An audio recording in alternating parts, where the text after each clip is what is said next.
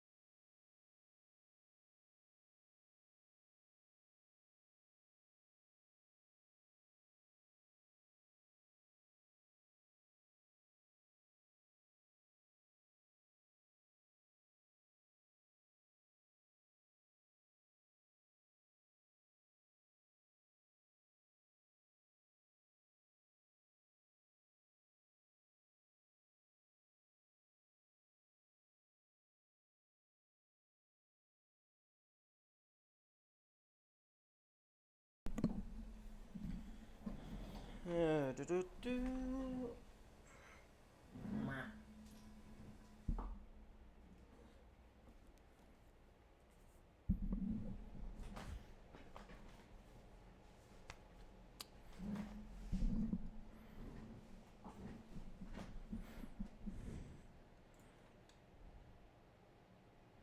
Okay.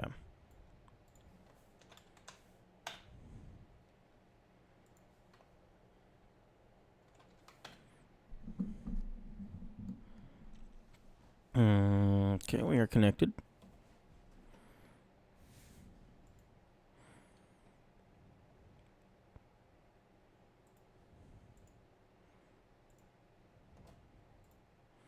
And we are launched, I believe.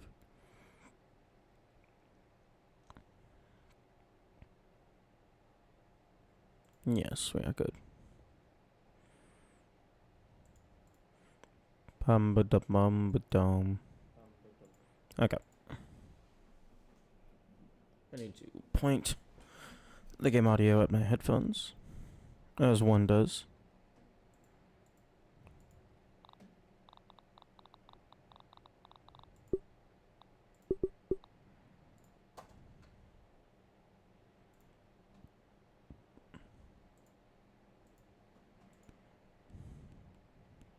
I should probably get rid of that timer.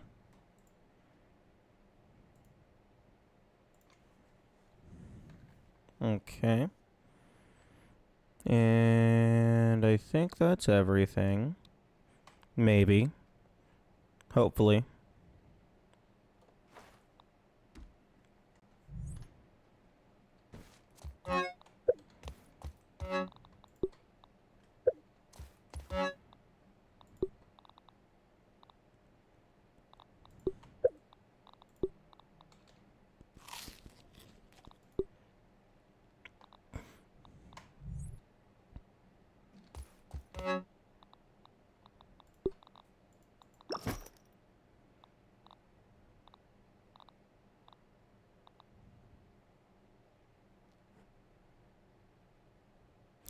I do find it interesting that the Broodmother Venom icon doesn't have like the fancy skull on the spider symbol. The Widow Venom has the hourglass. Okay, I am gonna just go spend some time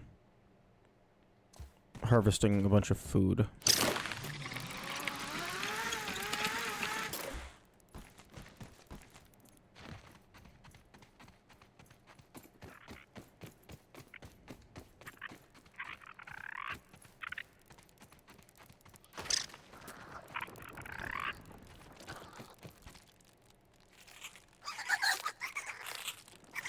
Huh?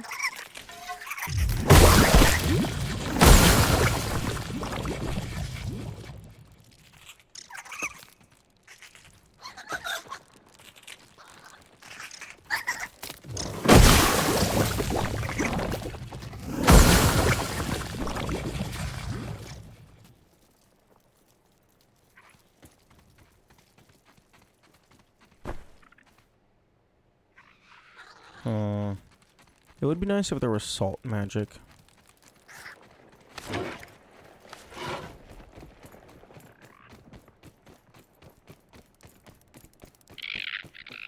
I guess I could make salt arrows, but those are not reusable.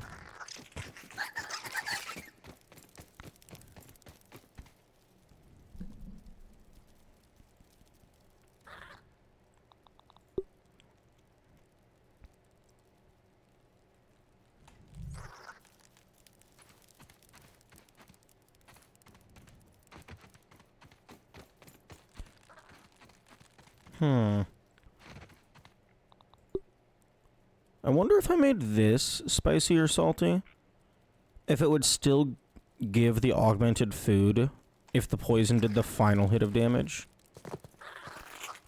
My guess is no.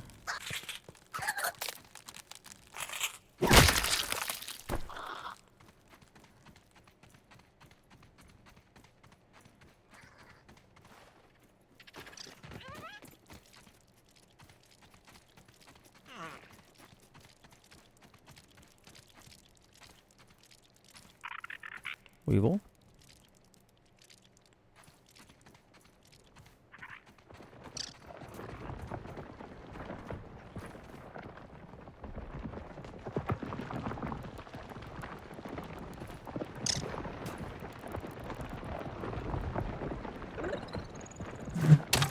What?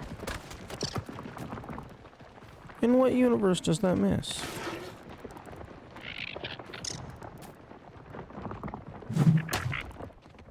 Okay.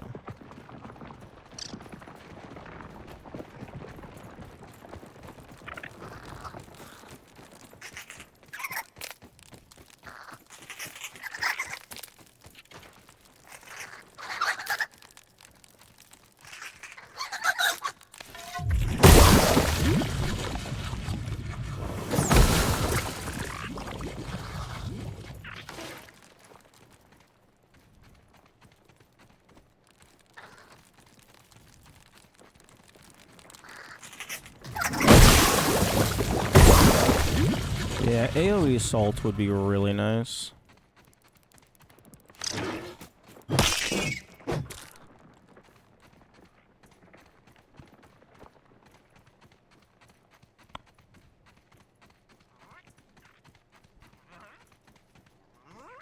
Although I wonder...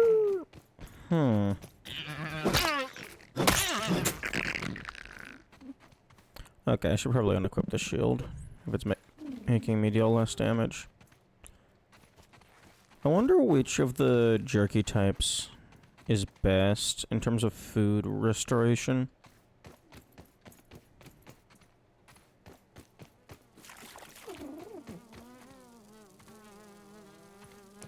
Although not really a way for me to know that.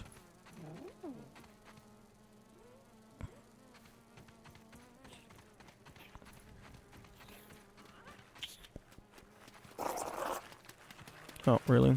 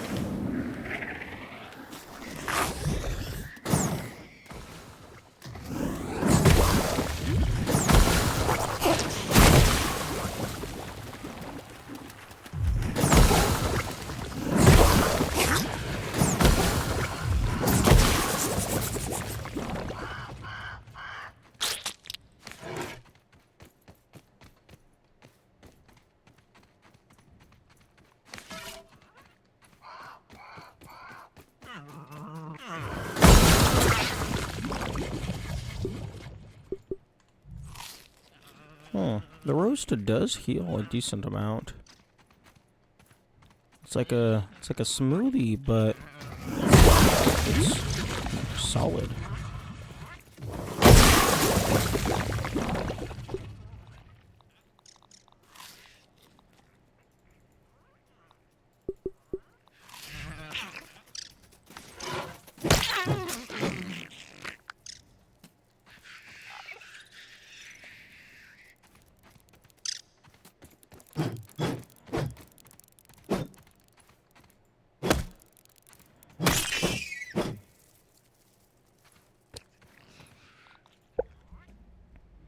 Actually, I should probably take that.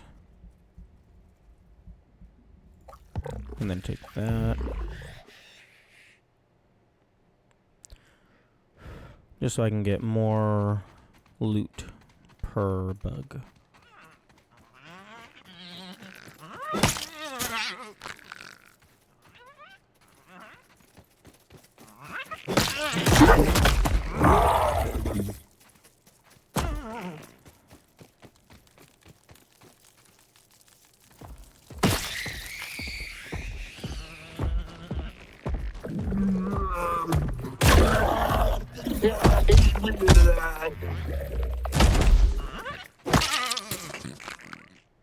Although it's looking like the weevils are only able to drop one piece of meat.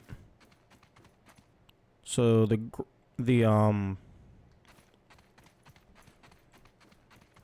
aphids might be better in terms of like loot per kill because they have a chance of dropping 2. Although it's not really like you can go after them in specific. I mean, I guess maybe if you know all their spawn locations.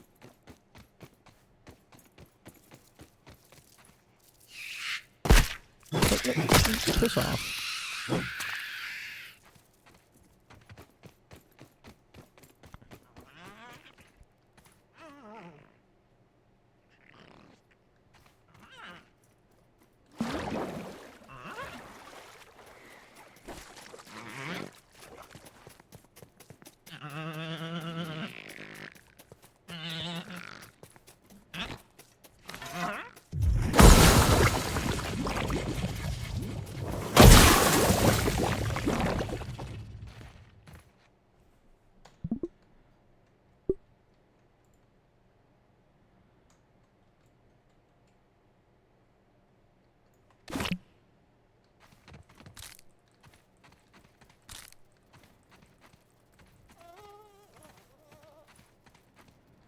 Yeah, that weevil is inaccessible.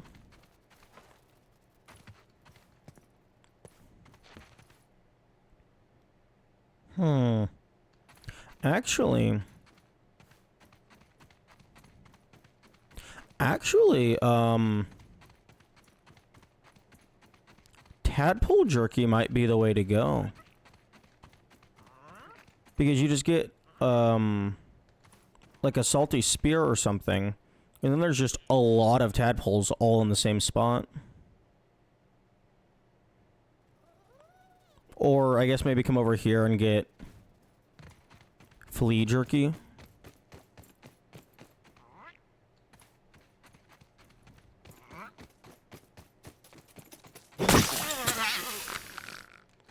Oh no, I can drop 2 weevil jerky. Okay.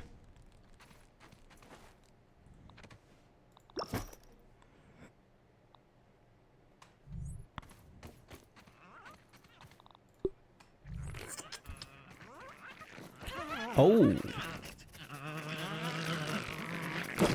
That's a lot of weevils. That's very good to know. That you can attract the weevil party by just breaking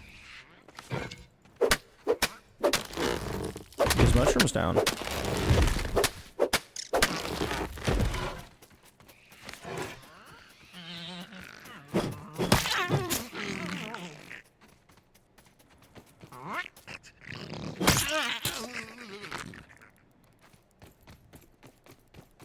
Or I guess possibly just depositing mushrooms, like just dropping them on the ground yourself.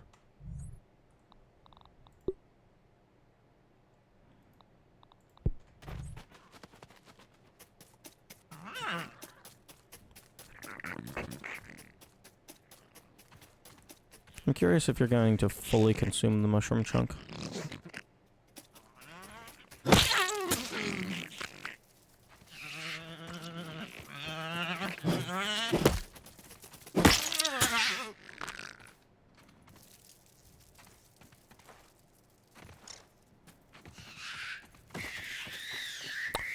Okay, I should probably...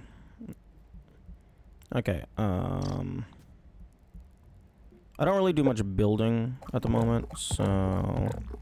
This can be reformatted for food harvesting. Okay, so... Mutation, Rascal Rogue. Quickness...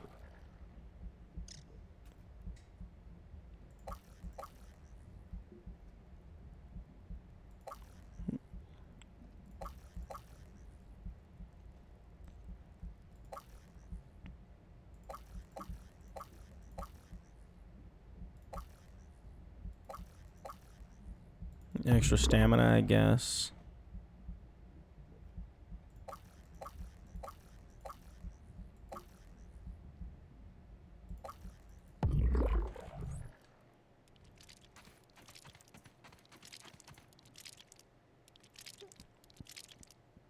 Oh, that's cool. The ant is taking the weevil meat.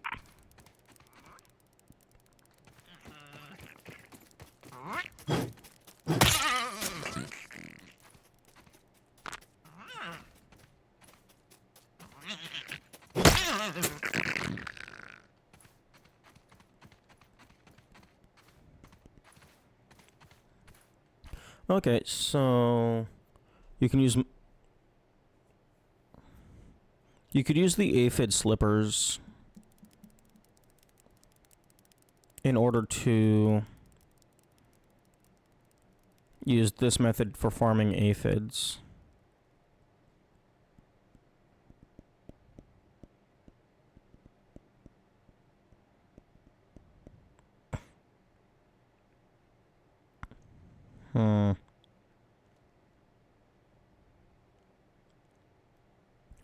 I wonder if you could set up, like, clear out the grass, or maybe just, like, in a more clear area, set up, like, a ramp into a pit with a little pillar in the middle, place all the mushrooms in the top, they pathfind to the mushrooms, and then just fall in the pit.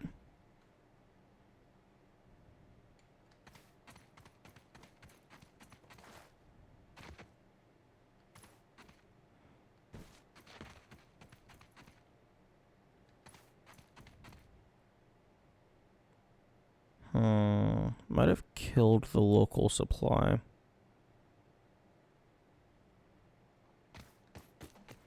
But 17 jerky's probably gonna last me a while. Like, I want to say one jerky refills like a third or a fourth of my hunger bar.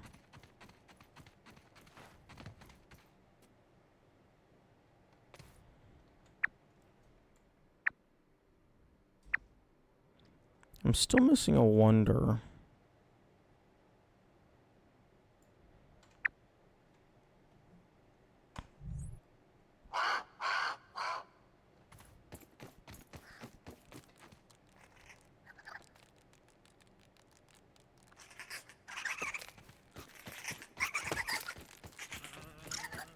I think anyway.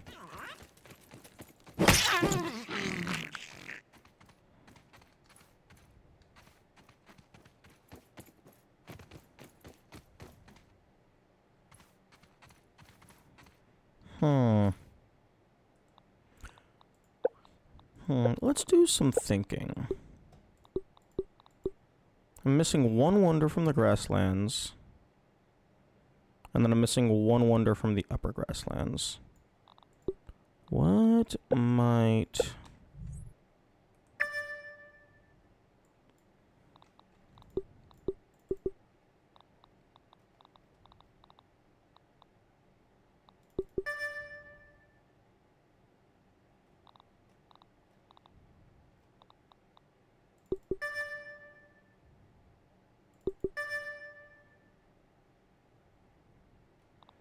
What might be at the location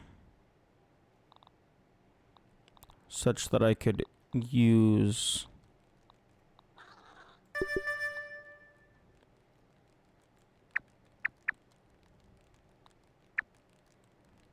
Oh, there's pond moss over here. Did not know that.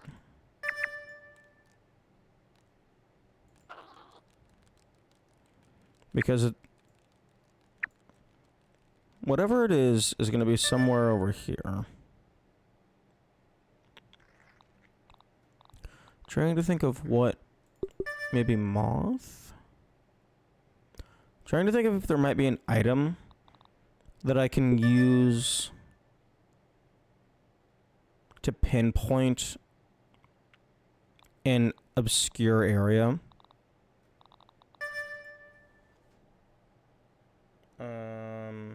Stock? Yeah, like something like this.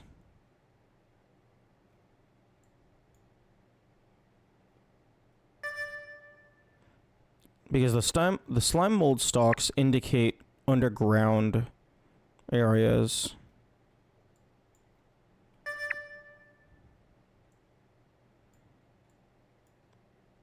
Although, don't know why there's two over here. Maybe there was some up in the lab?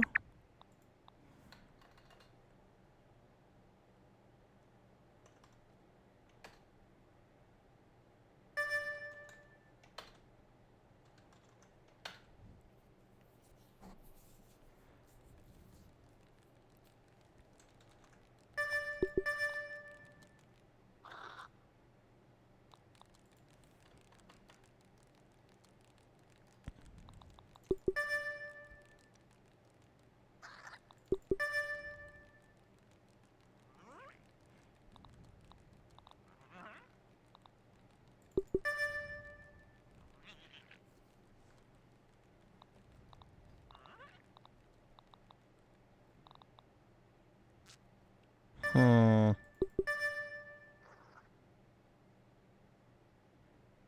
No, interesting. Pollen all about.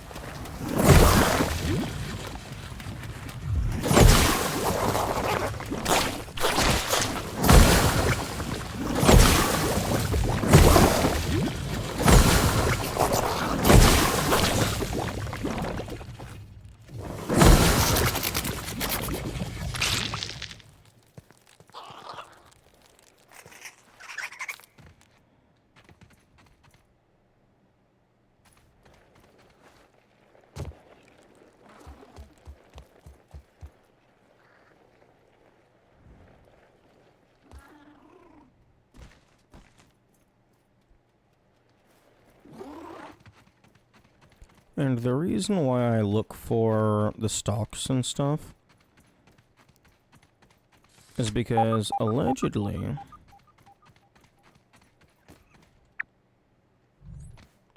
this last wonder is in a similar vein to the four-leaf clover. So I'm thinking it's just going to be a random hole in the ground.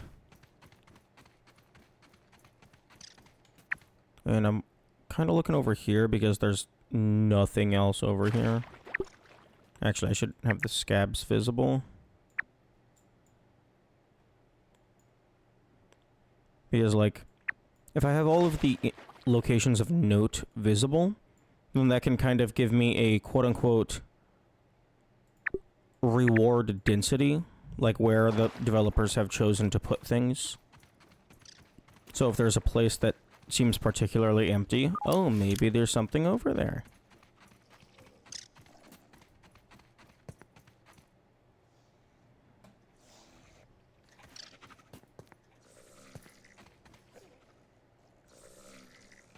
Oh, that's cool.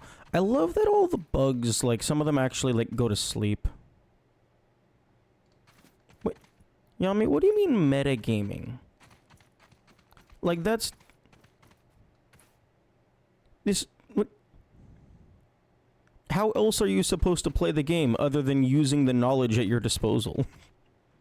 What, just run around in a circle?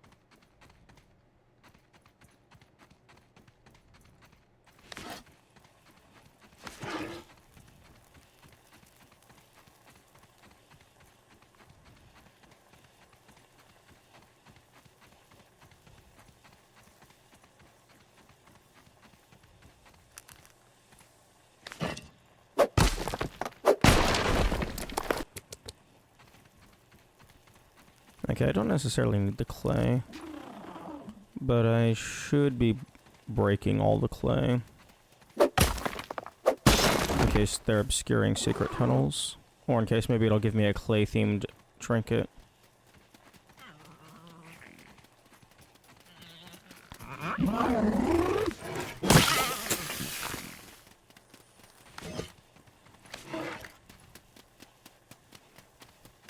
If you mark everything and then determine that this bare spots must have something because it wouldn't be evenly distributed, and that's metagaming, say, you assume that to be the case because of no information given in the game, only derived from devs almost always making games this way.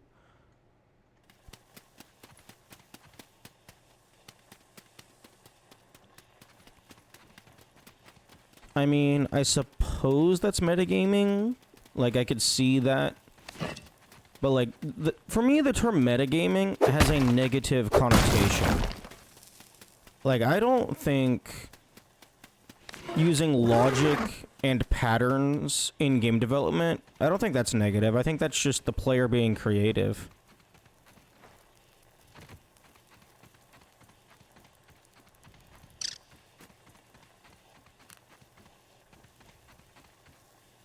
A good way to know if something's metagaming is to ask yourself if a brand new player that has never played the same game before would be able to arrive at the same conclusion. I would think that would be dependent, in this specific case, I think it would be dependent on, honestly, like what kind of person they are and like how many other games they've played. Because like, even if someone has played a lot of games, they might not necessarily think about like map reward density type shit.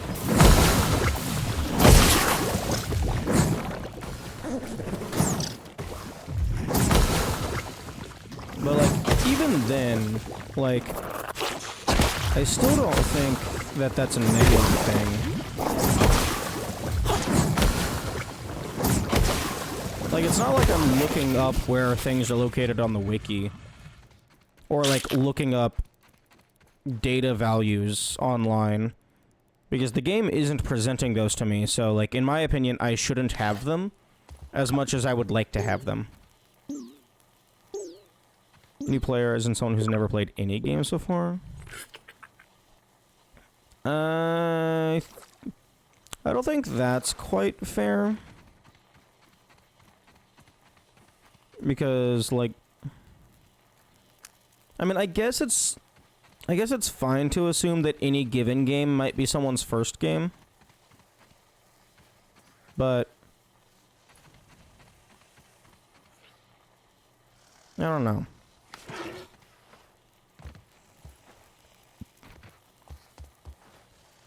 Are you like, just so like I'm on like the same page, are you like, do you think that using map density is a negative?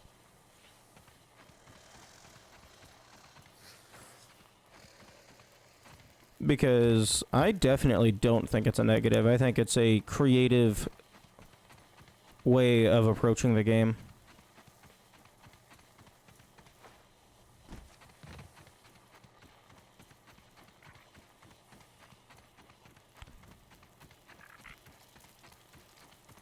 Oh, orcs, go away.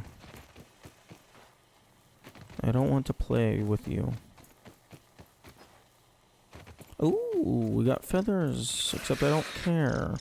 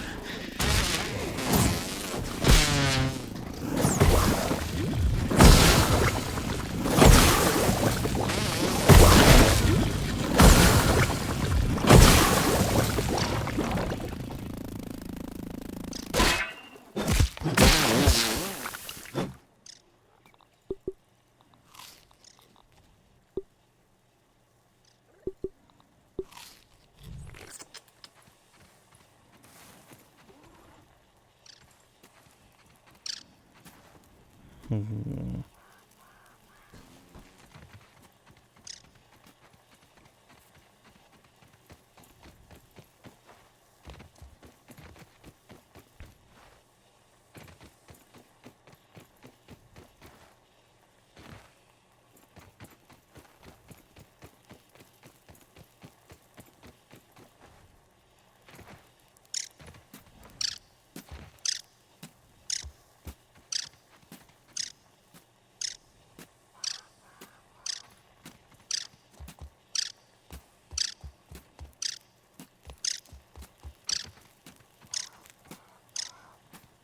I think the aphid is stuck inside the log.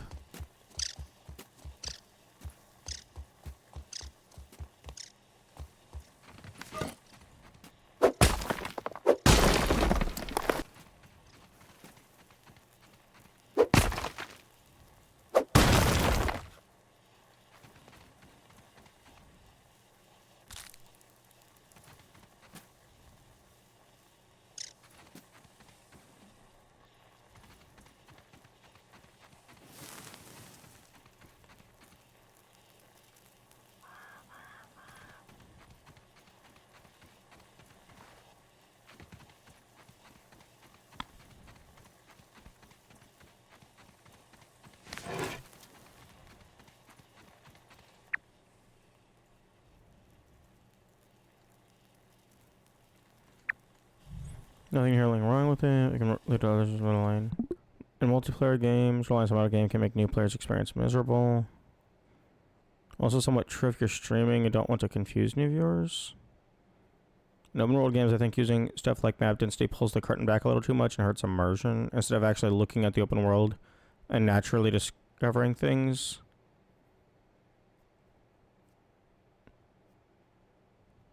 You just swing by check. Huh?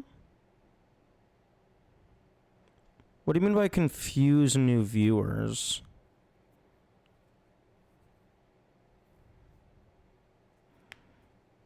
And like, I've naturally discovered the majority of things. I'm just trying to find the last couple things. And also, it literally is a checkbox.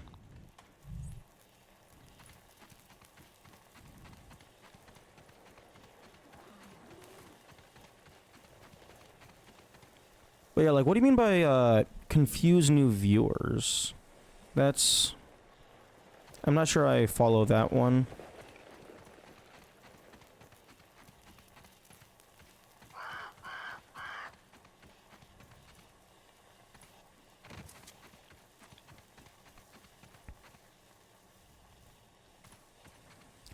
And in multiplayer games in specific, I imagine the game kind of expects you to be playing with other people. So other people can teach you the mechanics that you might not be aware of.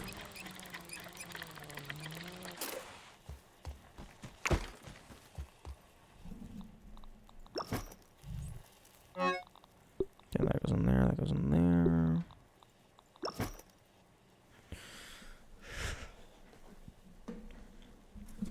Okay, so world not that applicable. One of those comes by. At the peak, people wouldn't use in-game info at all.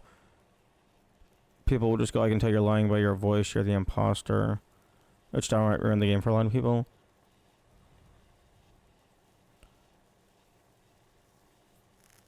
Okay, a couple things. One, I don't think Among Us has voice chat in vanilla. So I don't think that can be considered a flaw of the game. But also, that's just called being good at the game. Like, if you're playing a deception game with voice chat, you need to get good at lying. Otherwise, you're just going to get found out every single time. Pretty sure they have in-game voice meetings. I know they have chat voice meetings, although I haven't played the game in years, so that might have been added with an update.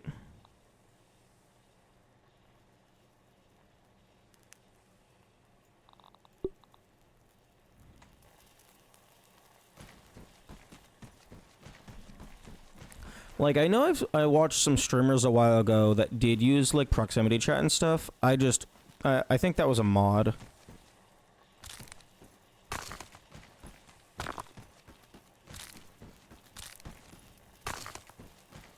At least I assumed it was a mod.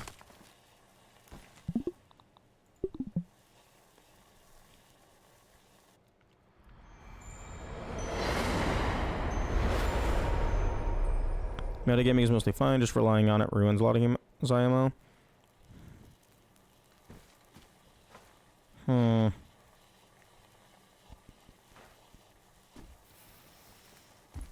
Yeah, I guess I can see that, depending on, like, how a given person wants to play a game. But, like, for me, using information in order to derive new information is incredibly satisfying. So, like, if I were to look at the map and be like, oh, there's, like, nothing right here.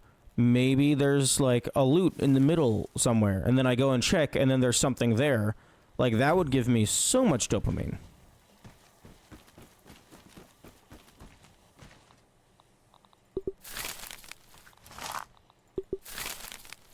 I need more Supreme Plating.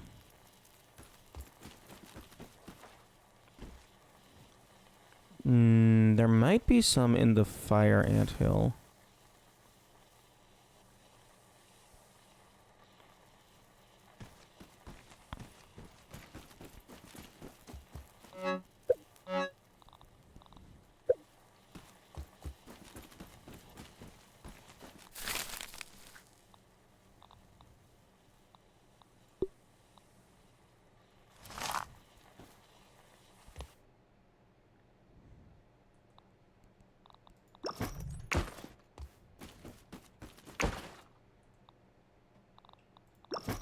Okay, I'll go ahead and put the honeydew over here. That's kind of like a food. It's completely opposite. If I go and check and then it's here, I think to myself, that predictably, and don't get any of the dopamine of discovering something new. That's pretty interesting. Because for me, like, even if I'm, like, thinking along the same lines of really that predictably, I'm not really disappointed. I'm more so, like, come on, you can do better than that.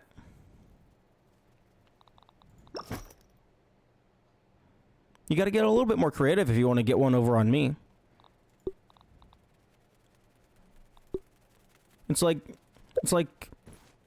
I treat it like a little, like long distance competitive hide and seek. It's like, they're hiding stuff and I'm trying to find it. If I manage to find it, they didn't hide it good enough.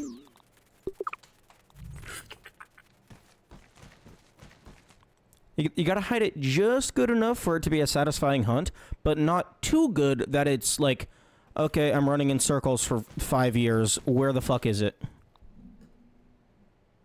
We play games to experience new things. It's based on experience. If it's completely based on experience, then it's not really a new experience anymore. What? If it's completely based on experience, then it's not really a new I don't know what that sentence is supposed to mean. If the prediction is based on experience and the prediction is true, is it really new experience?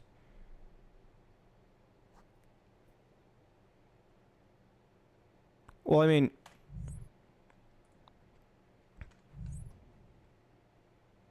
it was the player got rewarded for their creativity.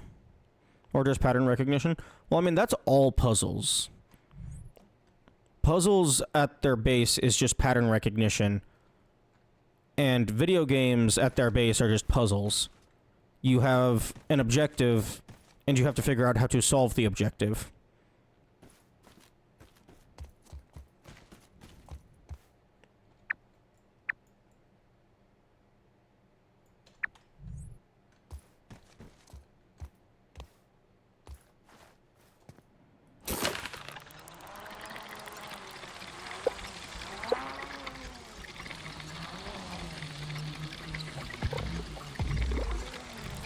At least that's how I play games.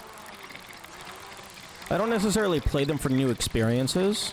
Like, I do, but I also play them for the challenge of, like, seeing if I am able to figure out how to do the things that the developers have presented to me.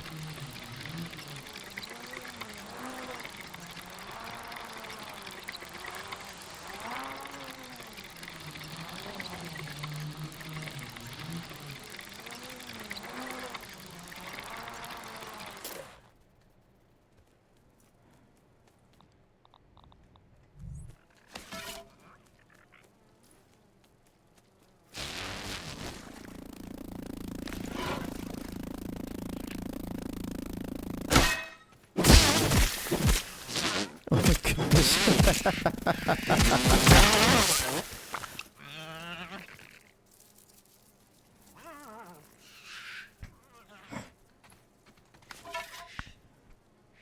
There's no line that about ruined the experience of auto gaming. Collectible hidden under a large slab. So it was especially barren, so I spiraled out from the center and found the crack in the slab. The actual intended route is through a side quest, which leads you to a near mountain. If you look in the general direction, you see a cool pattern in the shadow, which leads you to the entrance. That just sounds to me like there's two different ways of finding the loot.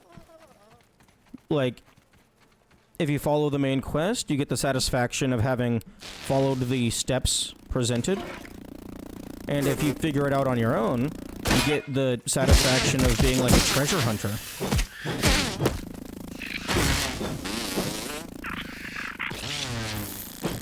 Of being like, oh, I thought there might be something here, and then I was correct.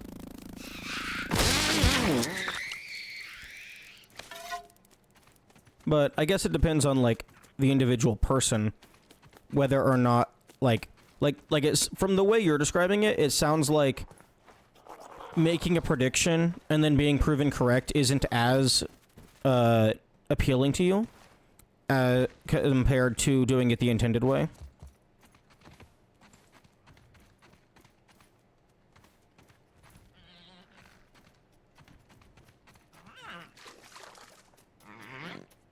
Prediction based on metagaming isn't appealing. Yeah, for me, it is appealing, because that's me using my skill and knowledge as a player in order to determine something before the game tells me. Because, like, just looking something up online would be very not appealing. But if I'm able to deduce it from my own skill and expectations, that's, like, really fun. So yeah, this just sounds like it's a difference in playstyle and personal desire.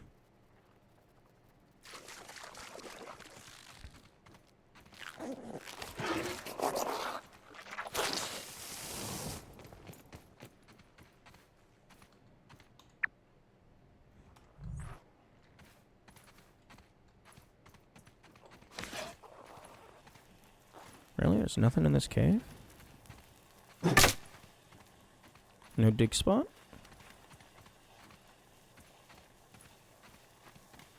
Oh, maybe this is where a wolf spider sleeps.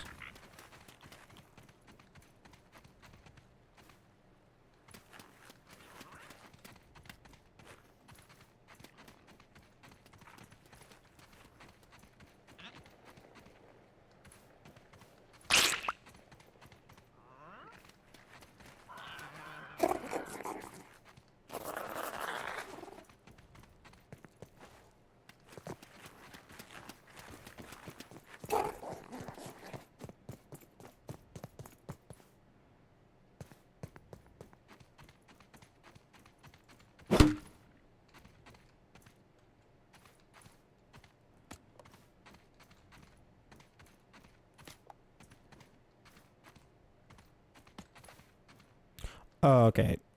Red, green, yellow. Oh, is it just like a random shade? It doesn't seem like it's a specific order.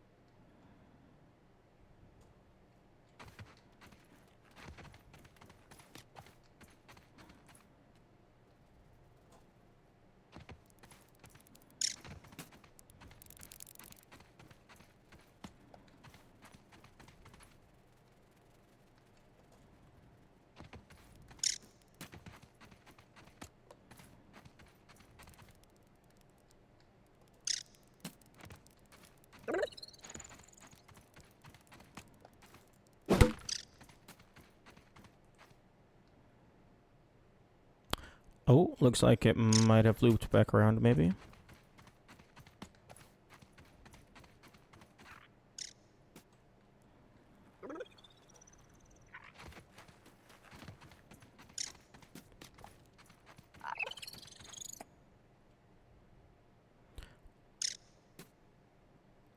One, two, three, four, five, six, seven. 7 color values, maybe?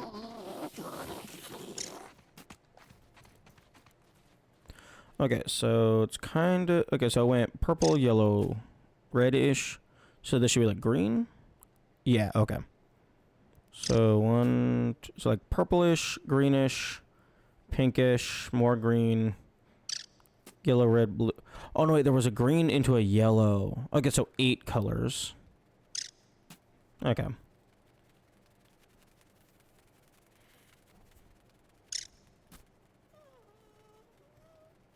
That makes a lot more sense than 7 colors.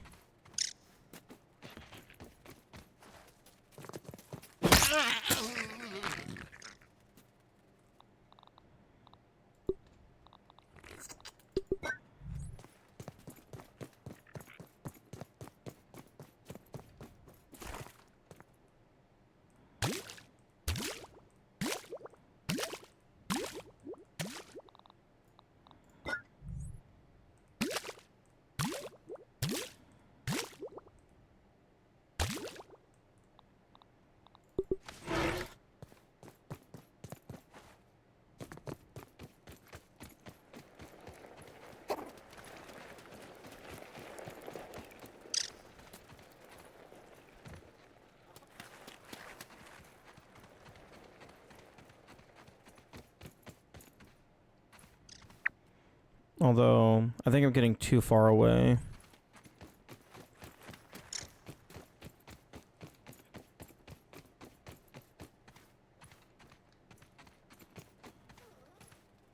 For it to be within range.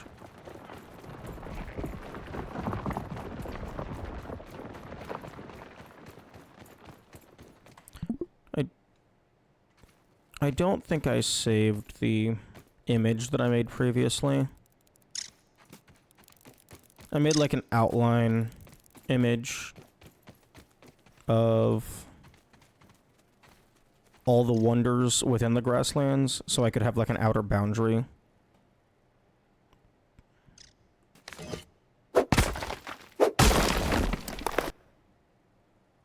Well, an estimated outer boundary. It's possible that the final one is outside the boundary.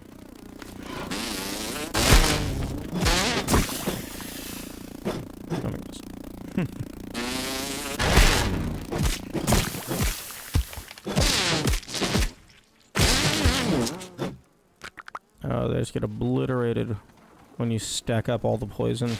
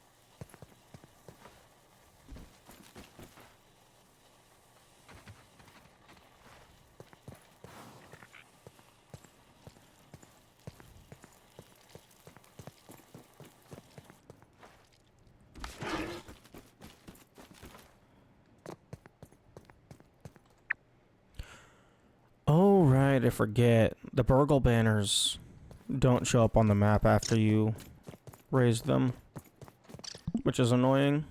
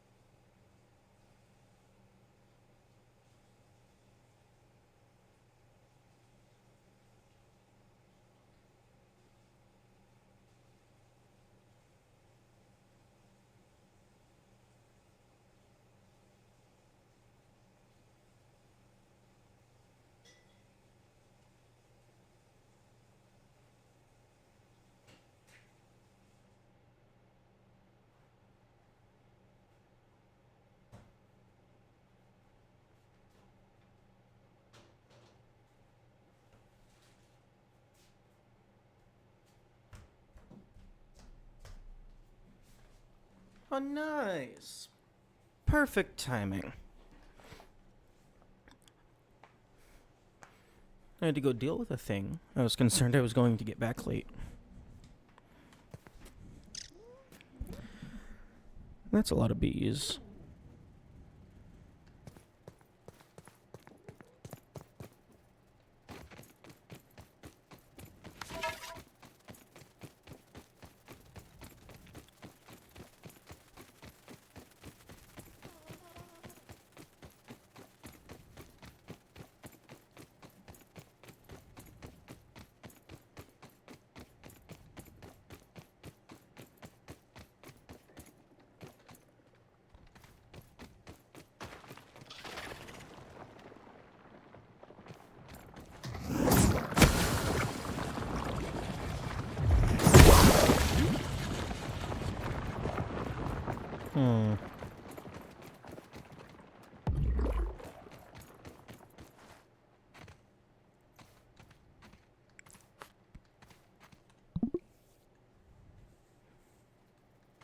I would like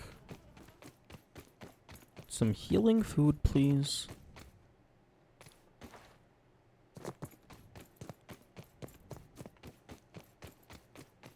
Oh, hey, Yami, is there other things that you could give examples of that you would consider to be metagaming? Because based on what we've discussed so far, it seems like it's kind of a vague description.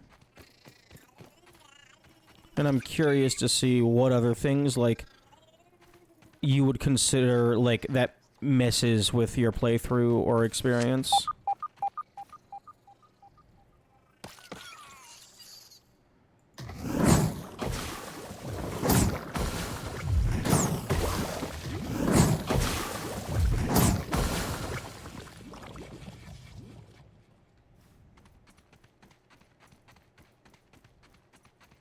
Oh, and also the new viewers thing. Like, I would definitely be curious to know what you meant by that perspective.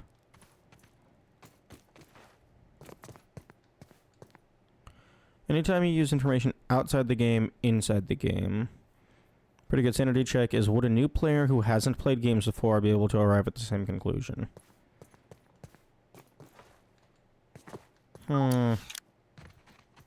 I imagine most obviously it's good game design practice to assume that this is the first game that someone has played. But I imagine that most game developers, like, have, like, some subconscious assumptions about players.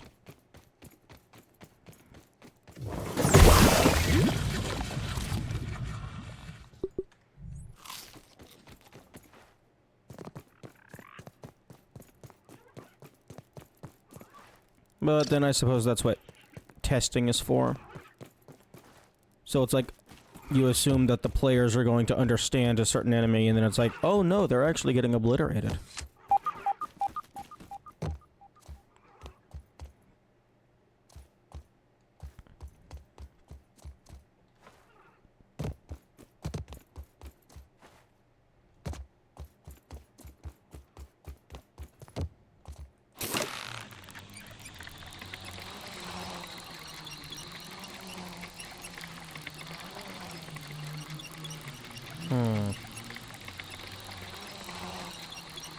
Because, like, I've seen a couple videos on someone, like, they played some games with their wife, and, like, she's not really a gamer, so, like, it was a pretty cool view on, like, a non-gamer approaching games.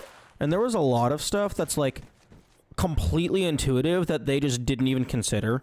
Like the bubble air meter in Minecraft type thing.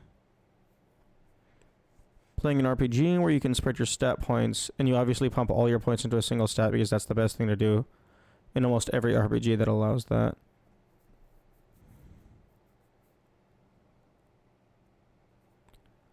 Well, I mean, I don't know that there's really a way to avoid that particular quote-unquote issue. Because, like, if most RPGs are designed in a similar way, like the only reason to intentionally not do that is just personal preference.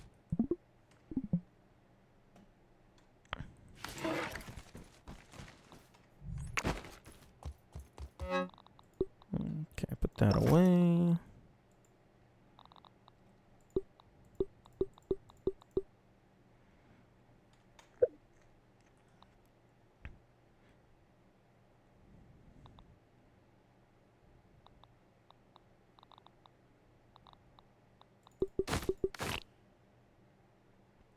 Yeah, I think I'm gonna leave the shield.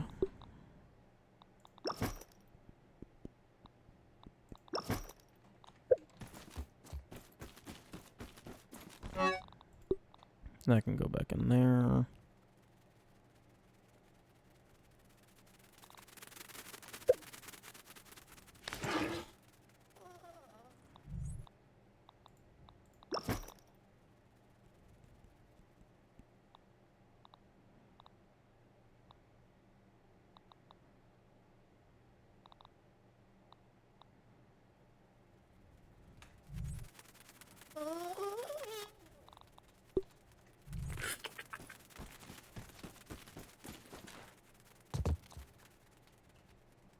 Okay.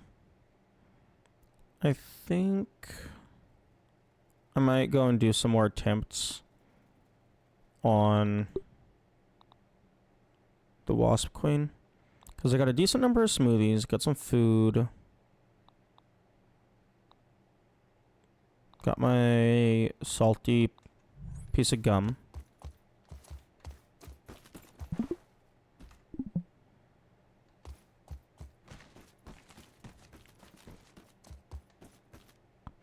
If you're a new player, you don't know that's optimal. You might even know how stats and scaling works. You just see the blur with the ball, and it's like increasing vitality, increases your HP. Yeah. And that makes sense for someone who's not familiar with the game. But if someone is familiar with the game, or alternatively just the game design in general, like, they might have a better understanding that it's better to increase my strength at the early levels, because, like, then you're, like, going from, like, 5-shotting the smaller enemies to 2-shotting them, so then it's easier to grind for experience, and then you go for health later when the bosses are actually capable of one-shotting you.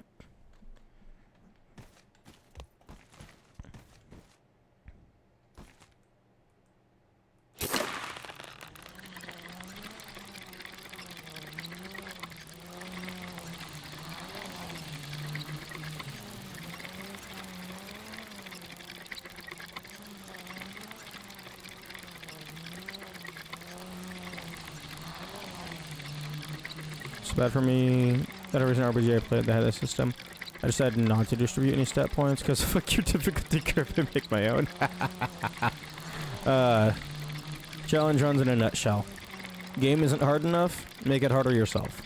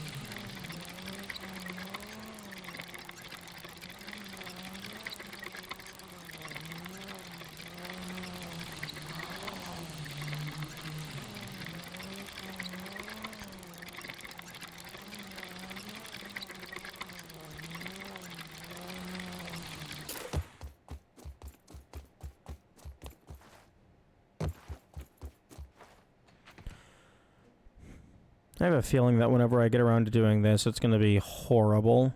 It's going to be so bad. Because I don't like building infrastructure. I just want to fight the enemies.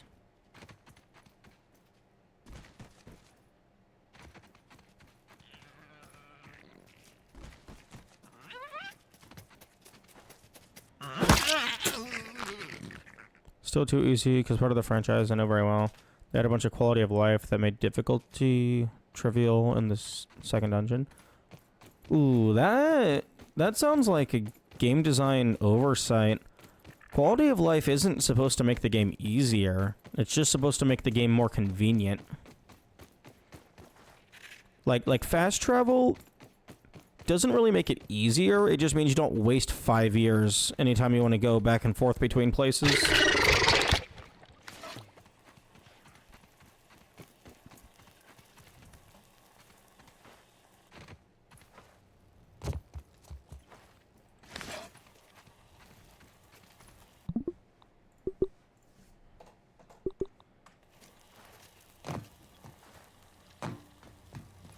Quality of life is a big difference between being able to do everything in a single player through or needing two. Not the cost of making it. Yeah, well, I feel that if the quality of life is making the game significantly easier, then it failed at being quality of life. Because quality of life isn't supposed to make the game easier.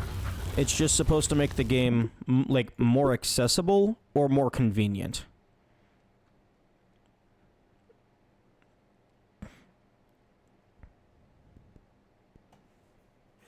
That's kind of how I think quality of life should be done.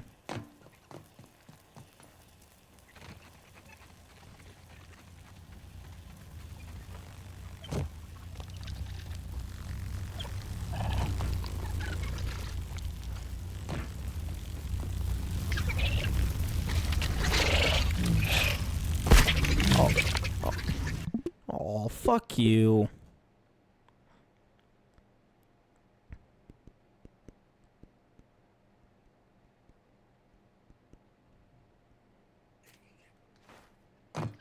Also, you're supposed to scream. Whenever you notice me and start attacking, you're supposed to go, "Rawr." You're not supposed to just start walking towards me.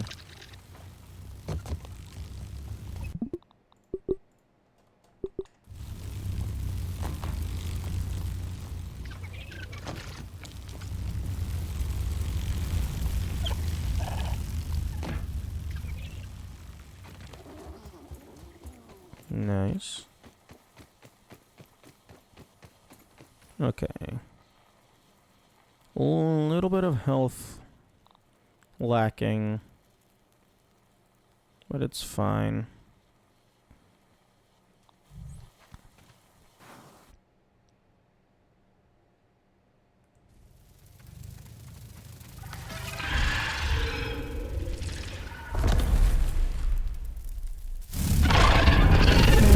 Time to learn.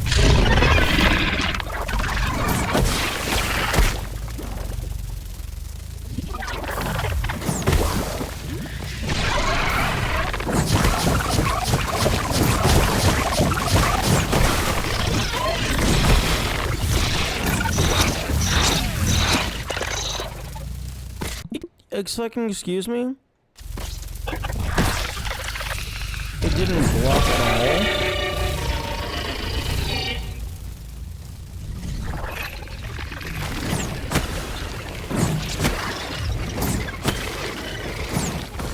Nice.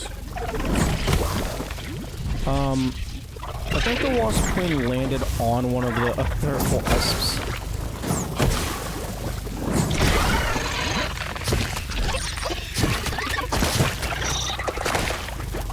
Okay, you are able to dodge them. Just a little bit closer.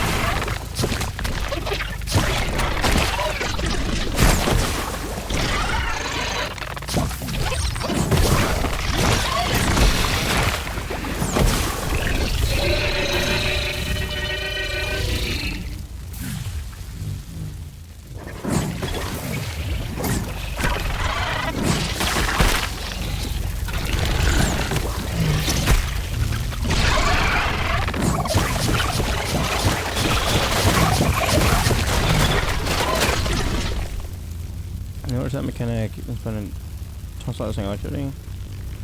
Because unless you finish every dungeon with a single time slot, you'll run out of time slots to do the rest. Your solution, MP, isn't a limited resource anymore. You can infinitely refill MP.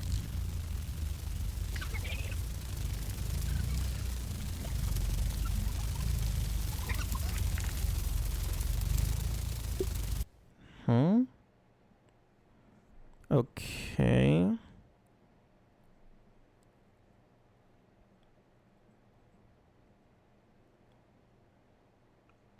Without context, I'm not sure what the issue is. Also...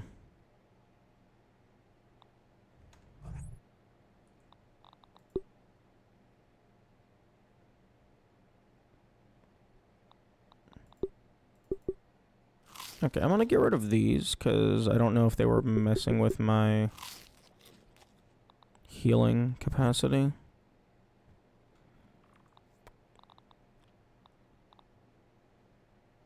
It felt like these were healing less later in the fight.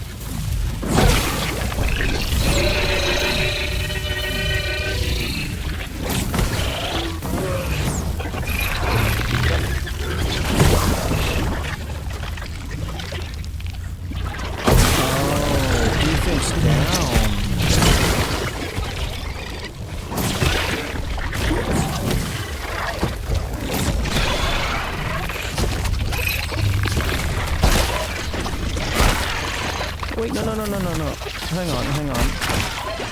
Okay, I did have a debuff that was affecting... Shit.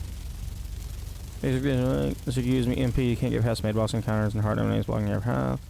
Previous editions, you had to very carefully ration your MP to barely finish dungeons.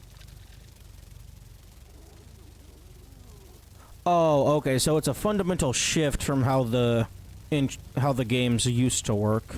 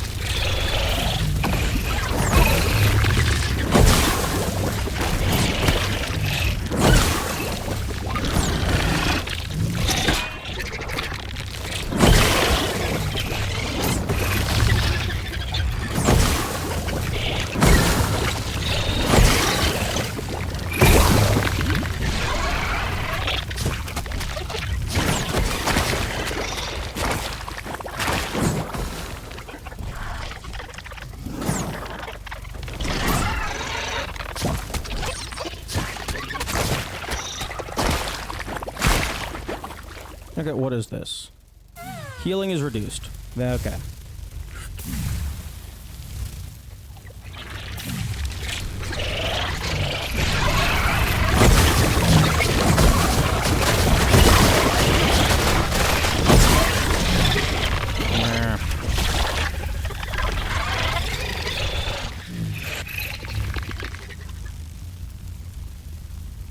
Fuck.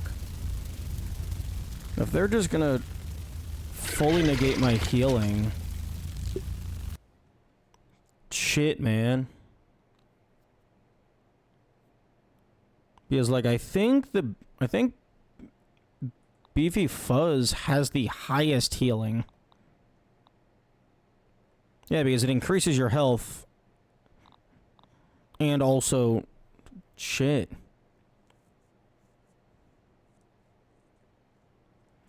Damn, that's certainly one way to force the player to actually know the fight.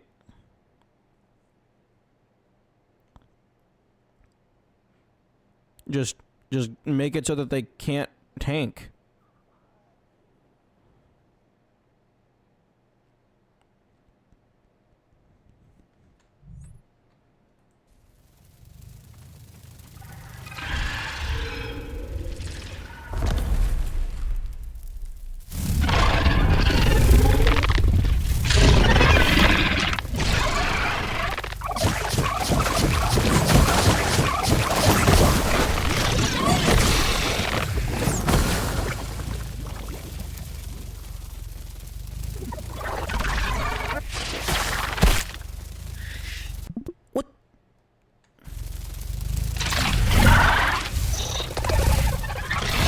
How the fuck did you hit me?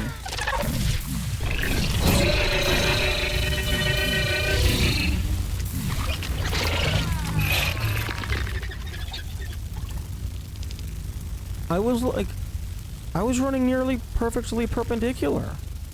That should have, like, I guess maybe I was too close, but that should have been, like, best case scenario. And I'm pretty sure none of the wasp attacks are a raycast.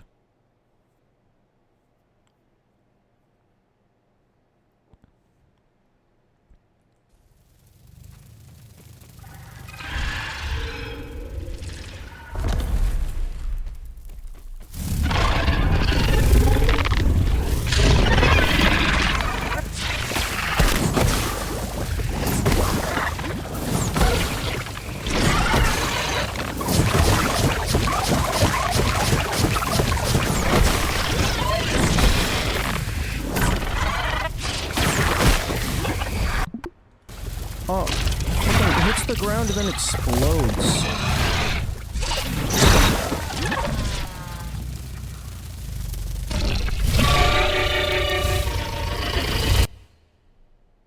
I can't block if I'm in the middle of an attack.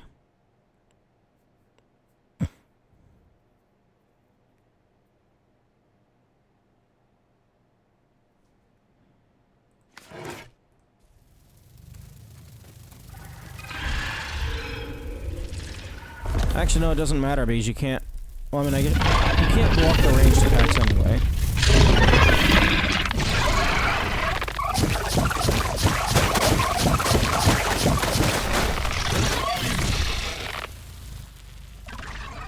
Perfect block timing. Fuck.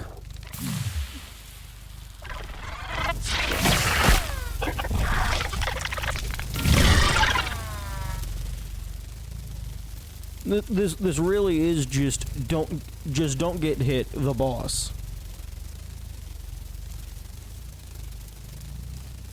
Lock out the healing, reduce your ability to block, and then significantly reduce your resistance.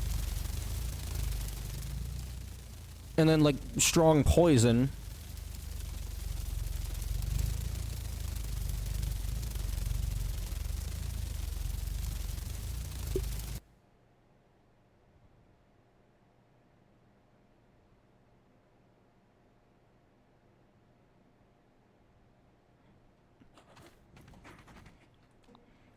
Okay.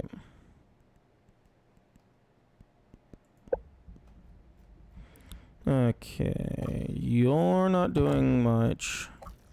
You're not doing much.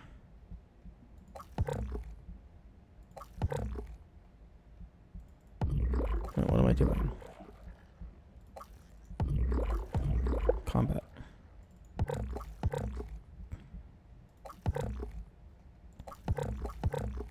Okay.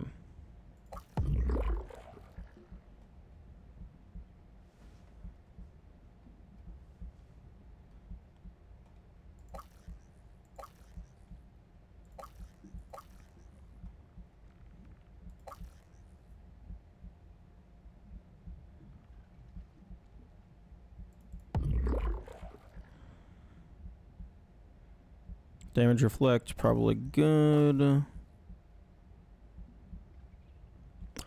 Stabbing resist might be decent. Merethodism, probably.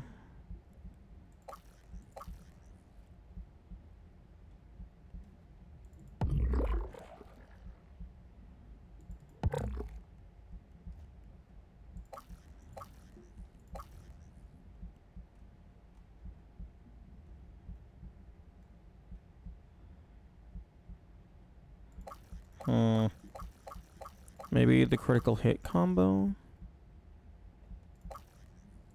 Maybe health. Maybe health and stamina.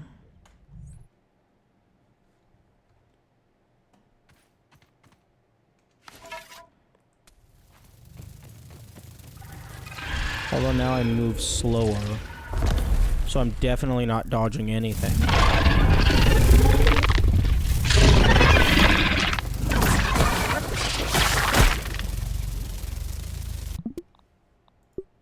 That's the wrong button.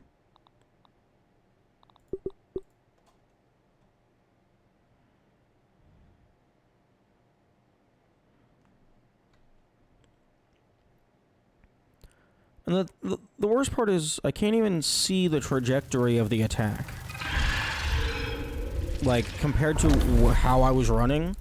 So, like, I don't know what I need to change.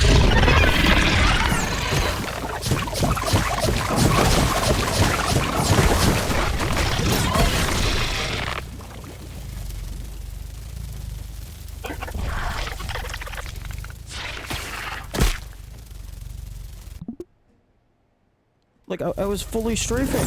How are you still hitting me? How the fuck are you still hitting me?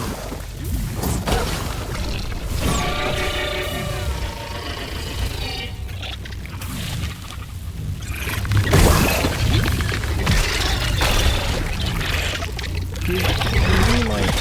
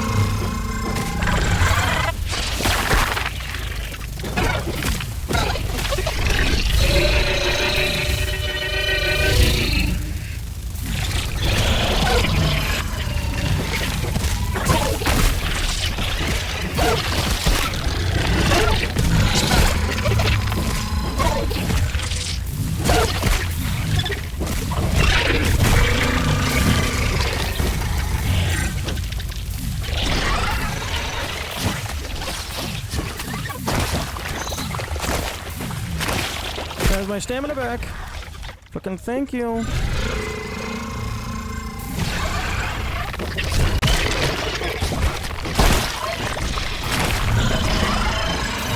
Okay, can you stop?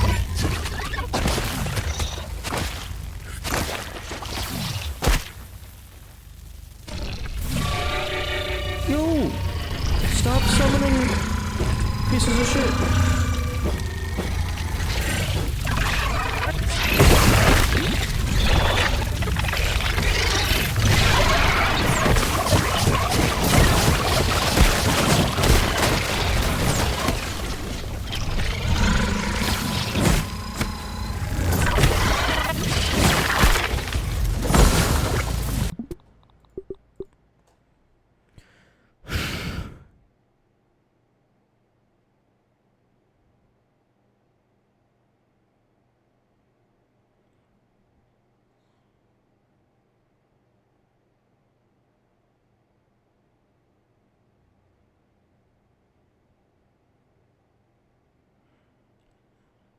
My stamina is emptying way too frequently.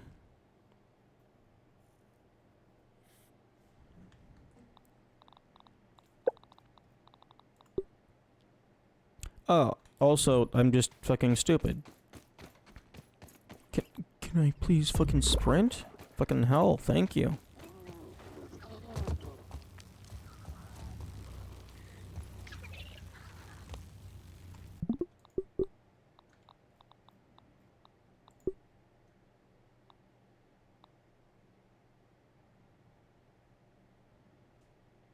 Basically has no AoEs, then throws this at you. Yeah.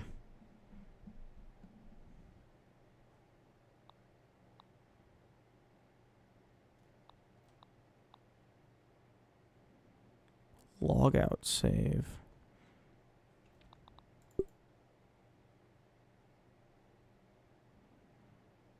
What do you mean logout save? I didn't close the game. Unless that was from yesterday. Like there's some enemies that have like explosions.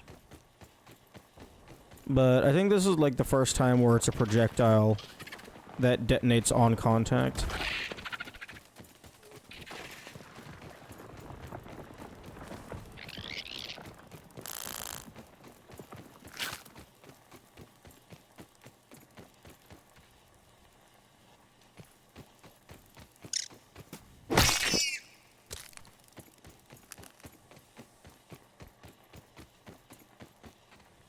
But damn, just fucking locking out your healing and just like nuking your defenses, that's just insane.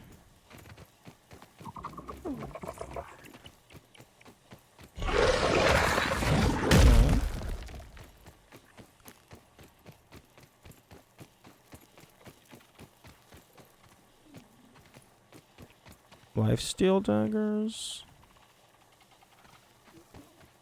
Oh, you mean like the rapiers and shit? I mean, maybe. Personally, I don't like them all that much.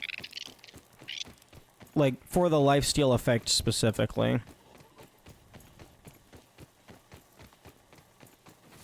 Because the lifesteal effect is kinda shit. It's only really helpful if you can avoid getting hit for significant amounts of time. And it's also nowhere near good enough to fully counter the poison effects.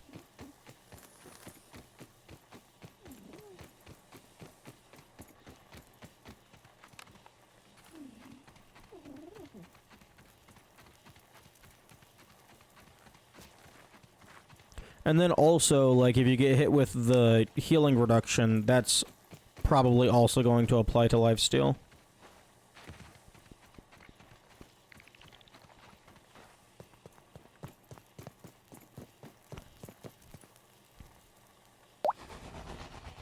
Charged attack, hit and runs with a greatsword. Well, the issue with that is they're in the air.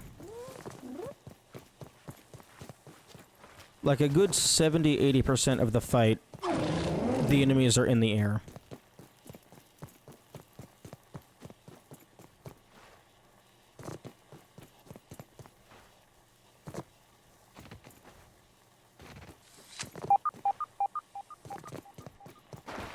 Yeah, the ads are also in the air. Like, I'm going back to grab my crossbow. Because the ads are, I believe they're hard-coded to die in 3 hits. So, like, it doesn't even matter if I'm not dealing much damage. I just need something that can shoot out fast.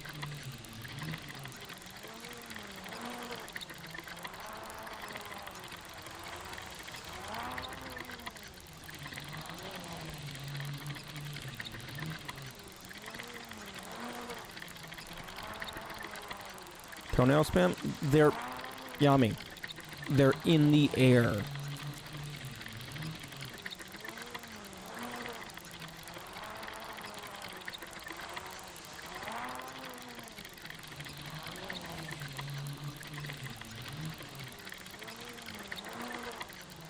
In the air plus fast does not yummy. The crossbow can shoot fast. Because it doesn't matter how much damage I deal, I can just ignore the rough reload.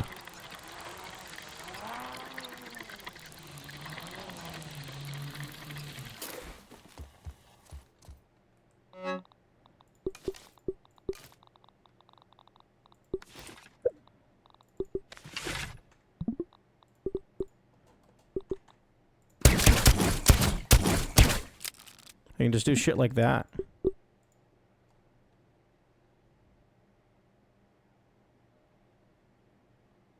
Although it still does significant, it still uses a decent amount of stamina.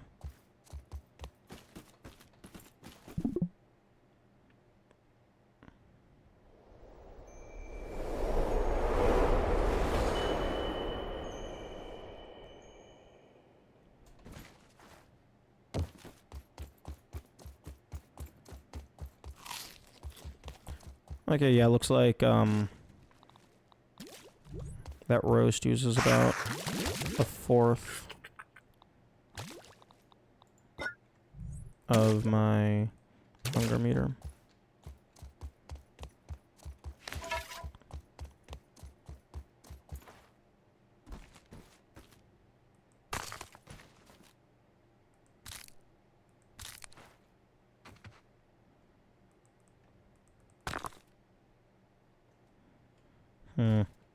I was kind of hoping that there would be like a... I mean, maybe it's just really rare, but I was kind of hoping there would be a non-candy gift. Like, non-candy, non-coal. Like, maybe you get a box, and then you open it, and then it's like, whoa! Super duper candy cane magic staff.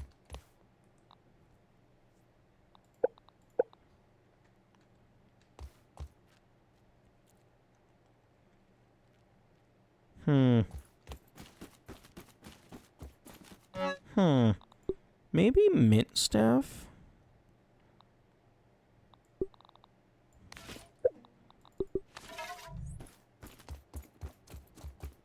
Because, like... if they're up in my face, that's like semi-AoE.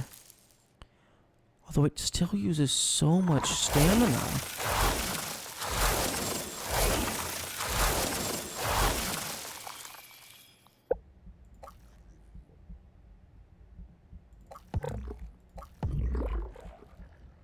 Okay.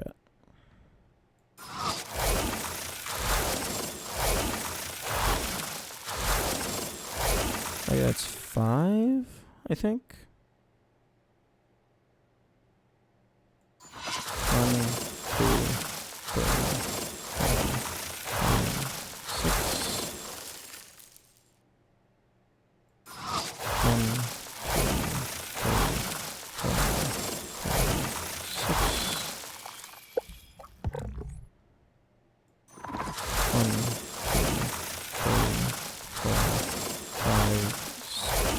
Excuse me?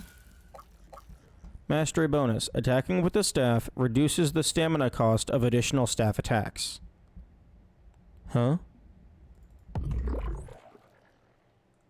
I... 1, 2...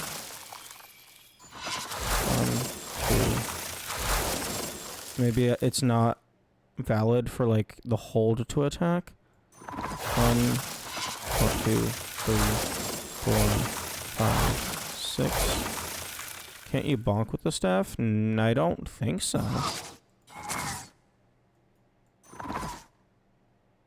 Action, huck, block.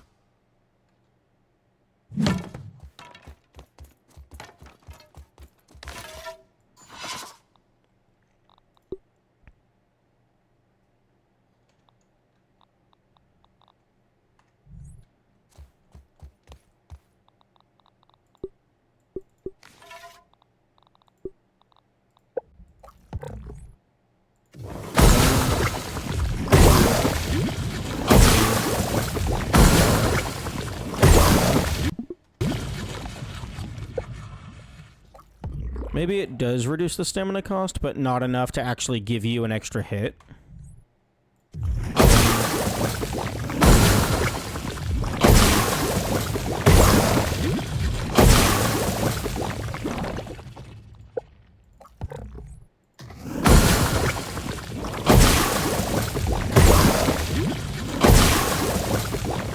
Yeah, I think it reduced the cost slightly. But if you're capped on stamina cost...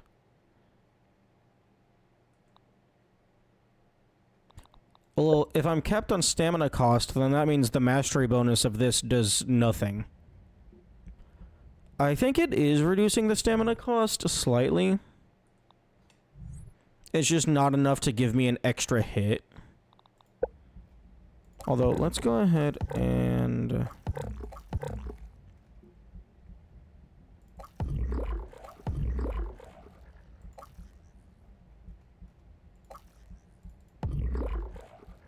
Wait, no, hyper stamina doesn't give me more stamina. Although, honestly, might want to equip that for the fight as well. Because, like, the biggest issues is when I'm waiting for my stamina to come back. Okay, so...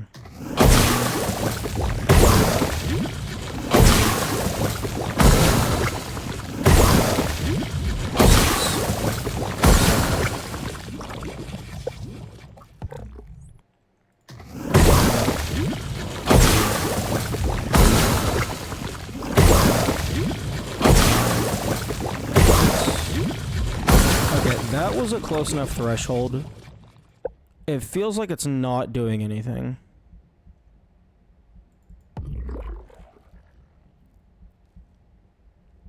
Mastery bonus. Attacking with a staff reduces the stamina cost of additional staff attacks. You see, this is why you need to fucking give the player more information. Unless it requires that I hit an enemy in order to get the bonus.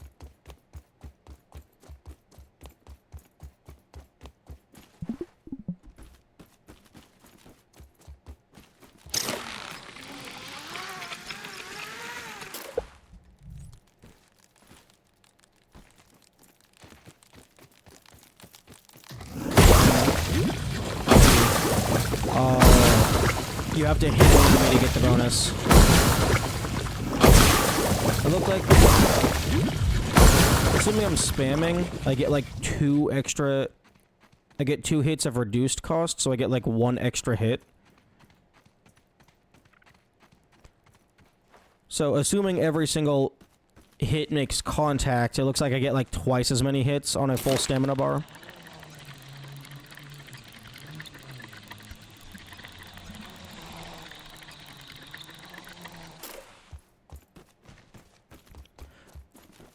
See, that's annoying, because this should say hitting an enemy with a staff attack reduces the stamina cost of additional staff attacks. Or, personally, reduces the stamina cost of additional staff attacks for the next X seconds.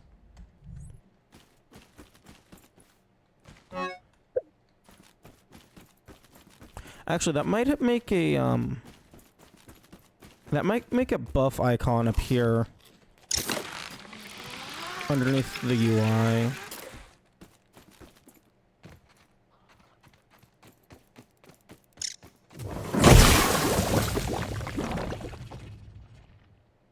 Yeah. So that looked like 3 seconds.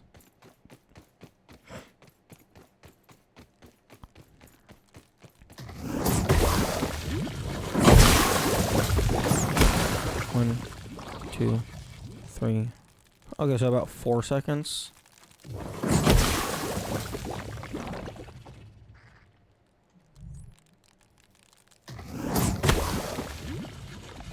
Okay, so you get 4 seconds of reduced stamina, which equates to about 2 extra hits.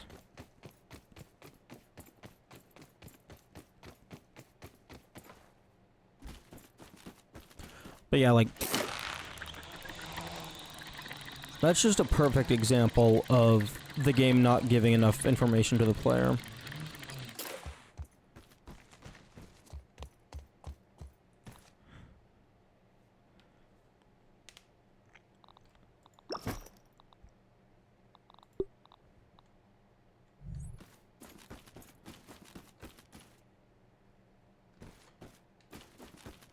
One thing I was trying in that fight is whenever they land, just ignoring the drones, because just attacking the queen has a decent chance of activating Poison Nova, and then if the wasps get hit by that, they're basically guaranteed to die. So long as it... Like, if they get poisoned, and the poison lasts long enough to deal 3 ticks of damage, then they die.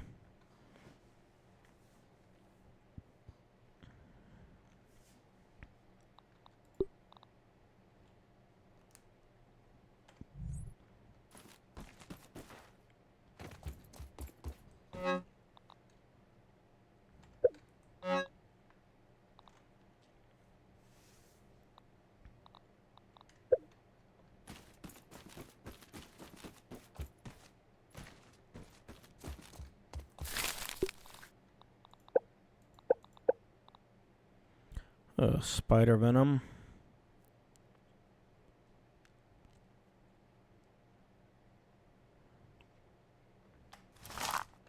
Wasp shell.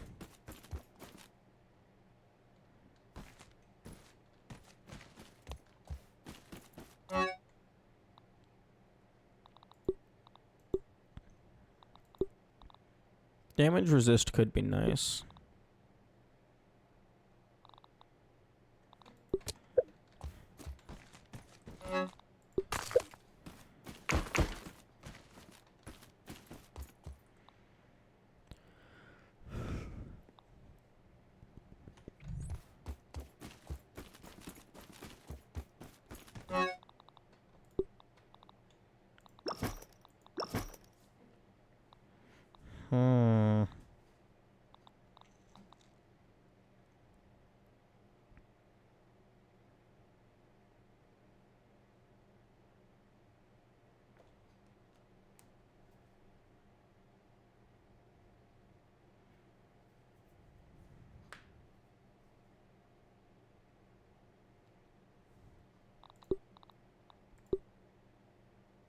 Damn. I wonder if the club, like, the club has like nearly twice the damage output of the Morning Star. Plus it has the poison up. Oh, like, I wonder if that's enough to make it stronger than the salt weakness. Because the game doesn't fucking tell me how much more damage a weakness does. For all I know, it's 1.5x, maybe it's 2x, maybe it's unique per enemy.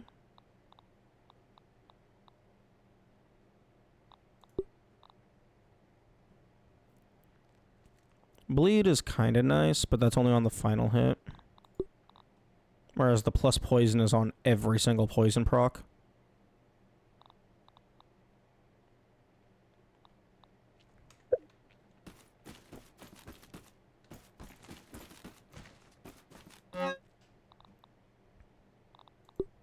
Actually, the feather arrows cause bleed. I don't know if it's guaranteed, but that could mean that I only have to spend 1 arrow per ad.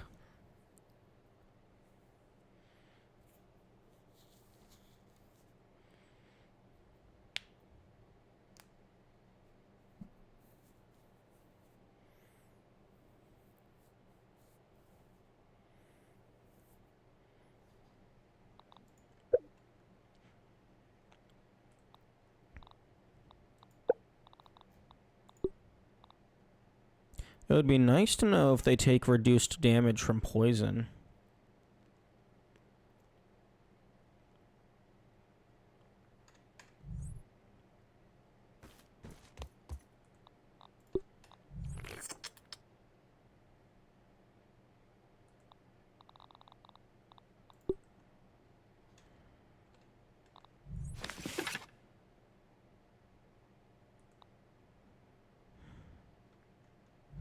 Okay, what do I need for these? Okay, so 1 wasp shell. I think I'm good on these. Although...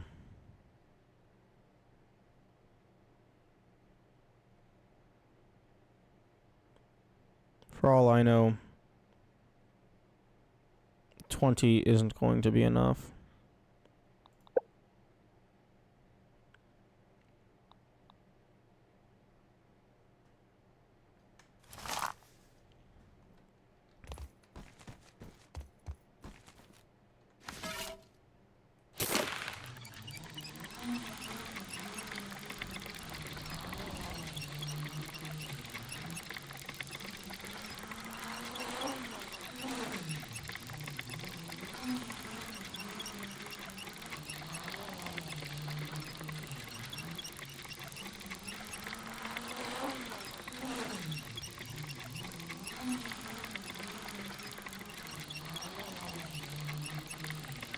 But also, this is an optional boss. It's an optional bonus boss. So, of course, it's going to be super crazy difficult.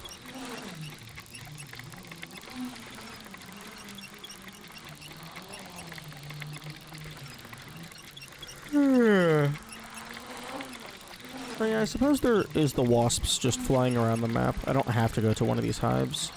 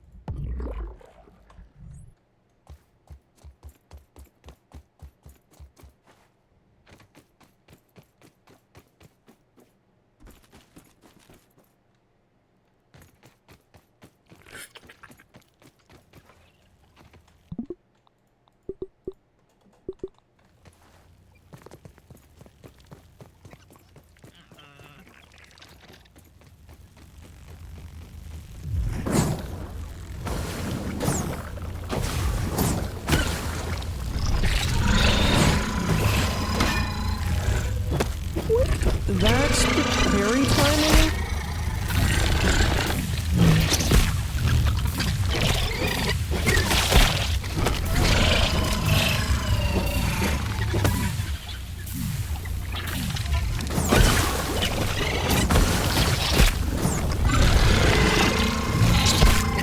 Okay, no, that's not happening. That's fucking stupid. That strategy is stupid, that is.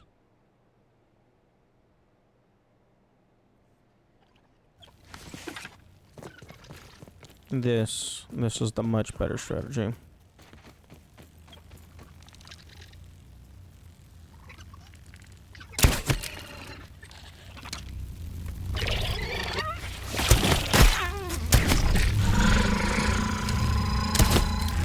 Oh, stop healing! Stop fucking healing!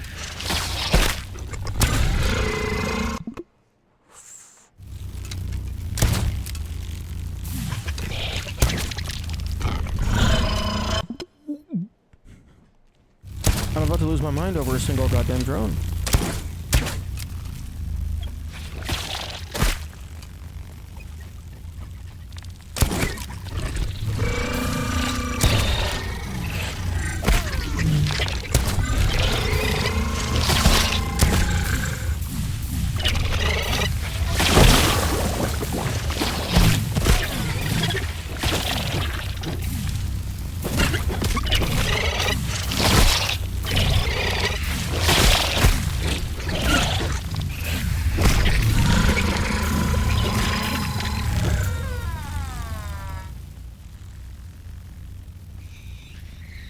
What the fuck have I changed? These guys were an absolute joke previously.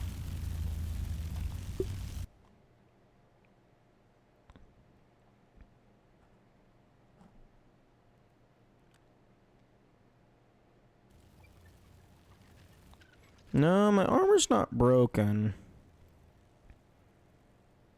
I think I was using the toenail previously. Toenail might do more damage than the Morningstar.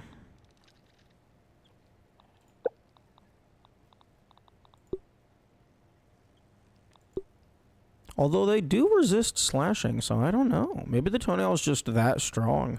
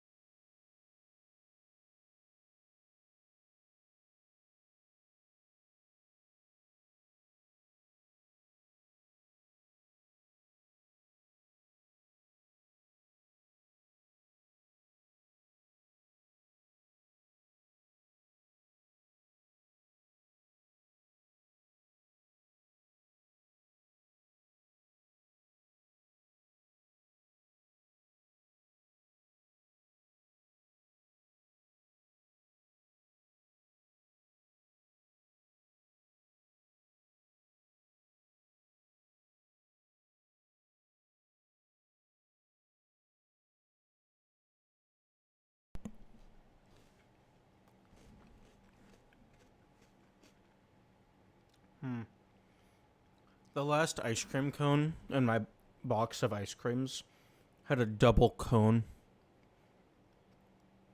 I don't know how that happens.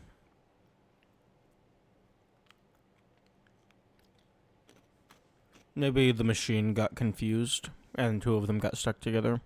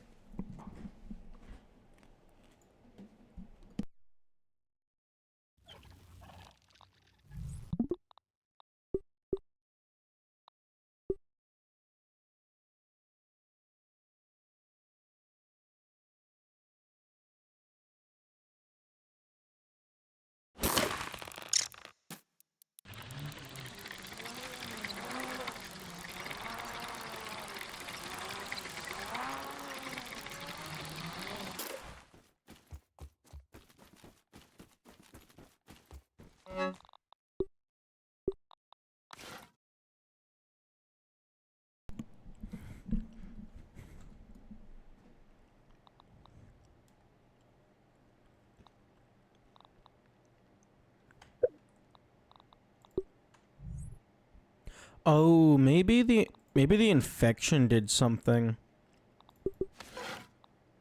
Because the game doesn't tell you what infection does. So it's just a thing that maybe exists.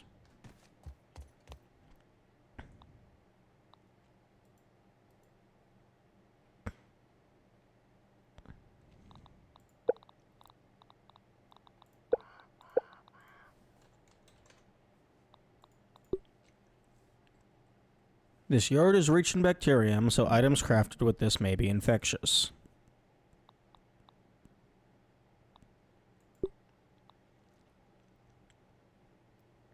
Accented by deadly flakes of rust.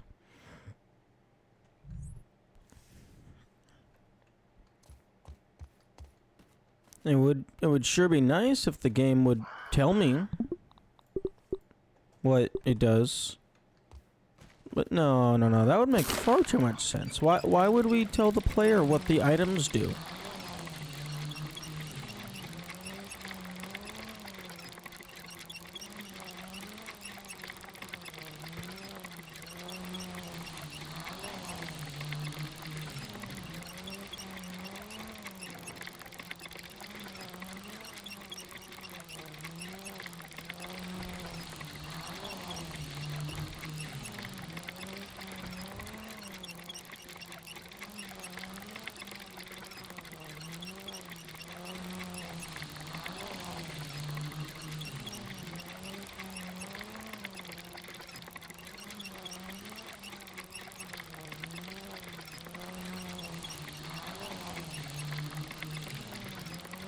Oh, I was gonna drop down, but I don't want to deal with wasps and mosquitoes at the same time. I feel like they should be fighting each other. Like, both of those groups are such big pieces of shit. They should have aggression on site.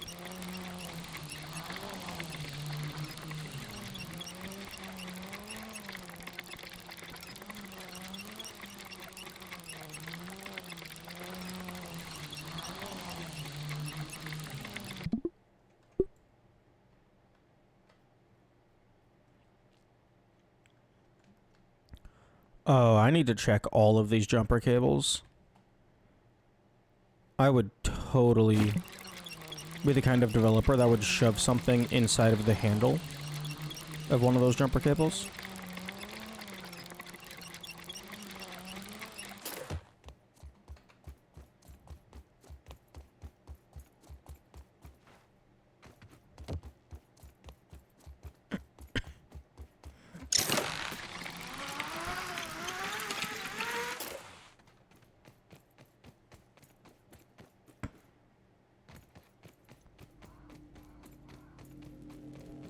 Why am I going so slow? Who's the idiot that disabled the speedy? You should always have the speedy.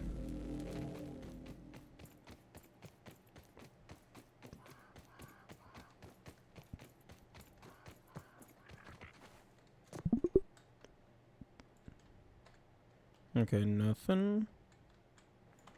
Nothing.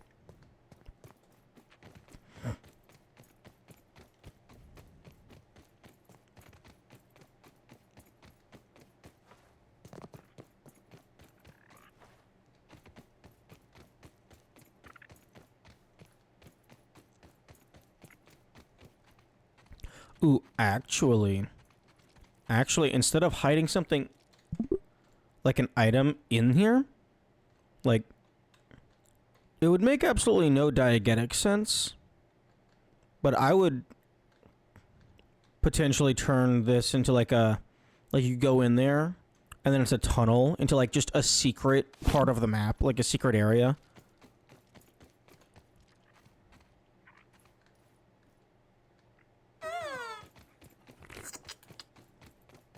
Like, I would totally have hidden shit like that.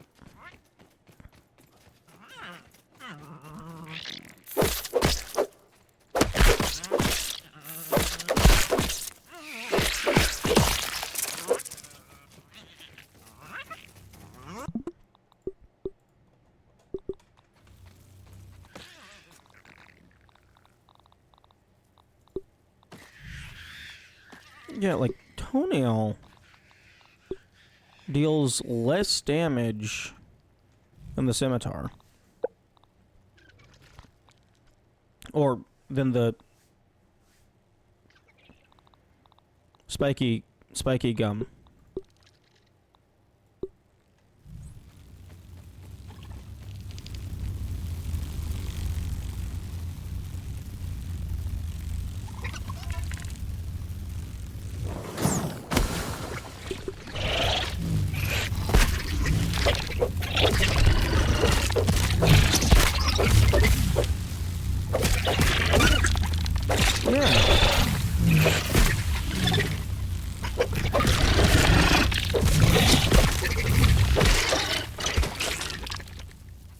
Yeah, that does so much damage.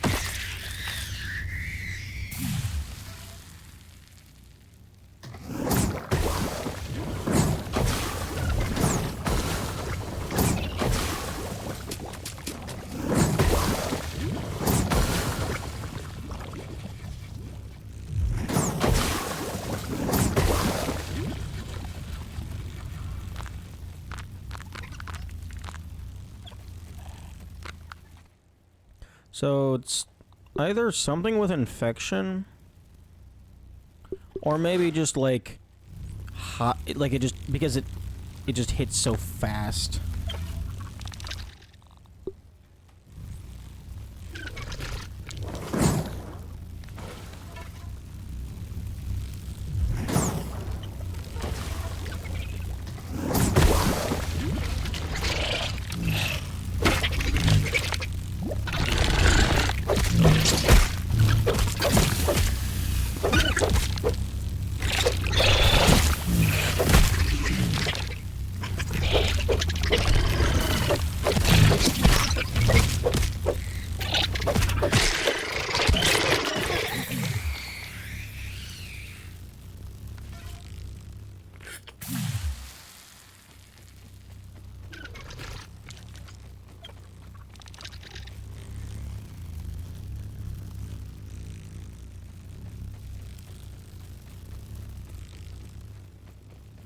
Where are you?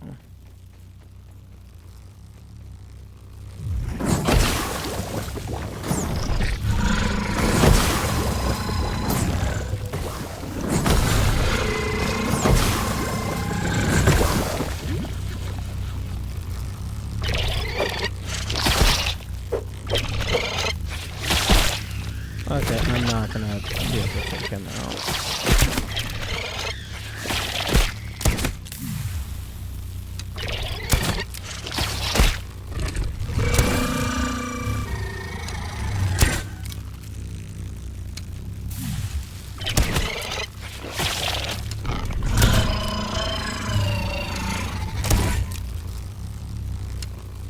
No, it's gonna be a waste of my resources.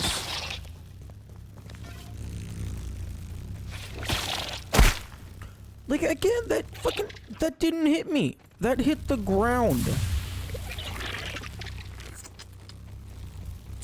I don't like it. Don't like it at all. I very strongly disagree.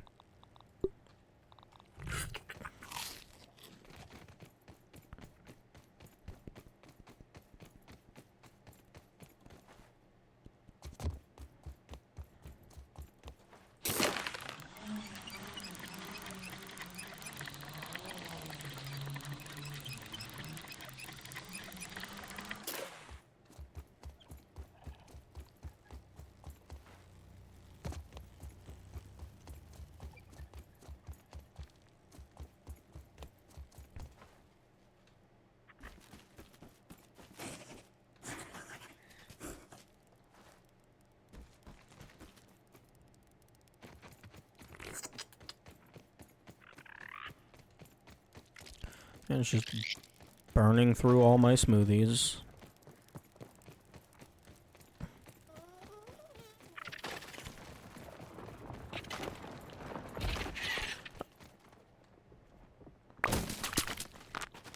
I don't think I'm fond of the smoothie economy.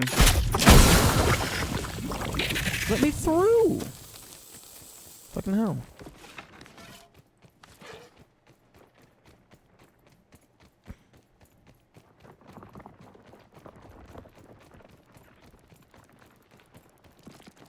Because, like, for a lot of this stuff,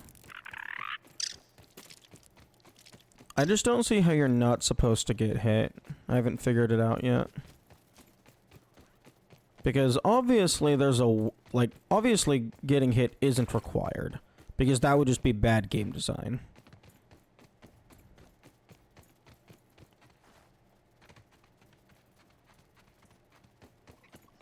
But there is some shit that can't be blocked. And there's some stuff that feels like it can't be blocked. It could always just be bad game design. Yeah, but I don't want to just... I don't want to default to assuming the game was designed poorly. Because it could just be that, like, it was designed in a way that I don't vibe with. But that doesn't necessarily make it bad.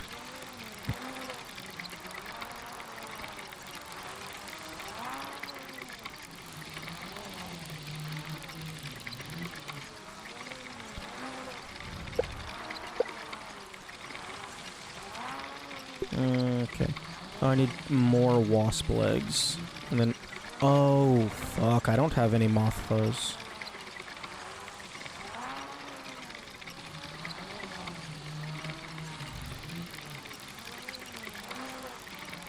After the DS1 breakdowns? Which ones?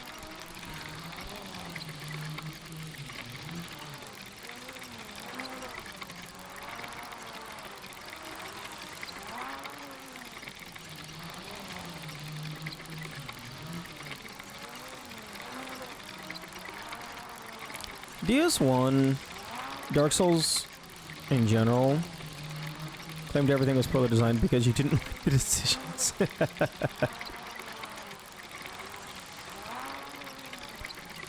For DS1, and probably just the Souls genre in general,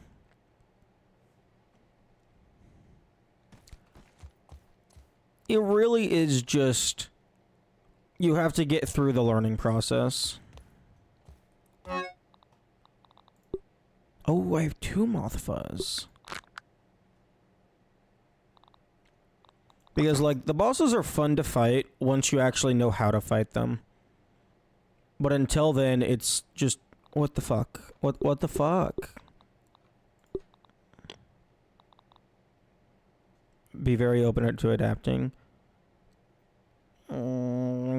Yes.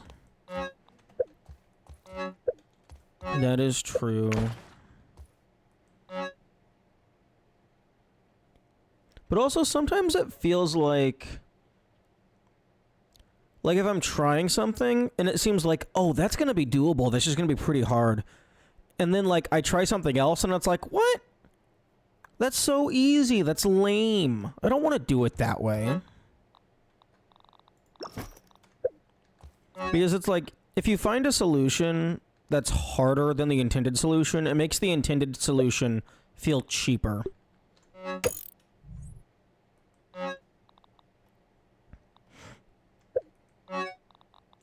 Okay, I'm gonna go duplicate one of these moth fuzzes.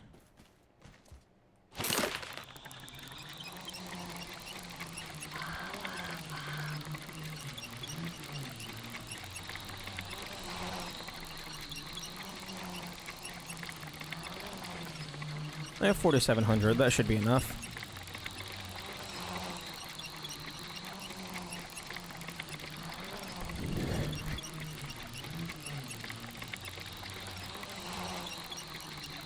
That's not being closed off to adapting. That's willingly choosing something you know is less than optimal for more personal enjoyment. I suppose that's fair.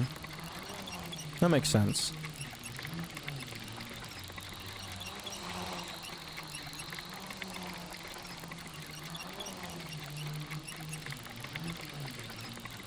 I never use the Shakespeare healing. Yes, but Yami, you're not allowed to use your personal experience because you're insanely good at video games. And I am not.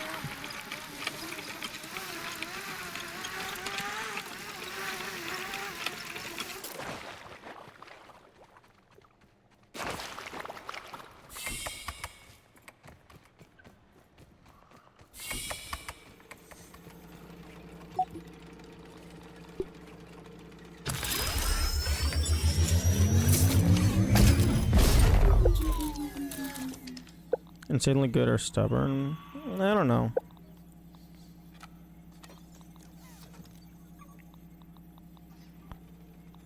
I think passive health regen is more useful in most cases. Chase are expensive, which make them seem like buff items than spamming. Yeah, the shakes being expensive has been very annoying.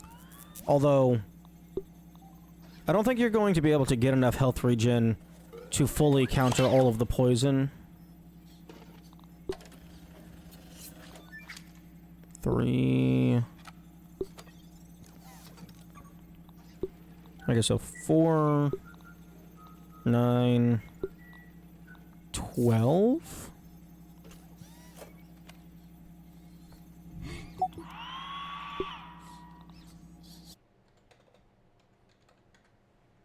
Okay, I need 10,000, so that's not happening. Only need to counter long enough until all the enemies are dead. I mean, I suppose. But also, your healing is getting reduced by the wasps.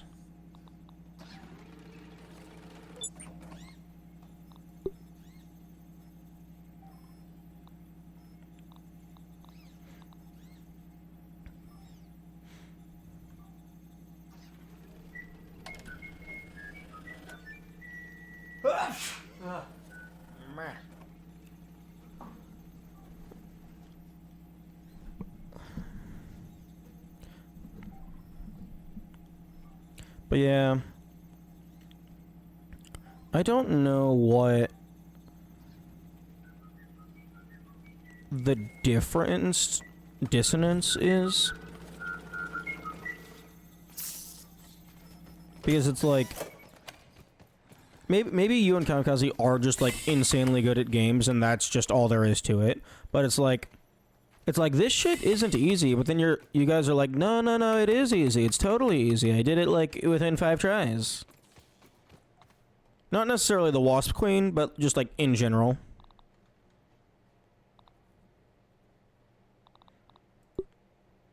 Okay. I got the fuzz.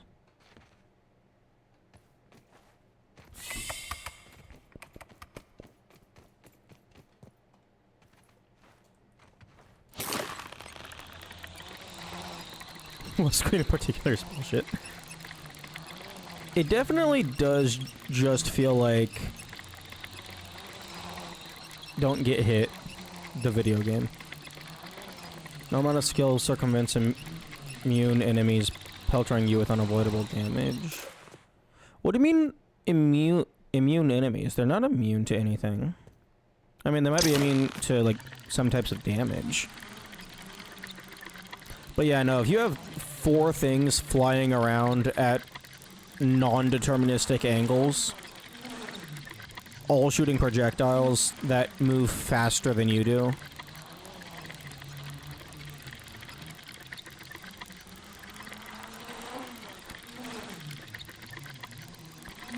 I genuinely don't see how anybody would...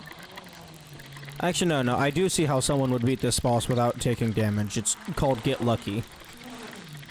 Be super overpowered and get lucky.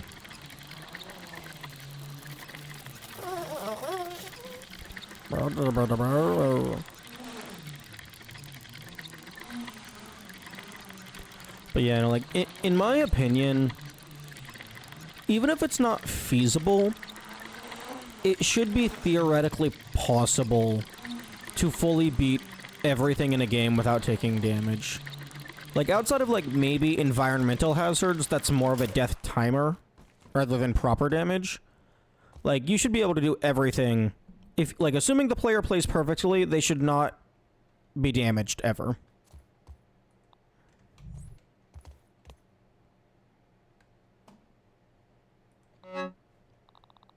Okay, I need more wasp legs.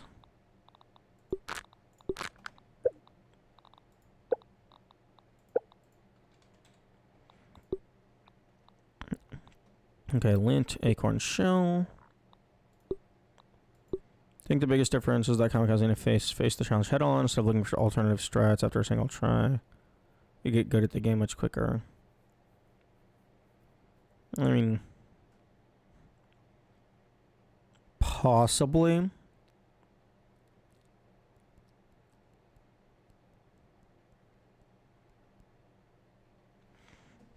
I need 2 more legs.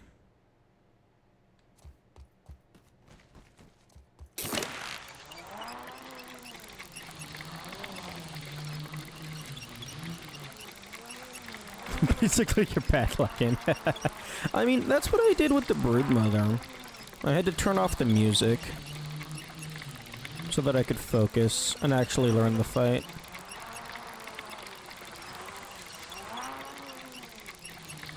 But yeah, no, none of these bosses are going to be possible on max mode. Too many summons, too much unavoidable damage.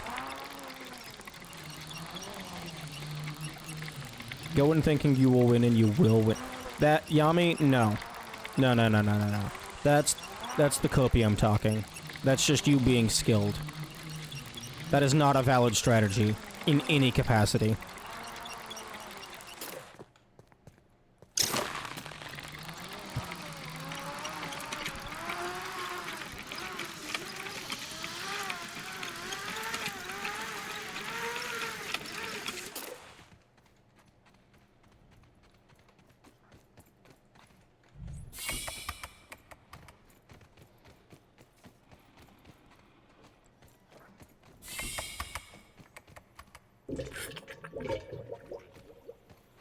You don't engage in psychologically tricking yourself into locking in. No. No. I actually try to understand the fucking boss.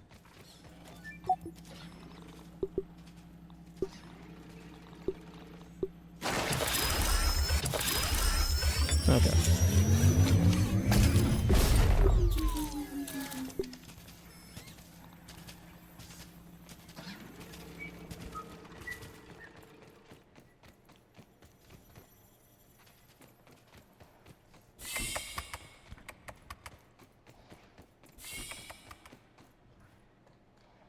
Like, I explicitly go in expecting to lose, but I'm just trying to learn. So if I always assume that I'm going to lose, then it doesn't matter when or if I actually lose. I don't feel bad, because I don't feel like I've lost progress. It's just like, okay, I've learned a little bit more about the fight. Whereas if I go in expecting to win and then I don't win, that just makes me upset. Or like if I go in expecting to win and then I nearly beat them and I get taken out, then that's like really hard. But if I'm Like, if I go into every single fight treating it as practice, then it doesn't matter when I lose. It's just, okay, let's keep going with the practice. But then if I happen to actually win, it's like, oh, cool, I actually made it through.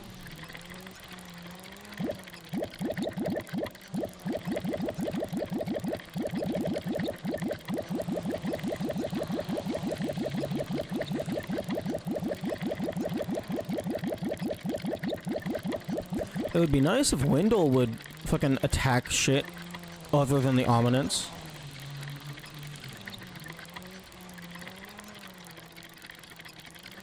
Every attempt is to run until proven otherwise. As I'm consistently good at games, I don't get upset emotionally though. It's a different experience. Yeah, I can see that perspective being good for certain peoples.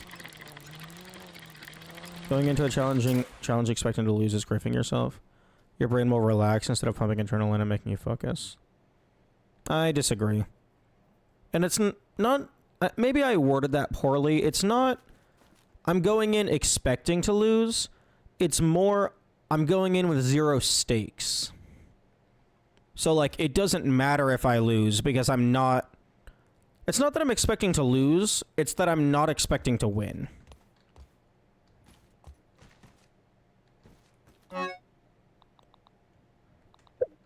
Okay, do.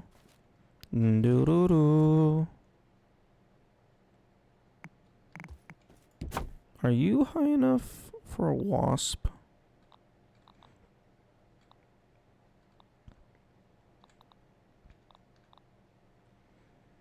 There's always 0 stakes. It's a video game.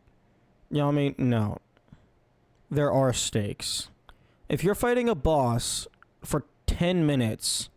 The stakes are, if I lose, I have to fucking do it all over again.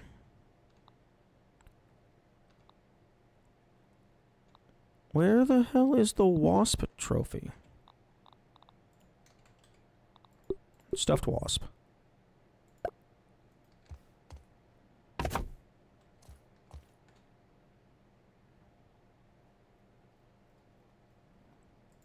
There we go.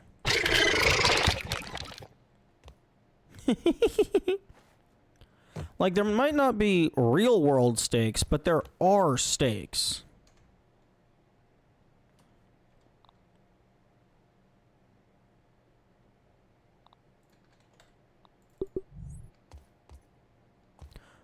The fuck you mean location obstructed?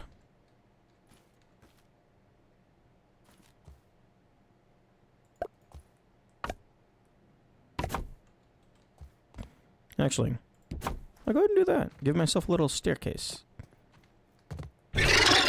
Okay. Extra damage, extra loot.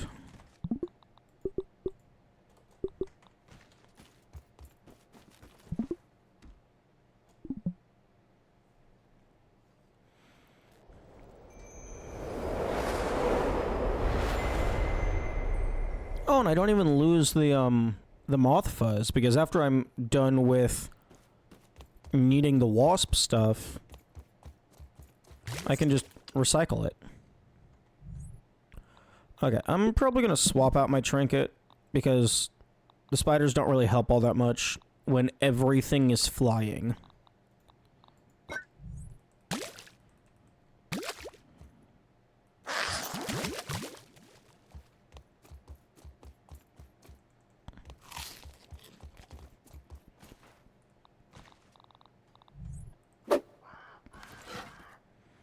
Okay. What other trinkets do I even have? Increased damage resist. That could be nice. Poison resist? No, that's poison resist down.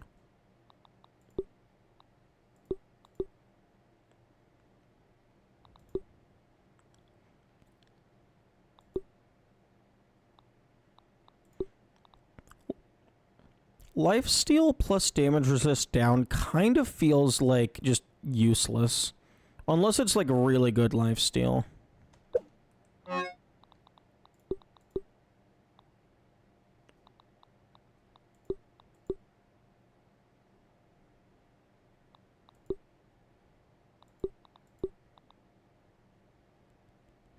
Attack up, imperfect block. I don't know that I'm really even trying to block the wasps all that much. And also, most of their attacks can't even be blocked. So that might be worth giving a shot. Oh, unable to perfect block at all. Okay.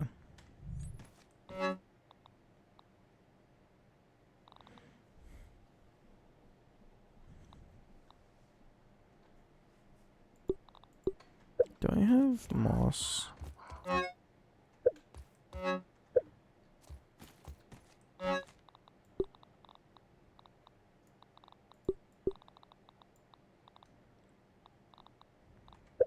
Hmm.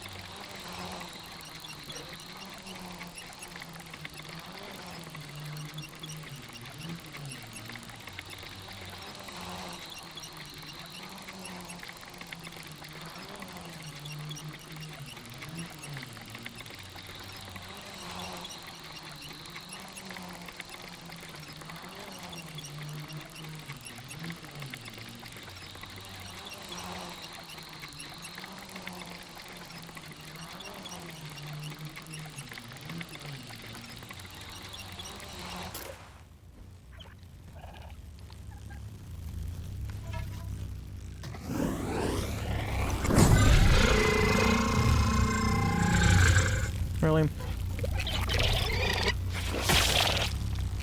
Oh, fuck. Wait, what?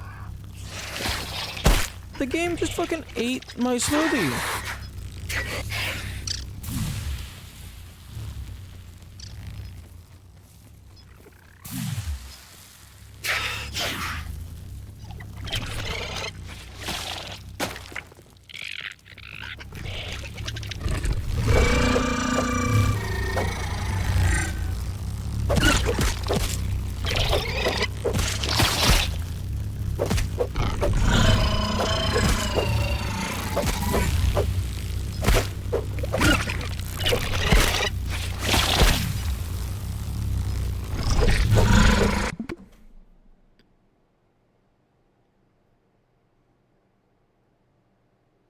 I hate these drones.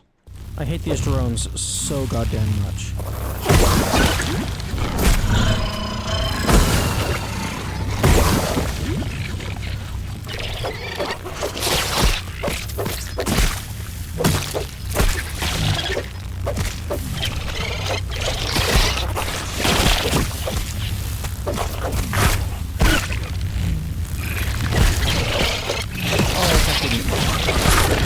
Everyone could piss off.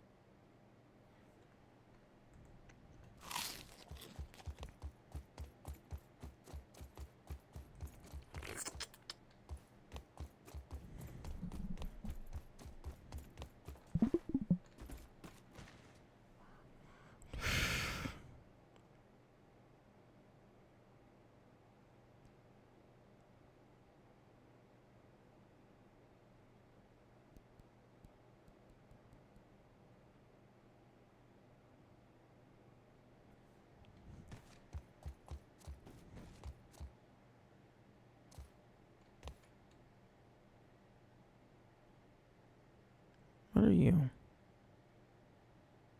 You're out of render distance, is what you are. Oh no, you're just camouflaged.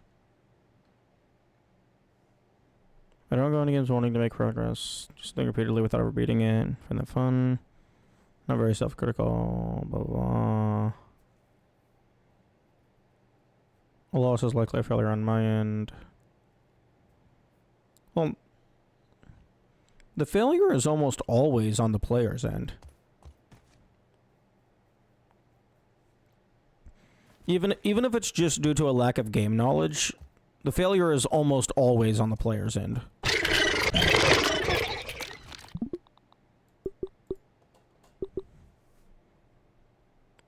Because it's like, well, not because, an unrelated thing, like, I'm feeling like maybe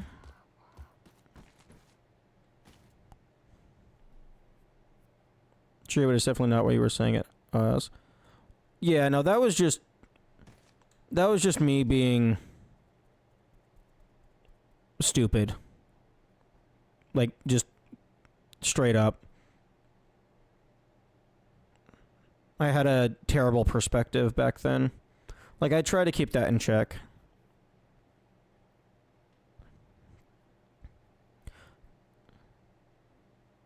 Placing absolutely no importance on failure and just accepting it while going in with the expectation is the hit. Well, Yami, that's exactly what I do. I'm not going in with the mindset of I'll fail anyways. I'm going in with the mindset of it doesn't matter if I fail.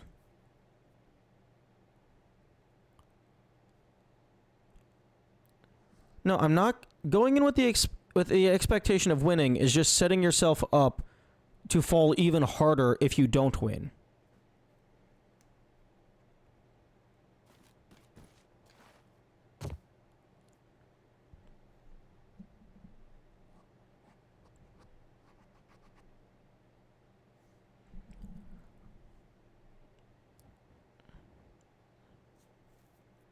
Going in with the expectation of winning and not caring about the failure. Well, if you're expecting to win, how do you not care about the failure? Because if you expect to win and then you don't win, you did something wrong. So you need to figure out what you did wrong.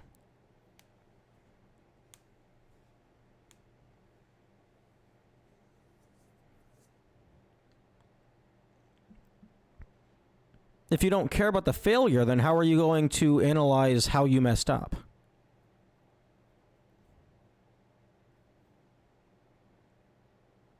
You have to acknowledge the failure.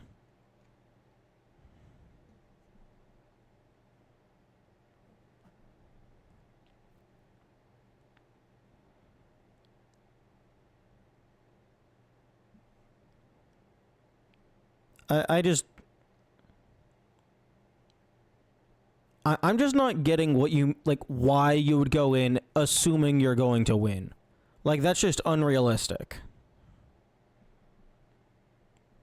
Like, that's just weird. That's weird to me, to my perspective.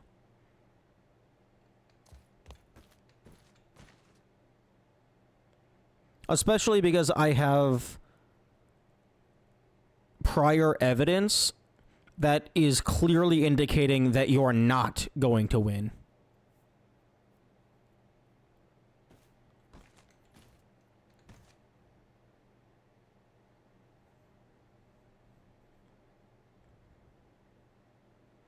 Like I can't just gaslight myself into thinking that I'm good at games when I clearly am not.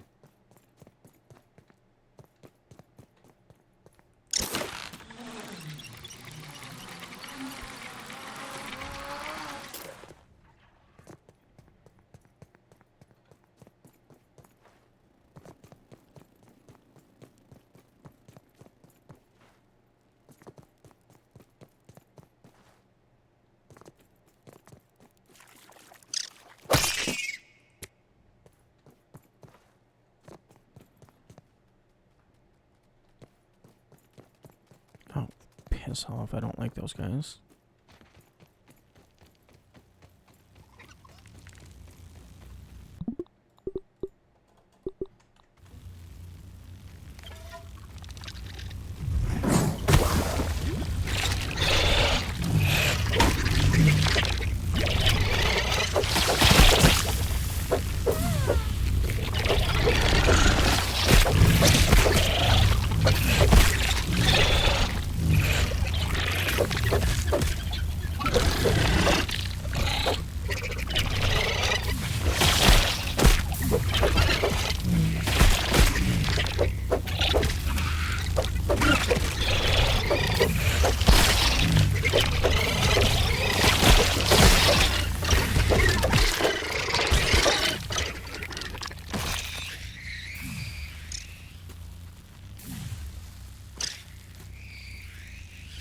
Hmm?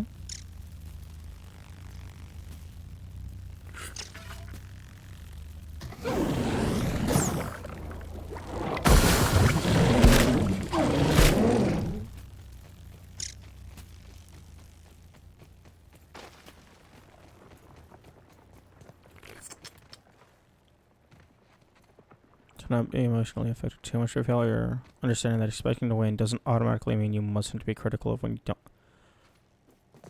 I'm just not understanding how you can expect that you're going to win, even when you clearly have evidence indicating otherwise. Like, that makes zero sense to me.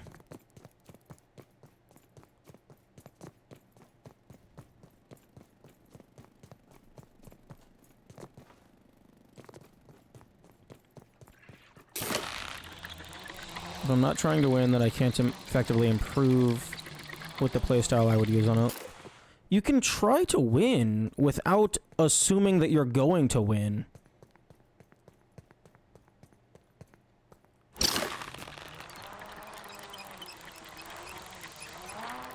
Fuck the evidence of COVID. I mean, that's fair. That's fair.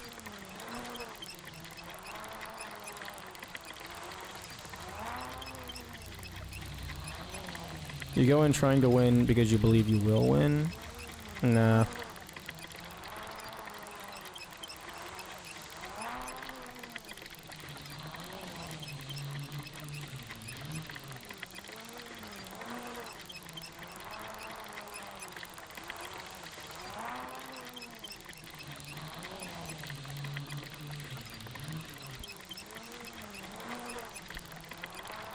Like, for me, it's just...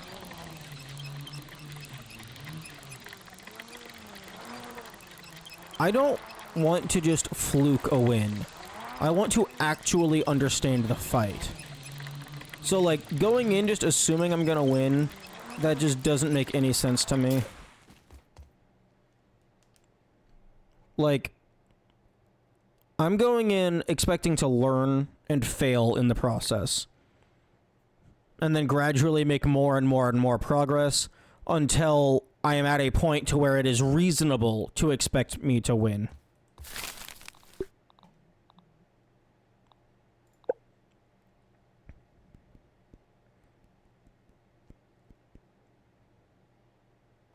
If you fluke the fight, then it wasn't hard enough to warrant learning. No. Not necessarily. It just means, oh hey, I happened to get lucky for the last third of the fight.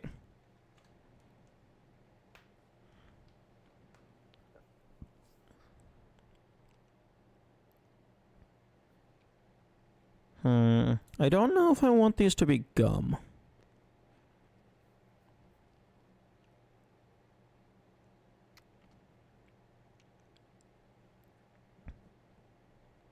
I think I might want them to be gum.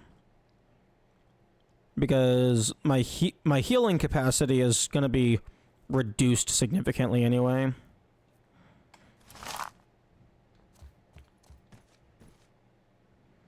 But gum is so annoying to collect.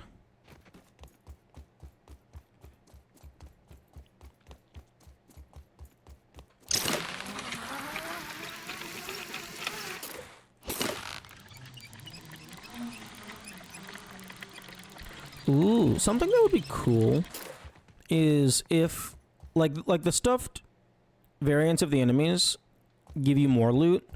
It would be cool if, like, maybe for certain enemies, like the bosses, they give you unique loot. So, like, the odds of that dropping goes from 0% to 5% or some shit. Or maybe, like, 0% to 50% or whatever. Or maybe it's just guaranteed. It's just, you have to have that in order to get the thing.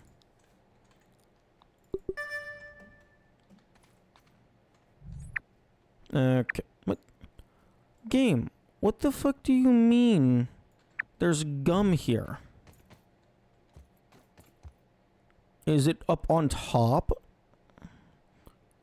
There is no gum here.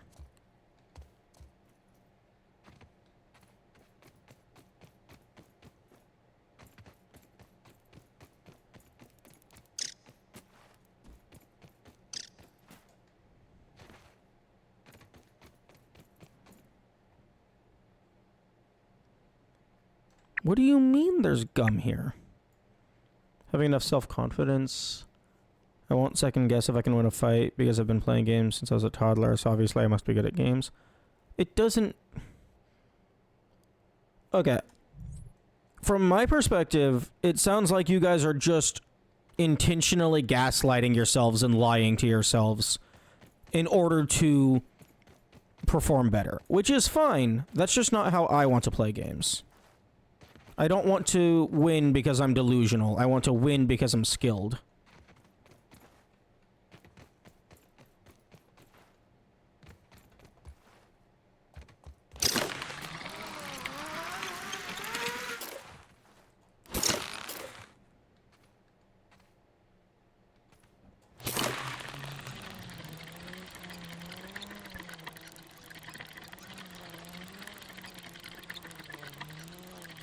Is it gaslighting if we're empirically better players? Yes. It doesn't matter how good of a player you are. If you're playing a hard game and you go into a fight that you have never encountered before, like, assuming that you're going to win on your very first try, that seems unreasonable to me.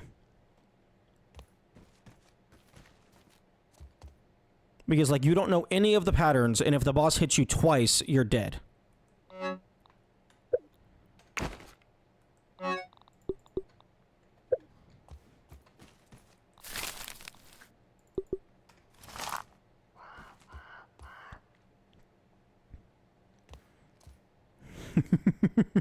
Rub the grub for luck. What kinds of games are you playing where 2 hits is death? This game, before you have decent armor, and Dark Souls. Actually, no, in Dark Souls, oftentimes 1 hit is death.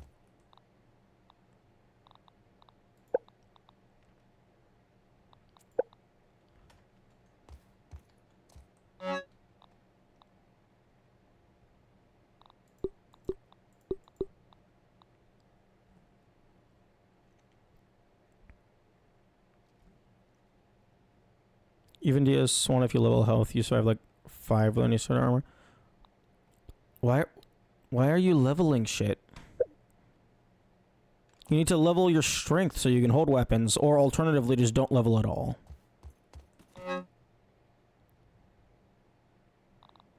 Because if you over level, then it's just boring.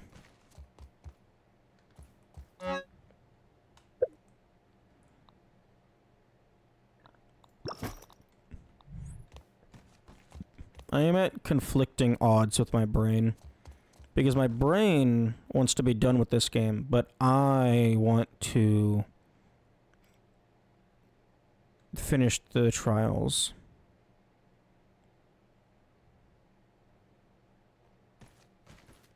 You still survive 2 hits from manners with a light load. The fuck you talking about? Ceaseless Discharge kills you in a single hit. How is Manus not doing that?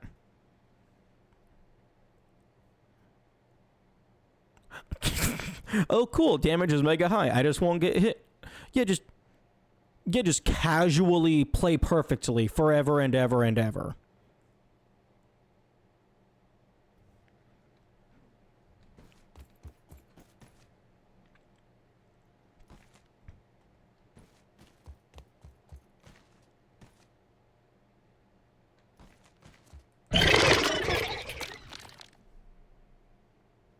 Like, I mean, that's, like, kind of what I'm talking about with, like, you're just good at games. Assuming that you're, just, oh, I'm just not going to get hit. Like, that's not something that most people can just do.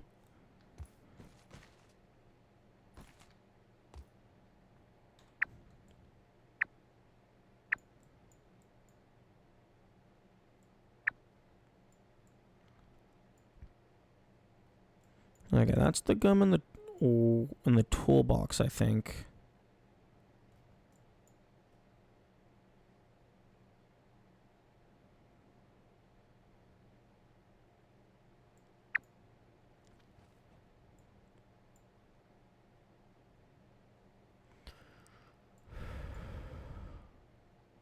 No, I know.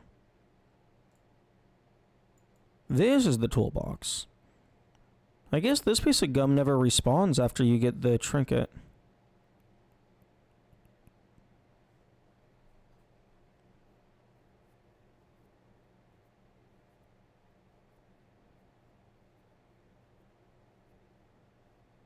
Increasing skill a lot faster due to less runbacks, more time practicing. Well, that's also just an issue with the... That's a completely separate issue with the game.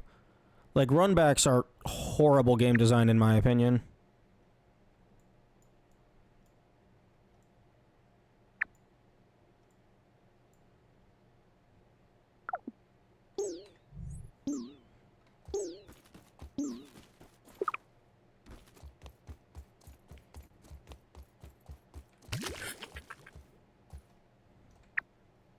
Okay, where the fuck is this sticky key?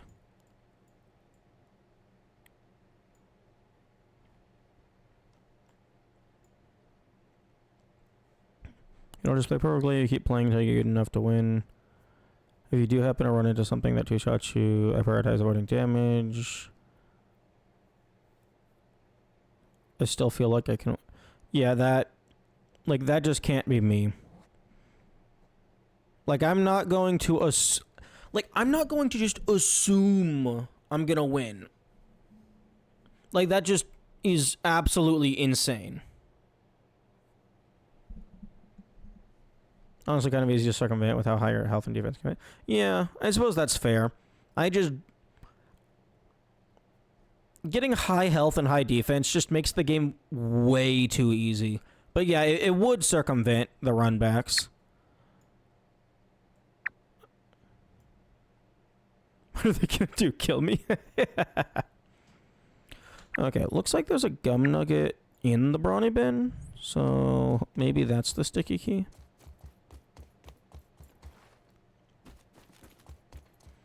An assumption is just that, an assumption. Either you're correct or you're not. Well, I mean, this one can be the run. It's just... Like, I don't mean this in a negative tone, but, like, it's just the most accurate word I can think of right now. It's delusional to assume that this is going to be the run if you have evidence otherwise. Like, if you want to ignore the evidence, that's fine. That's absolutely fine. It's just, for me, like, that's just absolutely wild of a way to play a game. Like, I don't want to assume that I'm going to win with a high degree of certainty until I am skilled and have the appropriate gear. So this is absolutely just a difference in playstyle. A playstyle that I cannot fathom.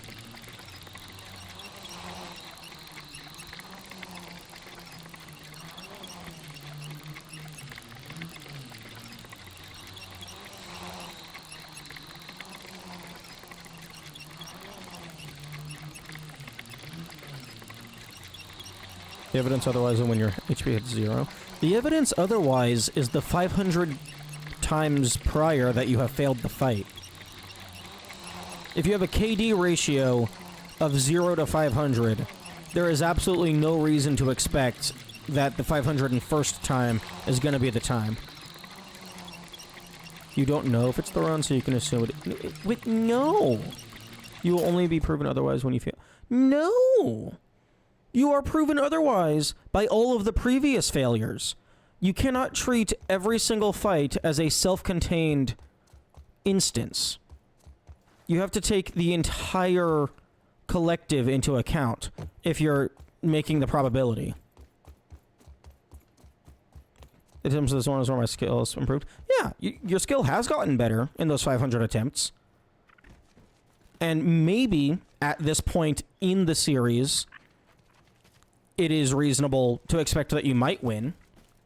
But for all 500 attempts, having the same expectation of victory is unreasonable. It should be like a gradual curve. As you do more attempts, your confidence grows. Attempt 1 and attempt 500 should not have the same level of confidence.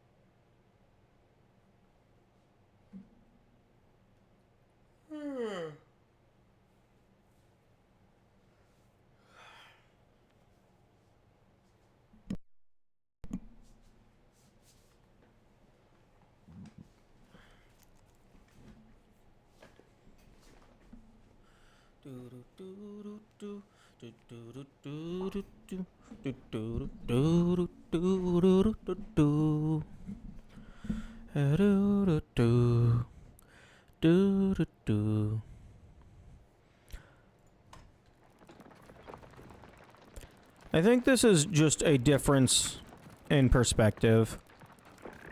Because, like, I genuinely cannot fathom,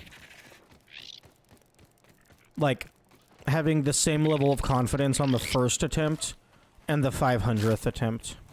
I just... Like, maybe I'm just pulling that out of my ass and that's not actually how you approach things. But... that just makes absolutely no sense to... Oh, it's this one.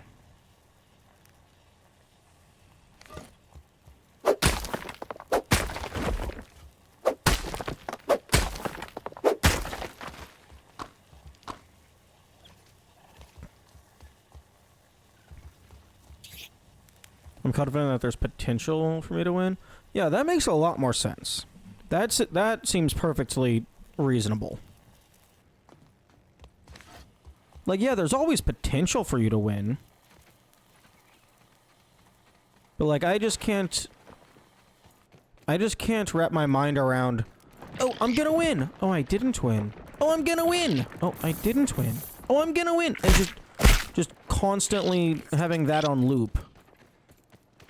Never once considering, maybe I'm not gonna win. I mean, I didn't win the other 20 times.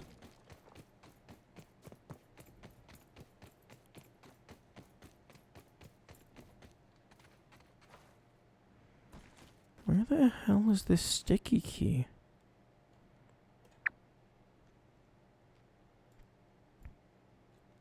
For 2 of the other keys, the key was like more or less right next to the chest.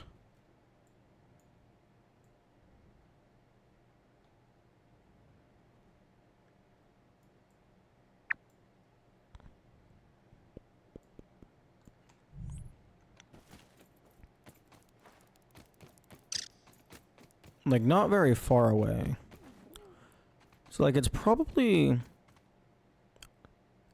think the explanation is that you're thinking too much.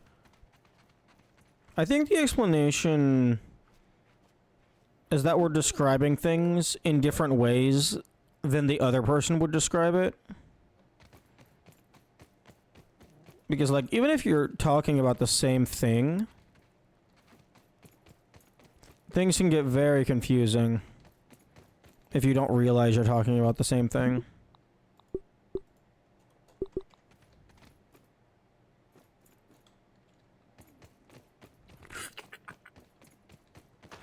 Are you a new mixer?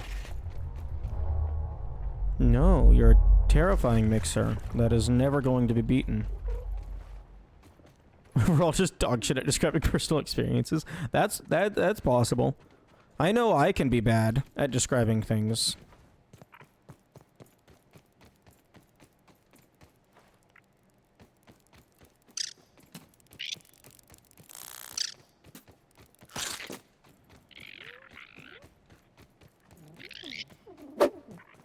Where's the gum?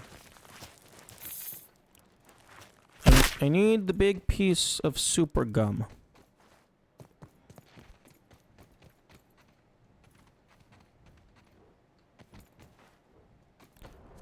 Aww.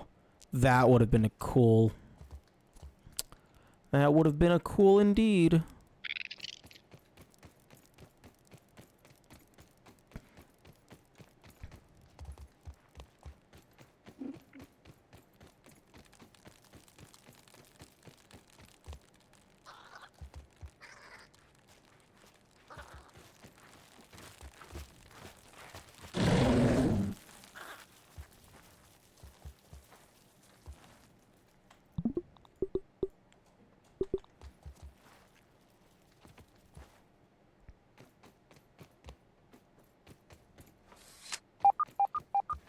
Ooh, we got some raw science.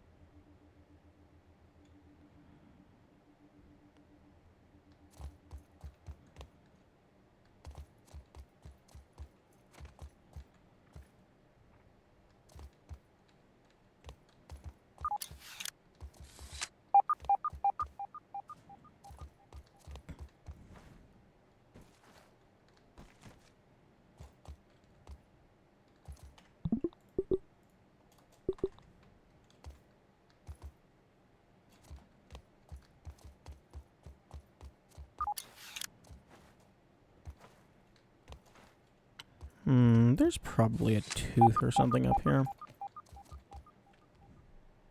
It's more of an, I'm gonna win. I didn't win, but this time I will win because I learned more. I still don't know. Wait, yo! There's another toenail, not a toothpick. I would love to find a toothpick.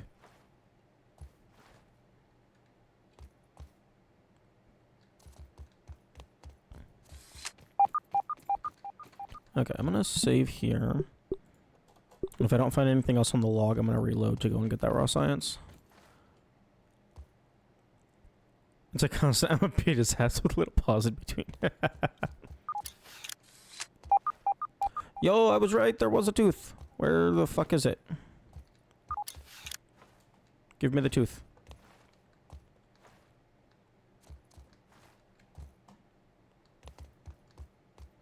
Nope. No. Stop it.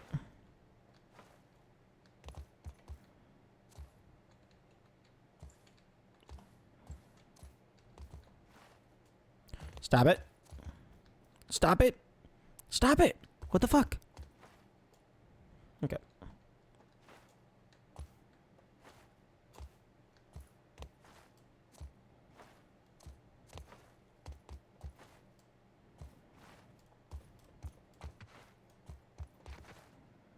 There we go. Oh. Random piece of candy.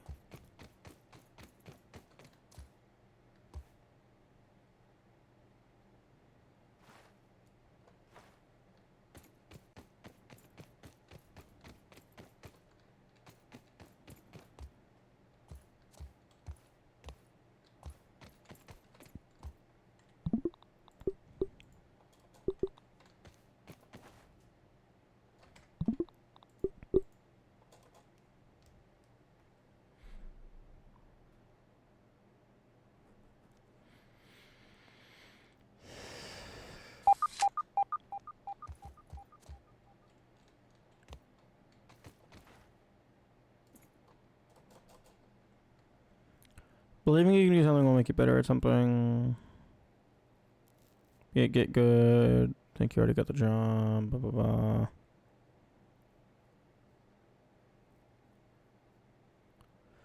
Yes, but there's a difference between being confident and just assuming that you...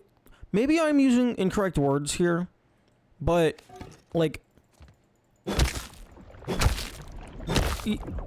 assuming you're going to win when there is absolutely no reason to just completely baffles my mind.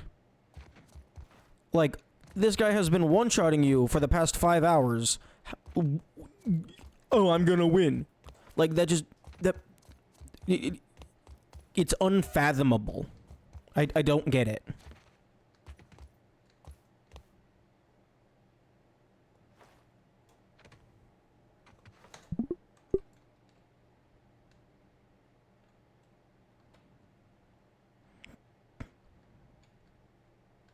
What the fuck is that?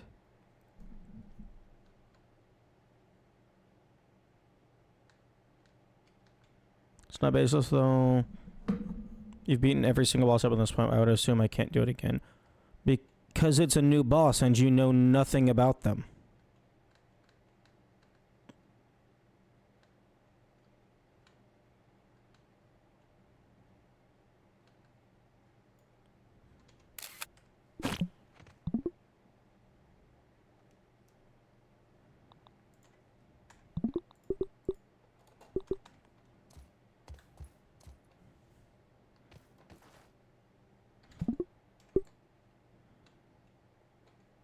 They run on presumably the same mechanics as every other? No.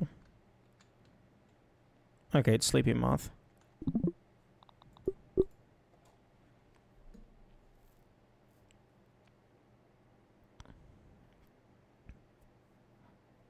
It's like, yeah, maybe they run on the same mechanics, but they use them in completely different ways.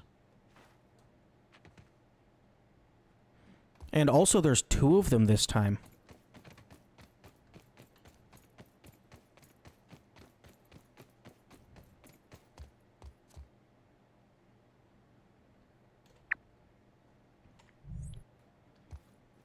Oh no.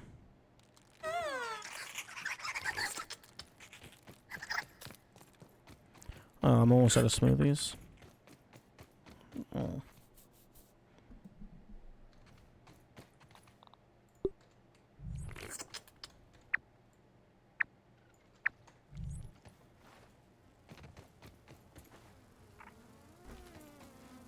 But yeah, no, definitely just difference in perspective, difference in playstyle, all that jazz.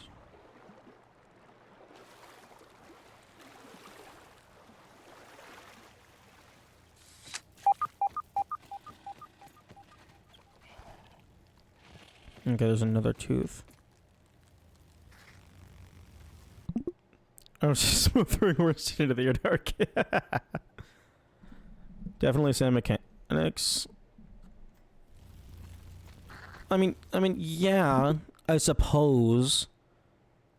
But that it's the same mechanics in a similar vein as, oh, one zombie compared to 1,000 zombies. Yeah, it's the same mechanics, but one of them is obviously going to be magnitudes harder.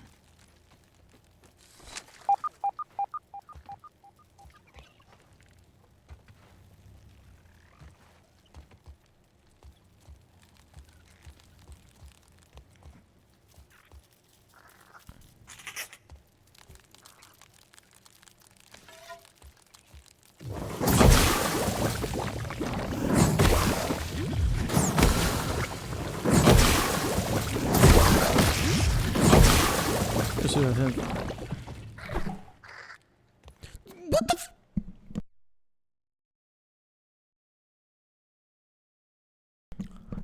I greatly dislike this golden card mechanic. It had the potential to be so cool. But no, it just seems like it's a loot box. It's just did you get it? No. Oh, did you get it? No. Oh, maybe you got no, you didn't. Hello, Bubbles. Good morning.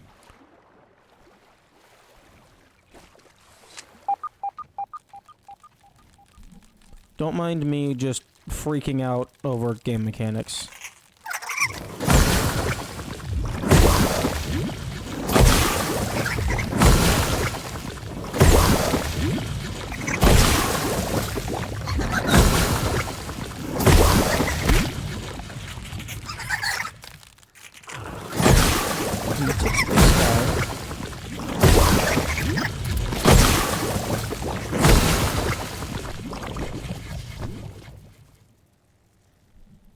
Kill them on that day? No.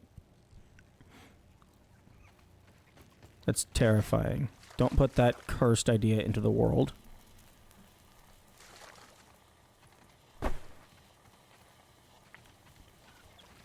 Because, like, I was initially thinking that the golden... Okay, I'm gonna go ahead and save, just so that that gets locked in.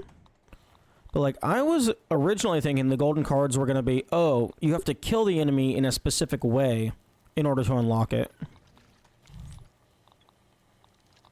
But no, it just seems like it's fucking random.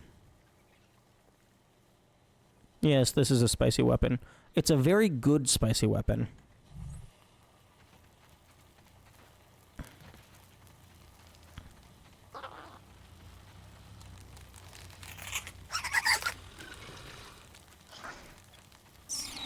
Don't go over there.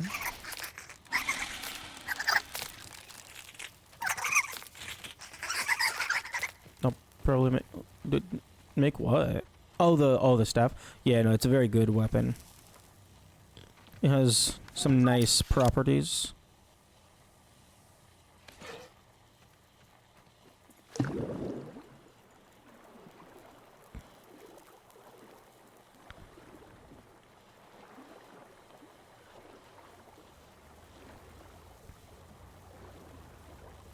Although, so far the seasonal integration hasn't been, like, super crazy.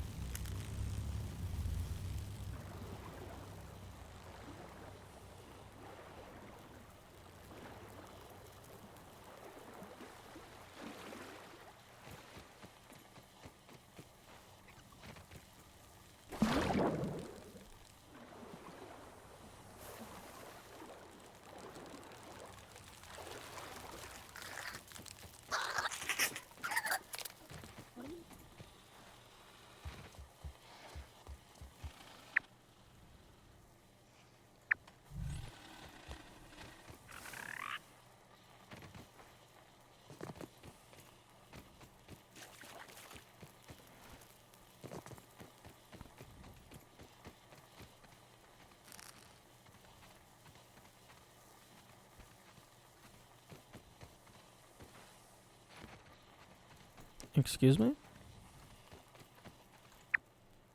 Where's the gum?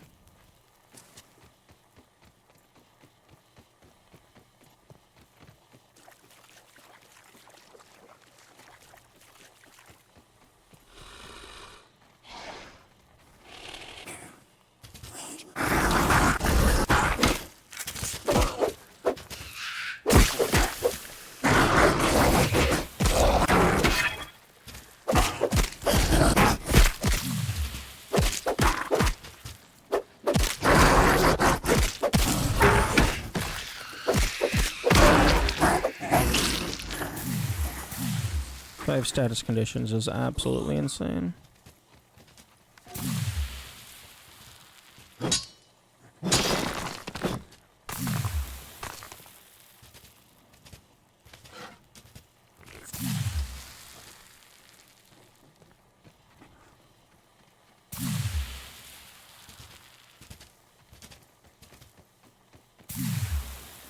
Oh, that was the wrong button.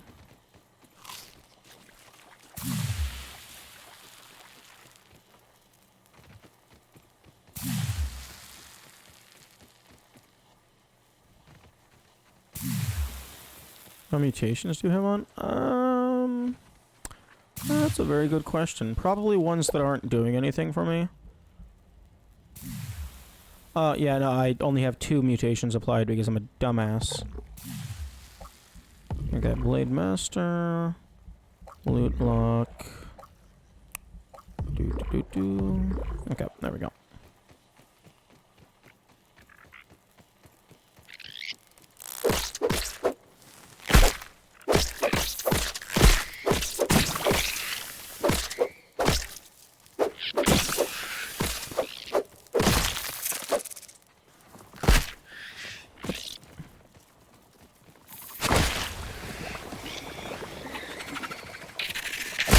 Oh, okay, there we go.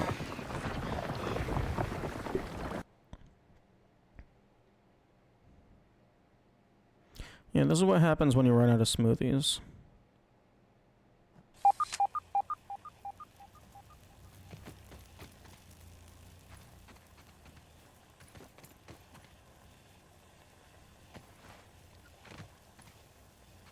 Okay, where...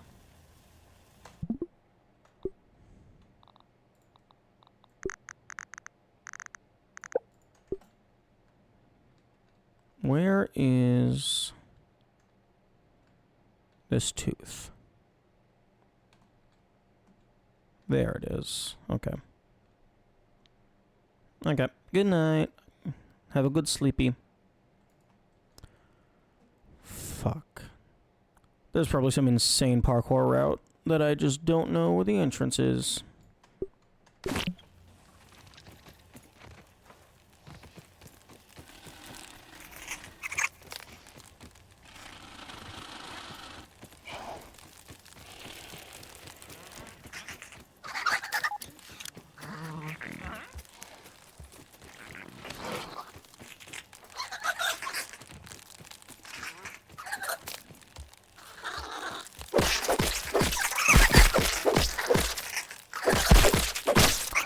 Please have a cloud of poison, thank you.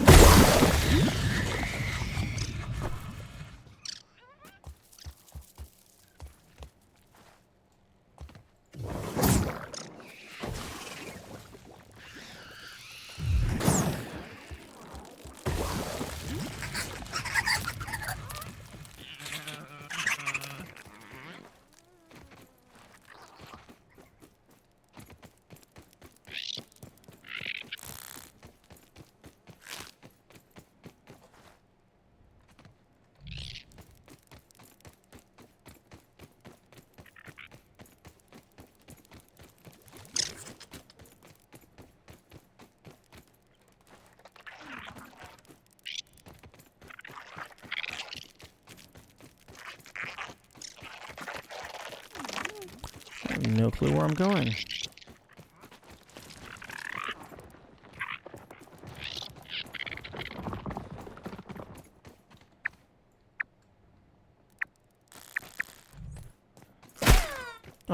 Piss off. Good evening, pleasantries. Game is going good. Although I'm about to die. So that could be going better.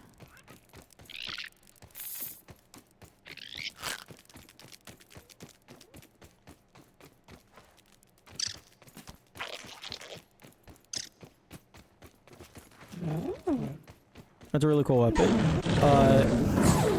It is the Kaboom Stick.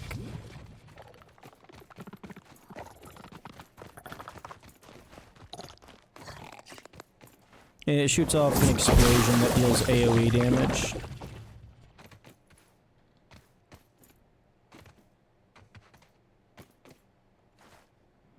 How did you acquire it? I made it. I built it out of stuff and things.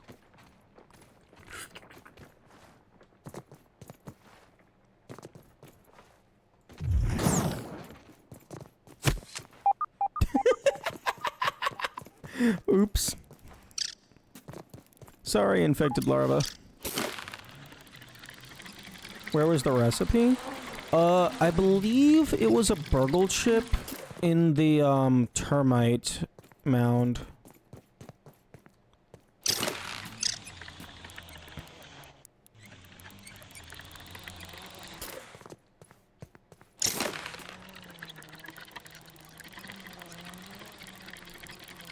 Yeah, there was a few different, things that the chip gives you, like 3 magic staves, and then like a fancy hat. Maybe some other stuff, I can't recall.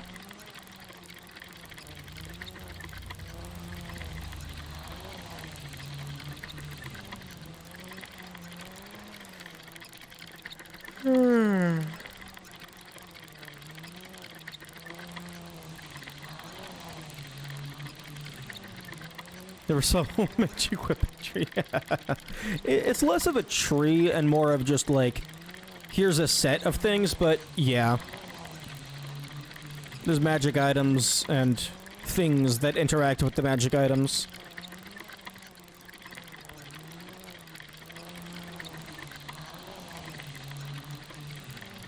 I think you need to see each flavor blob once. Wait, like the chip just doesn't spawn until you have, like, encountered every candy? That seems like it would be a really weird way to do that.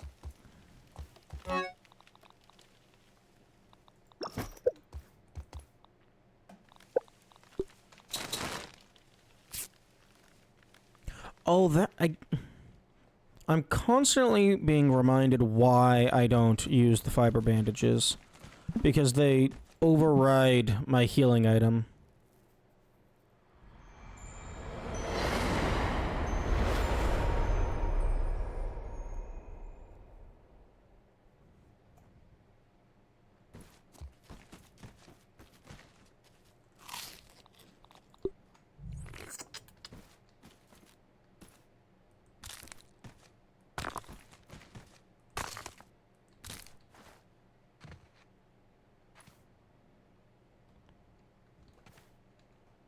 Okay, well, I'm gonna disassemble some of these.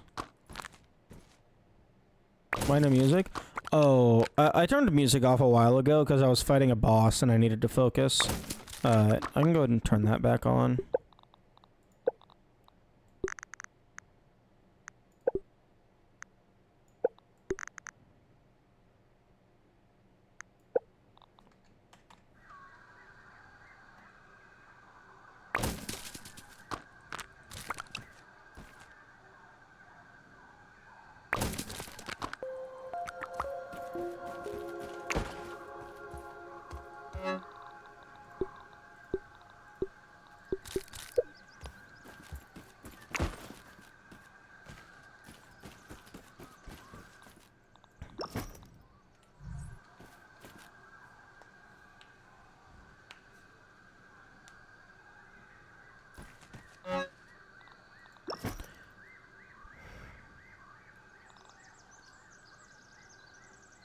Hmm.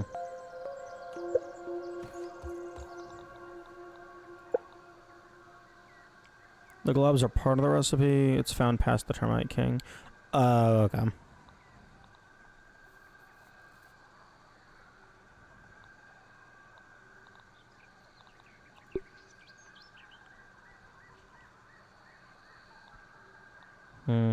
I might want to make another club of the Mother Demon.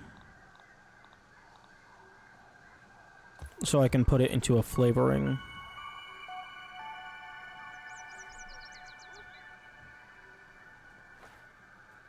Unless...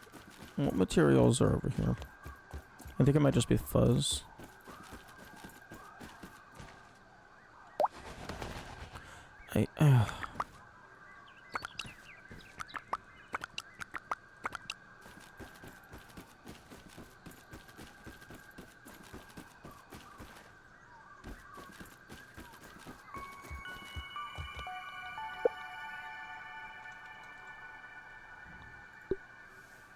Ooh. I should definitely put this outside. That's a big thing.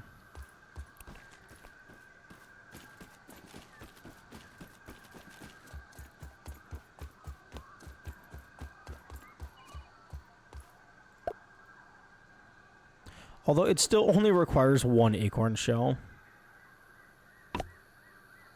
I feel like that one in particular should require like 4. Or maybe like 2.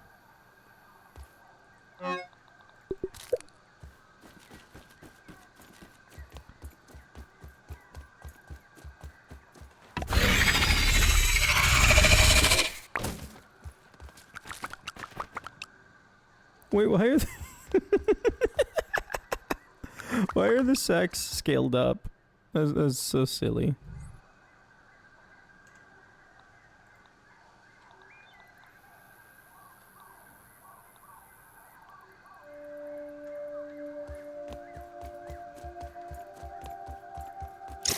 Okay, I'm gonna go place this outside of the arena.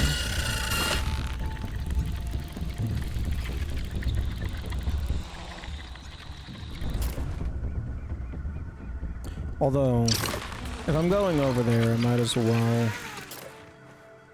I have 1 summon item left. Might as well use that, get some material.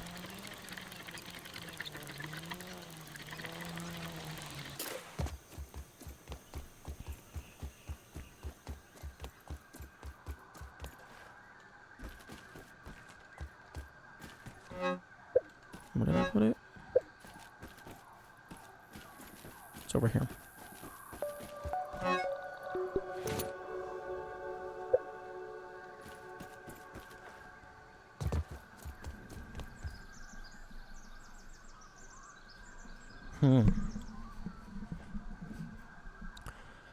I actually don't know if I'm going to be allowed to place this on the wall over there.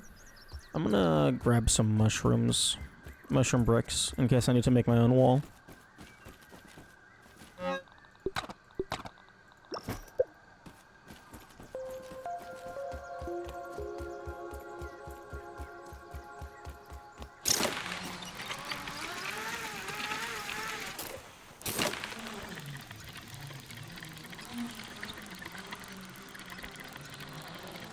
Ooh, something that would be cool is if there was like a zipline extender, quote unquote. So like instead of, or like redirector. So instead of dropping off and then re-grabbing it, it just takes you to the connection point and then continues on. So it's like just a normal zipline, it's just allowed to change directions.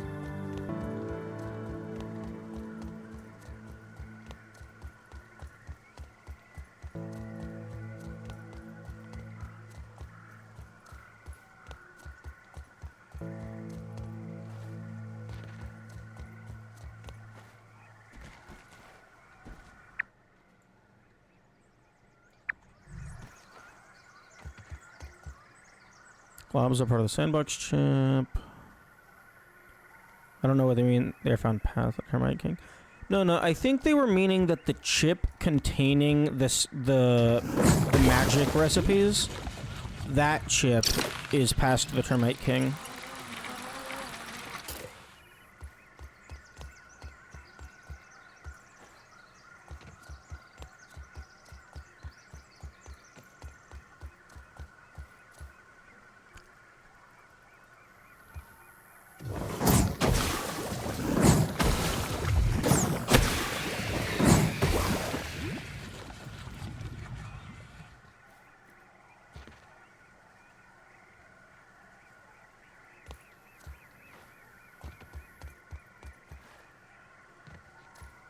Looks like it's very strong, especially against spider type enemies, because spiders tend to be weak to spicy. It definitely helps in the Broodmother fight because it one-shots all the spiderlings.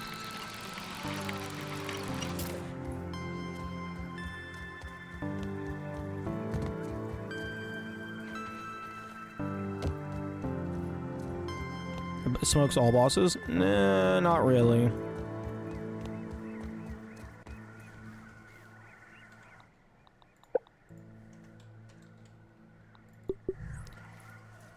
Okay.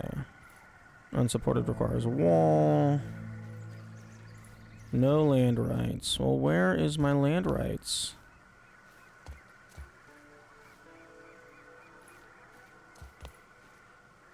What optional bosses have you done?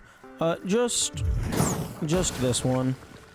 Although I have found the recipe for the wasp, and I guess also Schmecter is technically an optional boss.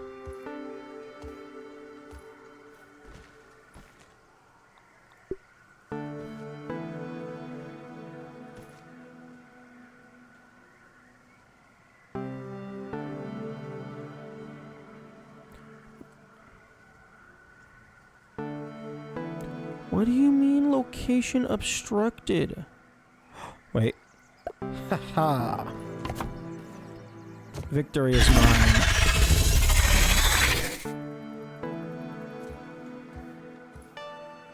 Now let's see if I can find a better spot to place this thing.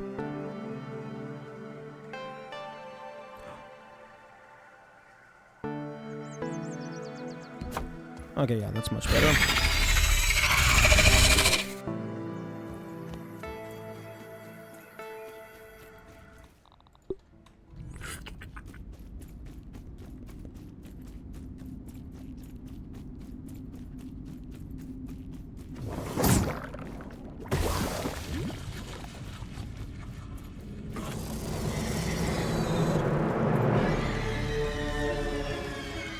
Schmecter should be easy too.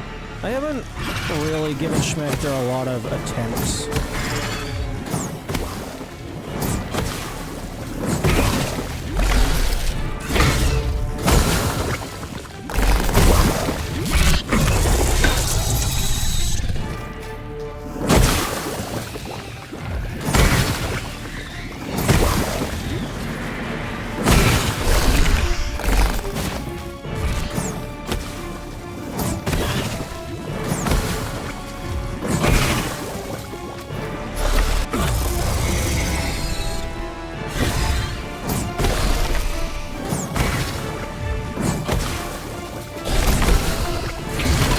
Yeah, having multiple poison effects and also burning sizzle.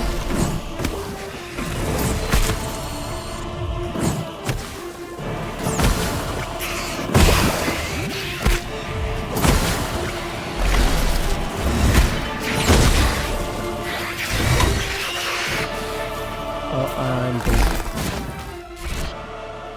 Yep.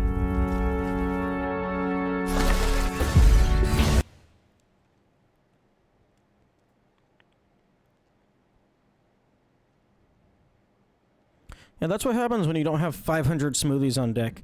You just lose.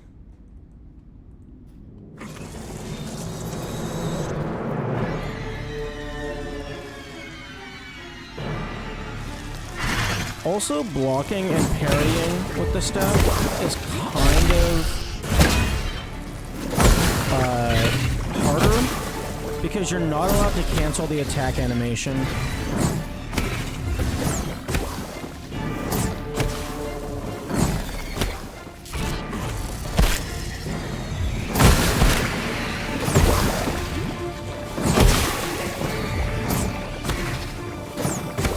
So if you're in the middle of casting the spell,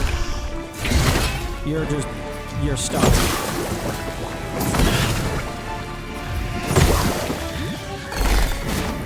Unlike with a melee attack.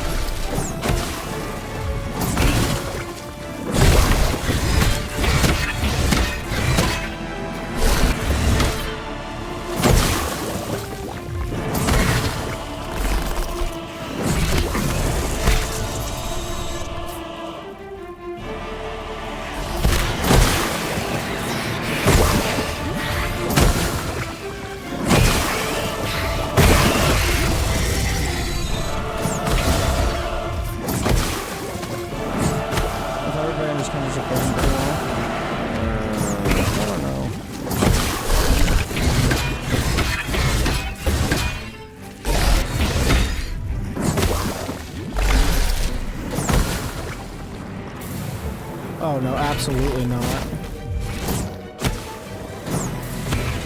Oh yeah, no, I'm dead.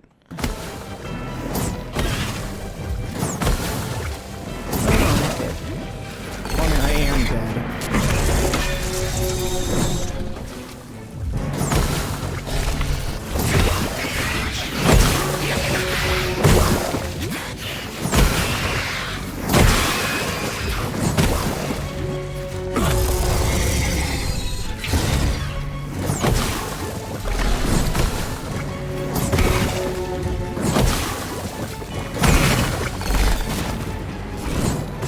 Please have a man spawn?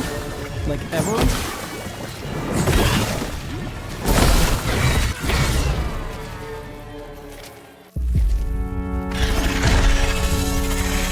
Watch over. Oh no, I know how to fight the boss. It's just very difficult.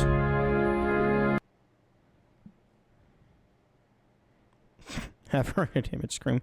Yeah, I don't like that damage scream. Like, if you're not looking at them to see their animation, like, you're just getting hit.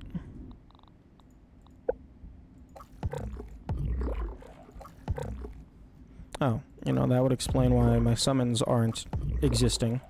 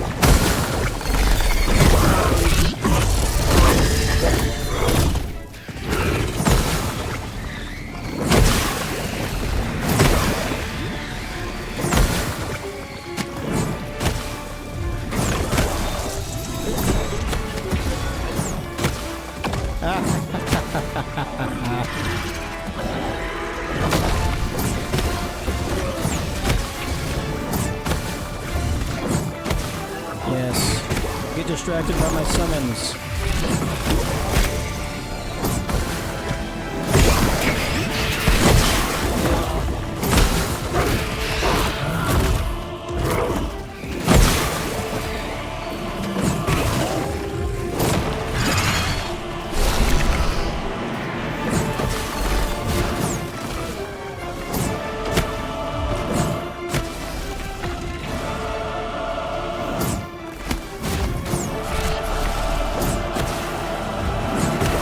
Summon.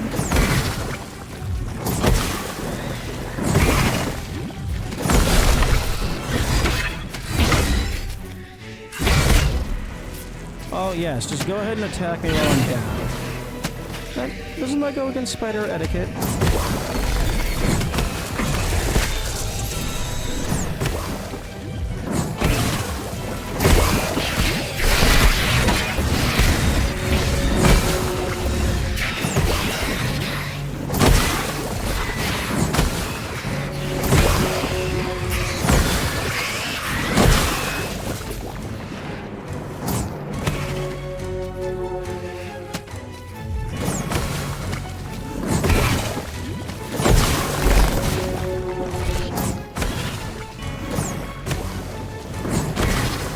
Please give me something, a mant.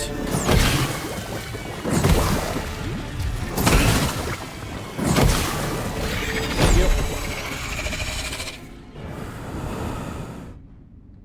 That helps with the spider spawns, indeed. Because fucking AoE damage, plus they're all weak to shit.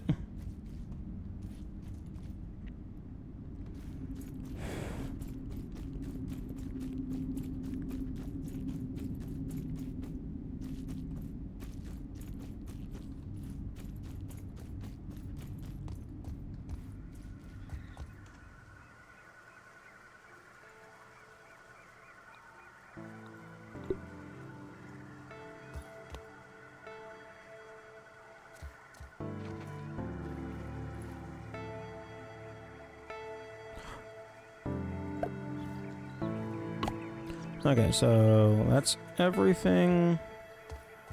I just need some bee fuzz. Which... I might be able to cannibalize something to get some bee fuzz. Or, I mean, I guess just kill some bees.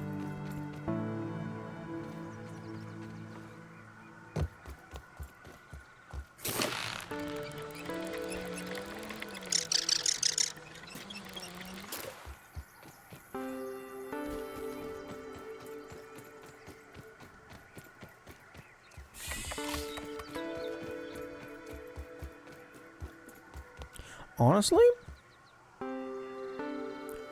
it might be worth it to bring some, like, food, like, roasts into fights, because they heal about as much as a smoothie, and they're a lot easier to acquire. Because, like, I can just go and kill a bunch of aphids using this.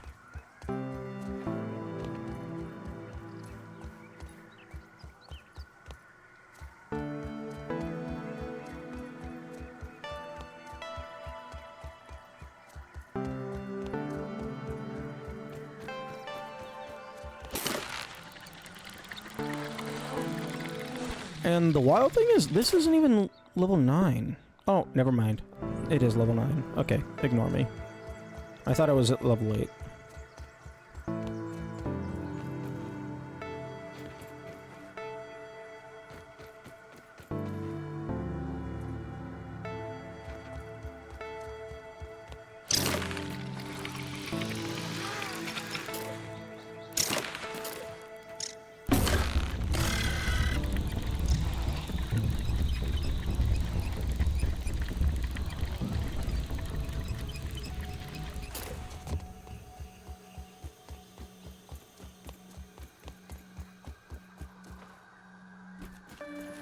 Okay, do I have any bee fuzz? I have bee stinger.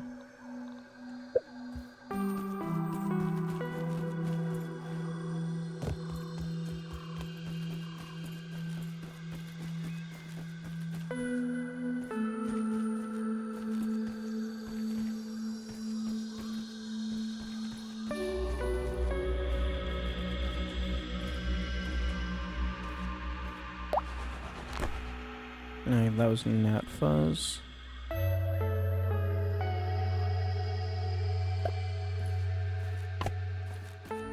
I guess I don't have any bee fuzz. I have to go and get some.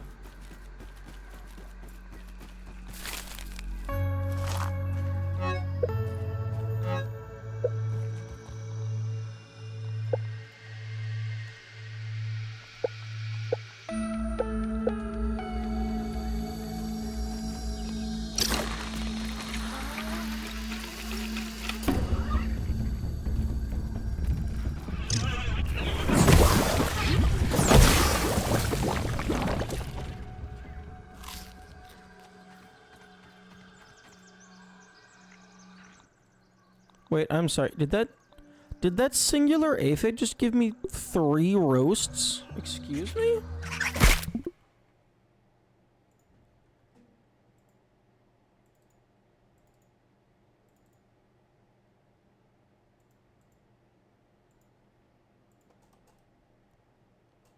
Yeah, I just got 3 aphid roasts from a single aphid. Insane. Probably the best thing you can ever get. Listing against the spiders. Yeah. This is really strong.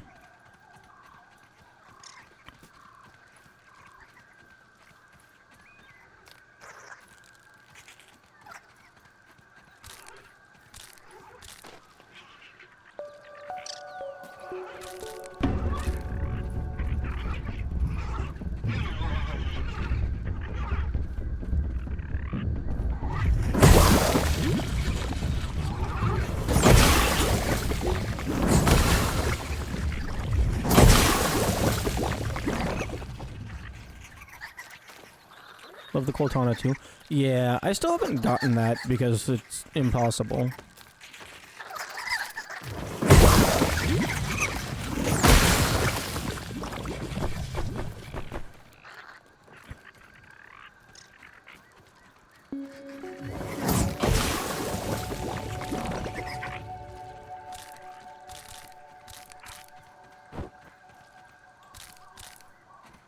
Shouldn't be right now with all the gear you have. Yeah, that's what people keep saying. Like, keep saying, oh no, you got all the crazy stuff. It'll be easy. Oh, and then the boss actually isn't easy. Oh, and then the other thing also isn't easy. It's like, no. People seem to forget that apparently everyone else is just really good at this game except for me.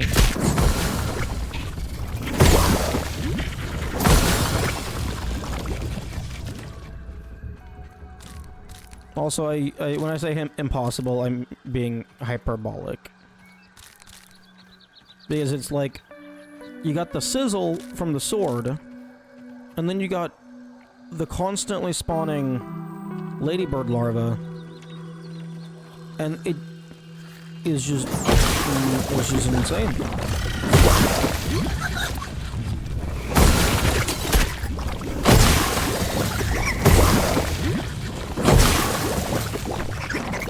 Another thing that's really nice about this weapon is if you start getting swarmed and you're, like, you don't know what you need to do, just fucking attack your feet. It's gonna kill something.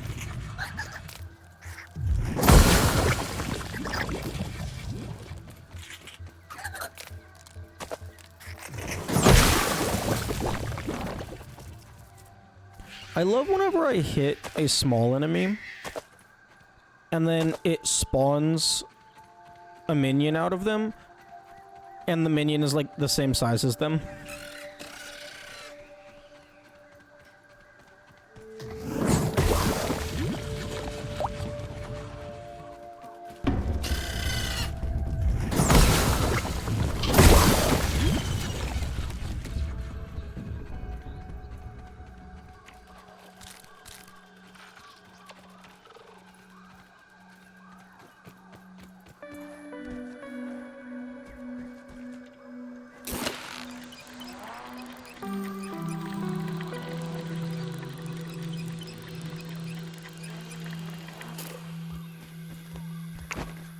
Okay.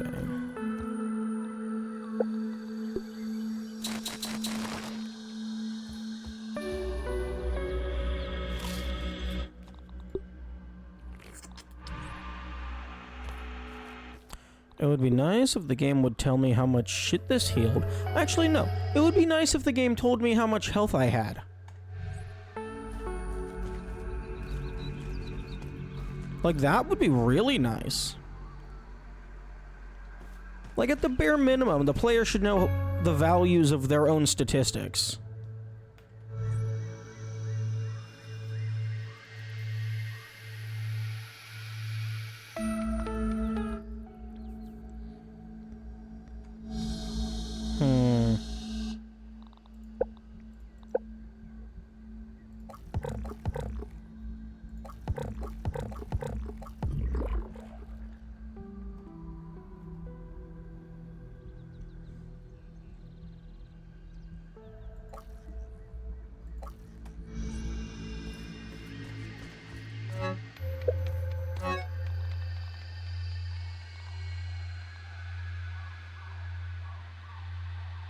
Oh yeah, B-Fuzz. That's what I was doing before I got distracted.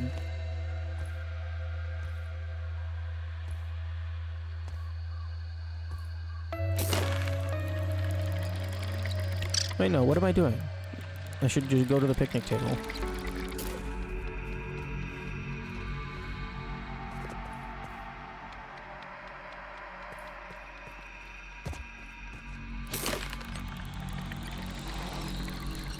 Why go to a place that might have bees if I can go to a place that will have bees?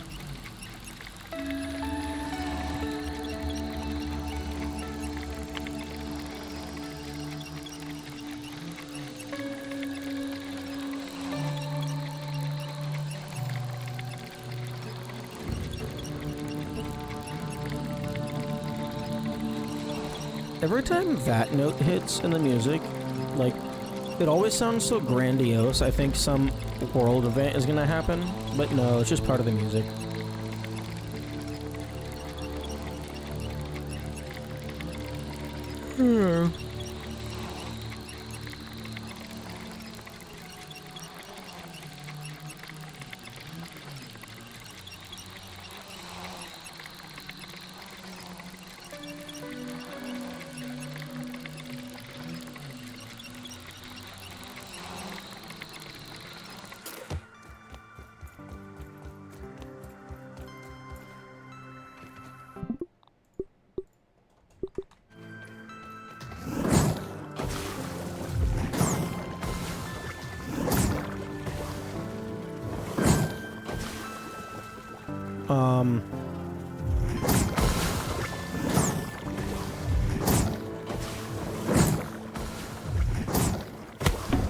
There we go.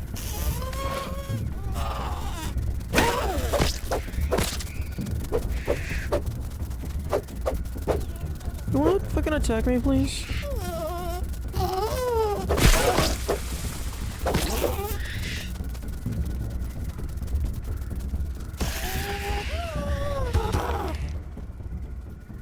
Classify Colton as mid-game? I don't know how I feel about mid-game. The fucking... The ladybird larvae on their own are insane.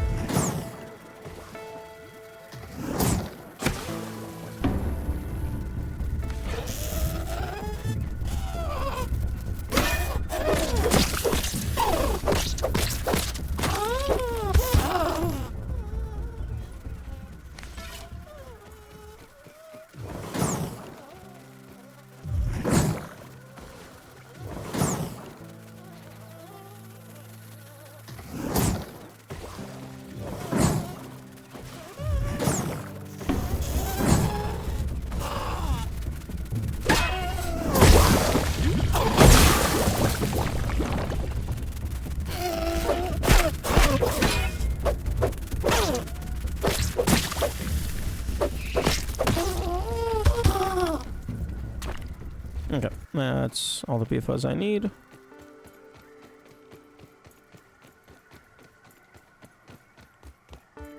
Oh yeah, the mint mace is a thing that exists. I kind of just made it and then threw it in a box.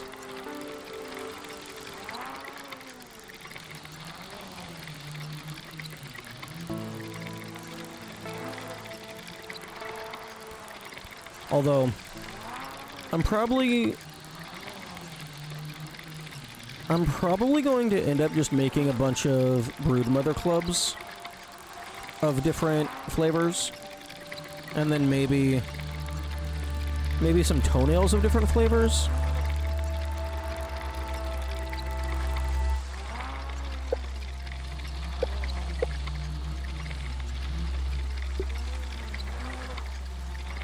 Because I can, like, really the biggest cost of these, maybe get it up to level 5 and then duplicate it or something. I don't know. Because the biggest cost is just all of the material to upgrade.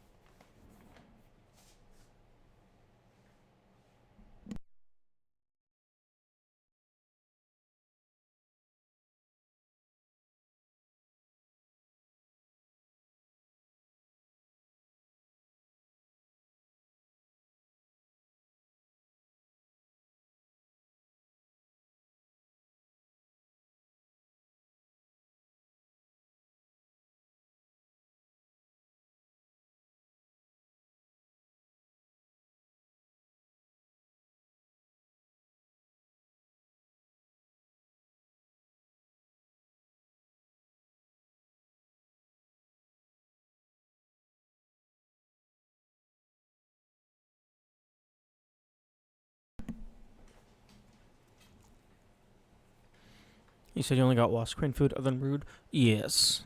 I have not found the mantid delight just yet.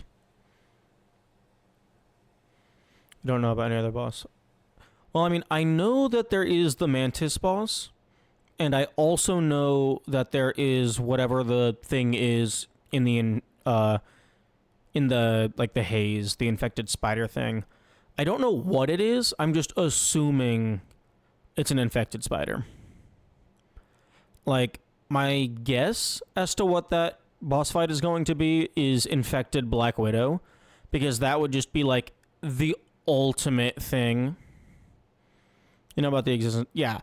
The super boss's recipe, the game just gives you like for free, more or less.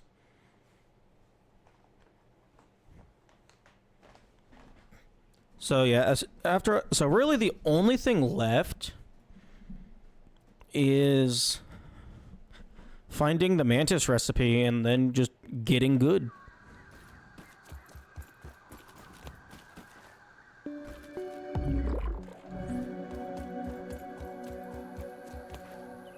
So you kind of have to find the Orc Lab. Yeah, but the Orc Lab isn't hidden.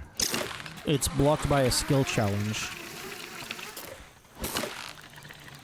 Because, like, you have the Moldorc Castle, which is like on a spotlight. So you just have to get over to the castle, and then it's, oh, hey, there's a massive hole in the ground.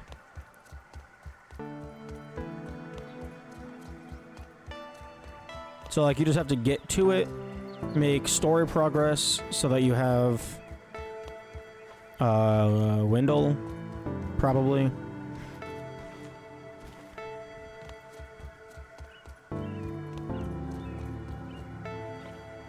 It's under a tiny crack in the ground. I missed it the first time. Oh, okay. I suppose that's fair.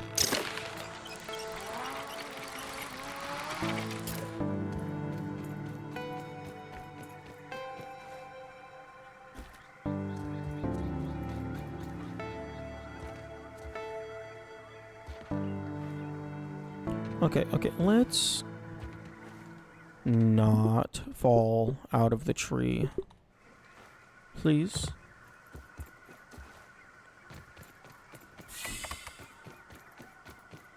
You know, in retrospect, I probably should have crafted some more BLTs before coming back here.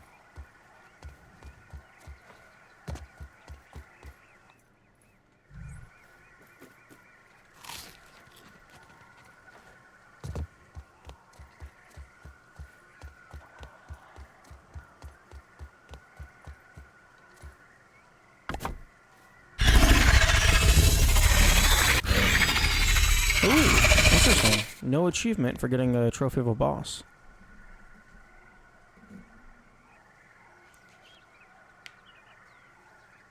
It was the obvious orc reference.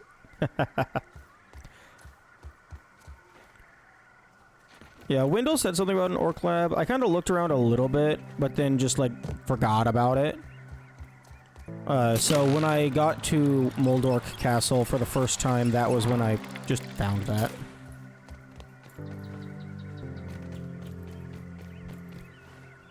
It took me a while to get to Moldorc Castle. Well, mainly because I kept trying to figure out a way to get over there without building. Although eventually I just gave in and just made Mushroom Staircase.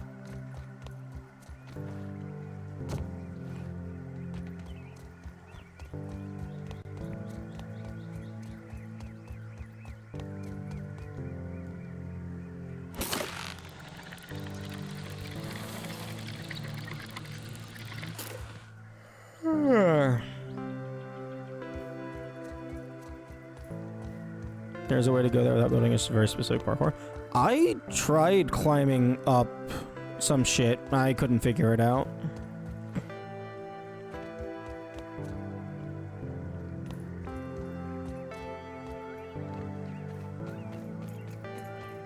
Although, don't tell me, because I would like to try and figure it out. That sounds like an interesting puzzle.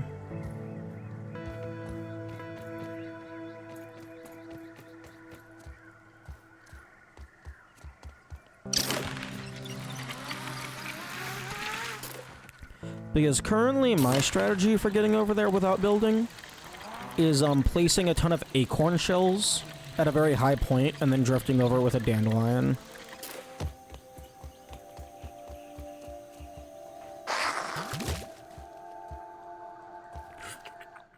Although the dandelion drifting is so slow.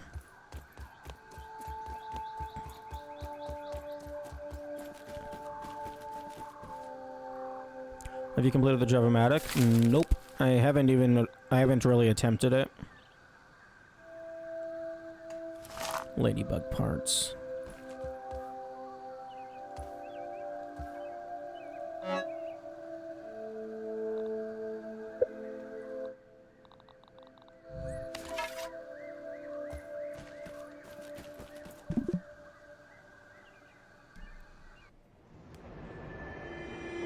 I thought this game was like post-game shenanigans. No. This is me prioritizing a bonus over the main story.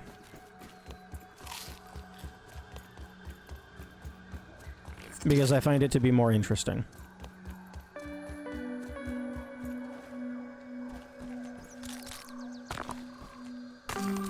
Yeah, that's much better. Approximately the same level of reward, but in a more convenient way to collect.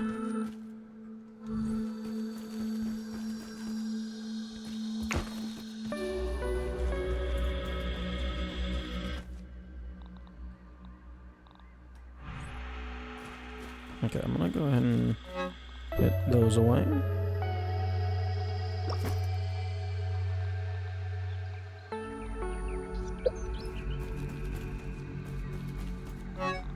Go ahead and put those away.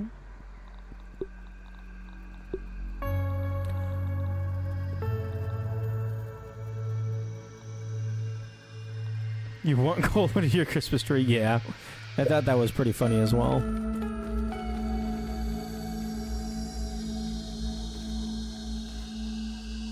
I do appreciate... I don't know if it's intentional, but I appreciate the Charlie Brown reference.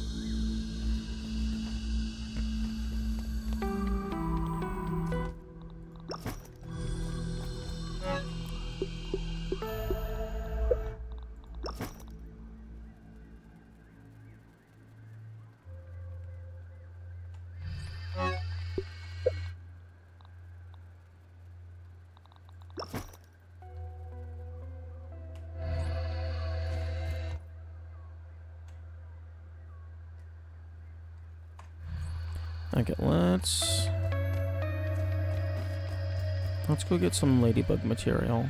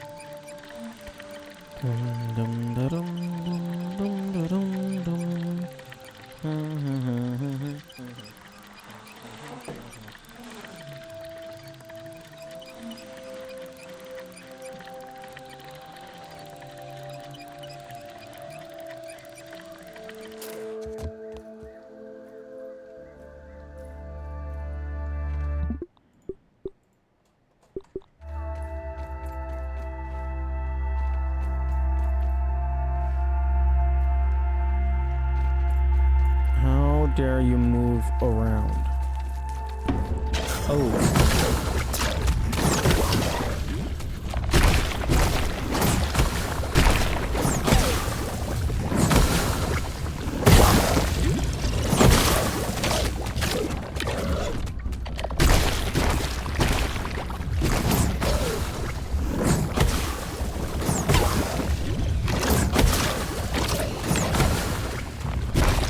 I just love it whenever you can just stack 3 to 5 status conditions on an enemy.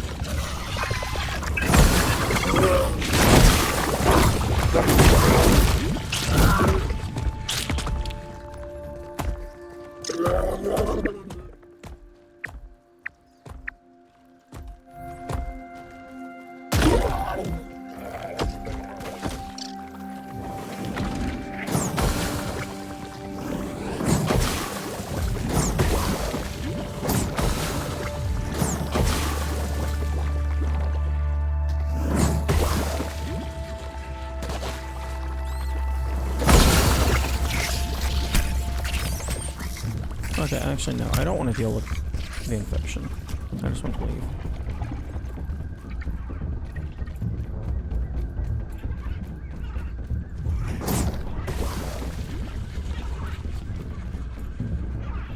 Splat burst launcher in this game. Honestly, like, I would love to have a gun type weapon. That would be beautiful.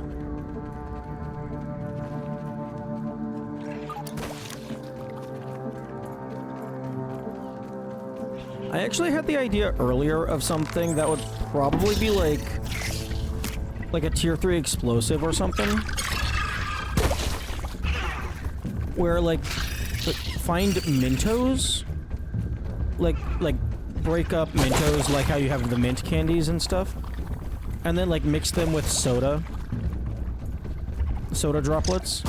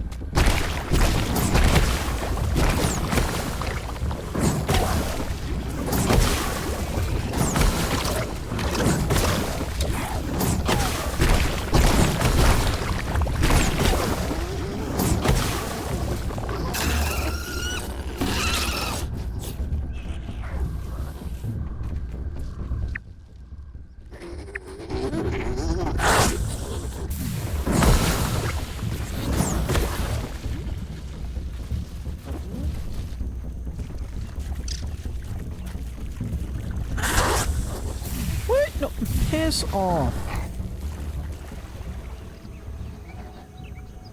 Leave me alone.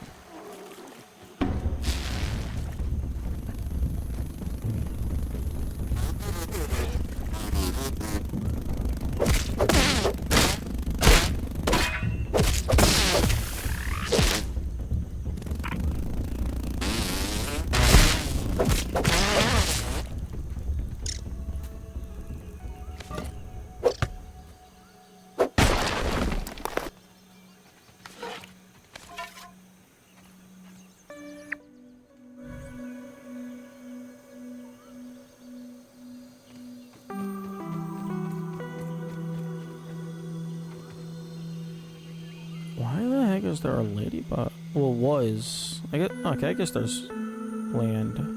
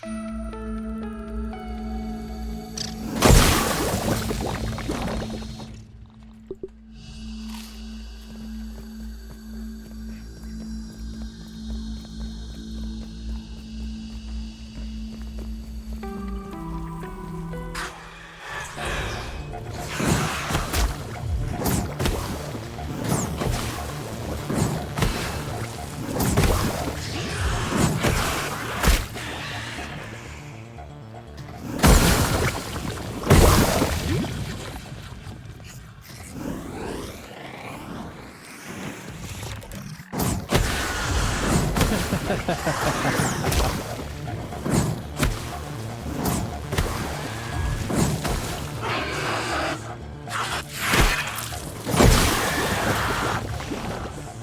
it.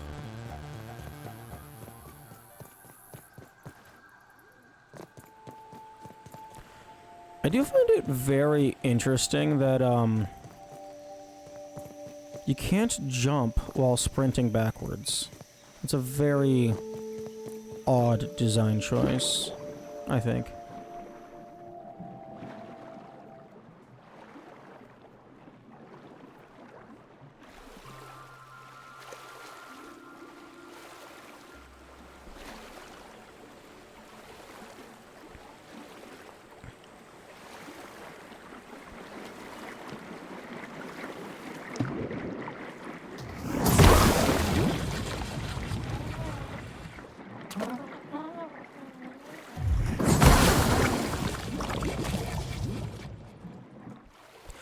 Oh, the tadpoles can give you algae? That's cool.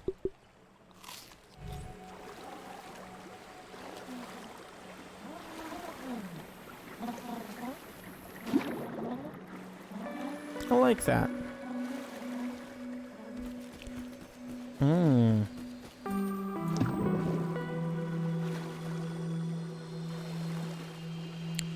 I wonder if any of the enemies do stuff like that. Like, they're able to drop materials from their natural prey.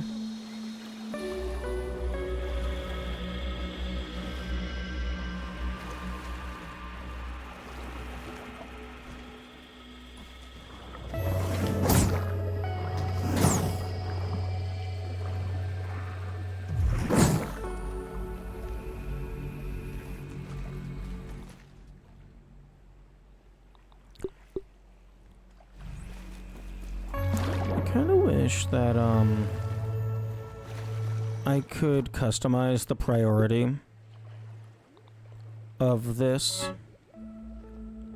Like, maybe you could have like a custom bar down here of like, okay, prioritize these 8 items in this specific order.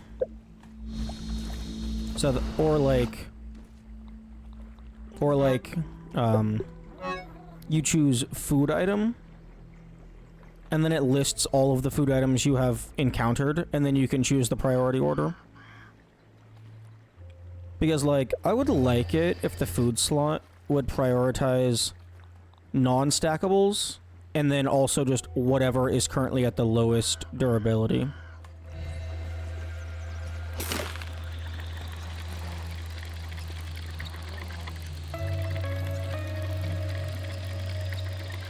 So that, like, whatever has the lowest quantity gets used up first to fill up and to, like, free up an inventory slot.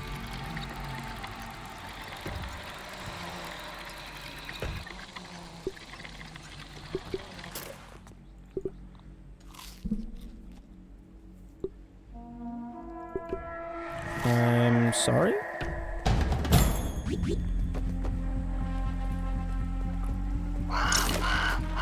Why are they randomly attacking?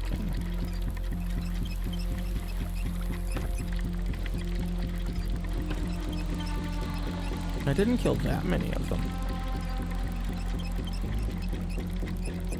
I guess I killed enough. Although they shouldn't even be able to get to my base. My main staircase got destroyed.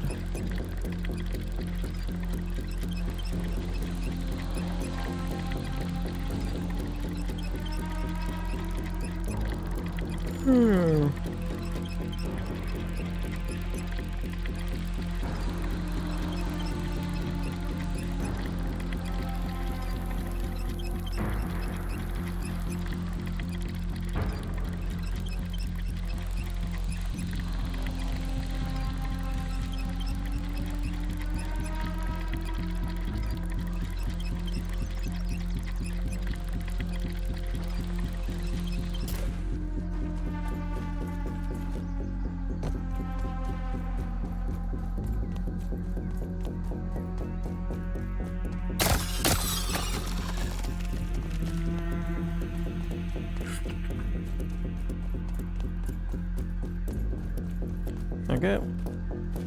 May I see the payback?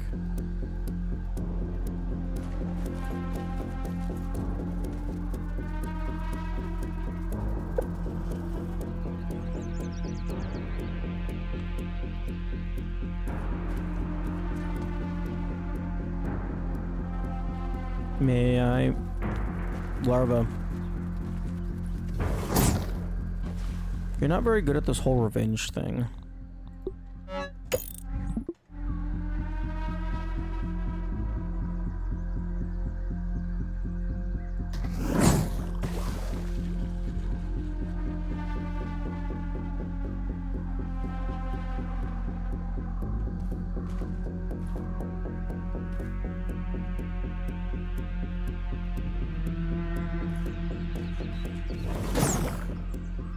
Remaining payback lost interest. Based of... I didn't do anything!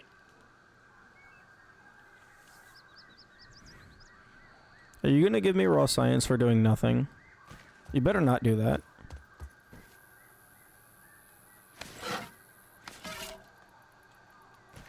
Okay. Good. I was gonna be upset if you gave me raw science for doing absolutely nothing. Okay.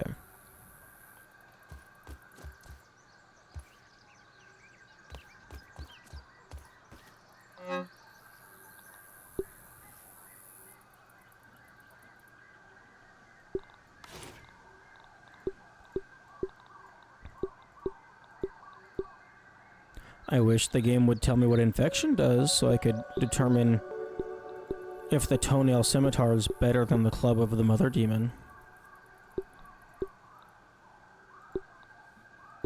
Because the toenail scimitar is pretty damn good.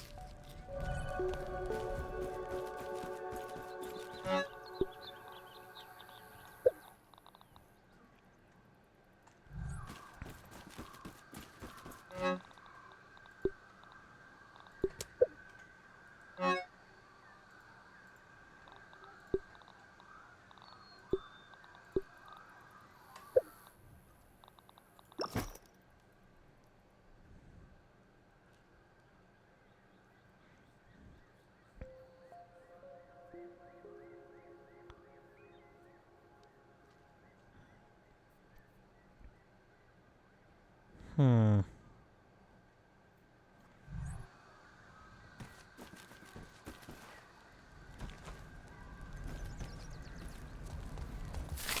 Okay, what am I short on? Ladybug parts. Of course it's ladybug parts.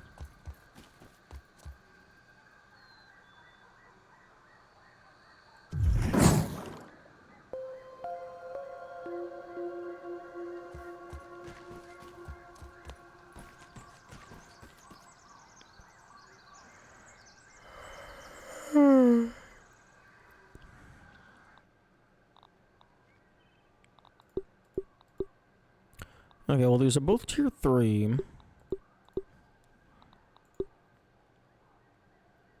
Actually, hang on.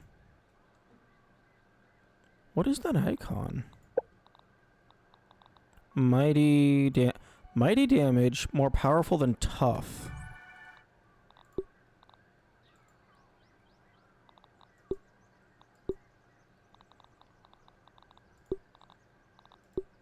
Oh, okay, that's just... Okay, that's just the icon for the main upgrade.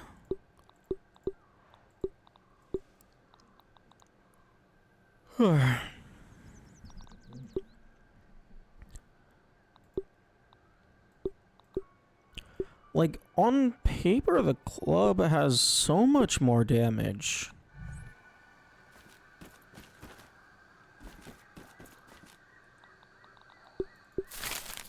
Like, I need sour globs and sour gems. Or jewels. Okay, so I need 7 more of these.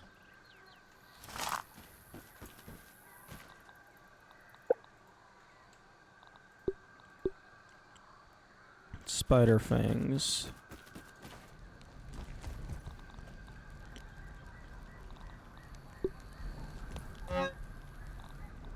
I don't have any spider fangs. Fuck.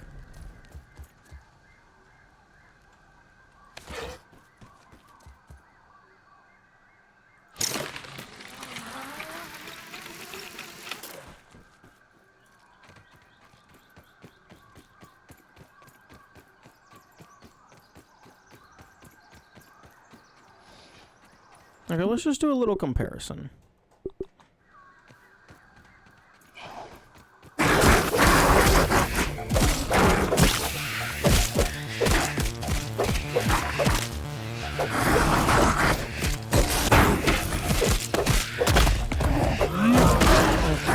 Okay. That wasn't too terrible. I was not looking at the actual damage per hit. I should have been looking at the damage per hit. Oh, this is also two-handed.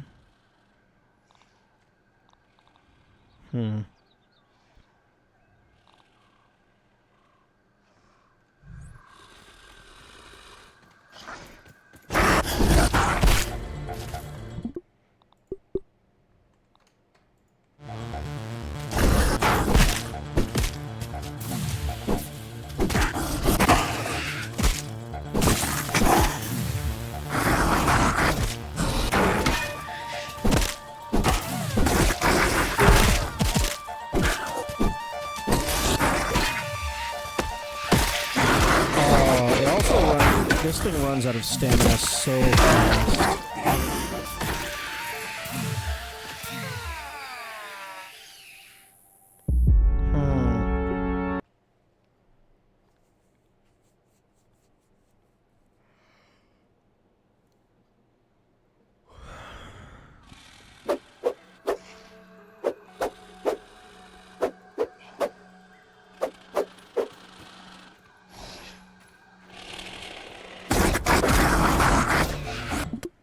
Okay, so...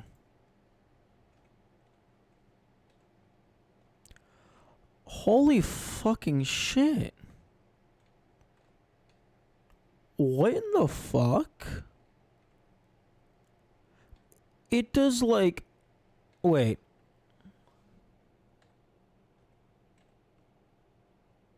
Hang on.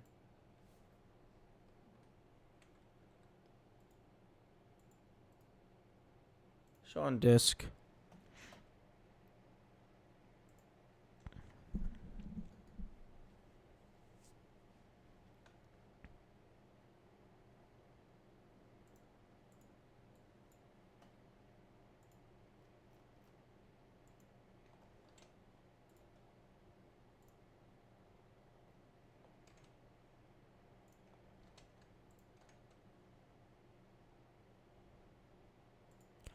Okay, let's go over to Krita. So this right here is the scimitar damage. And that is the Broodmother bonk stick. The scimitar does more damage.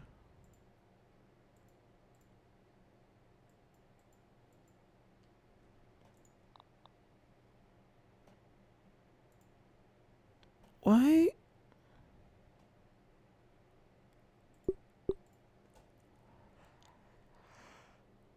I mean, maybe like, that was just for a single hit, not for a combo hit. But...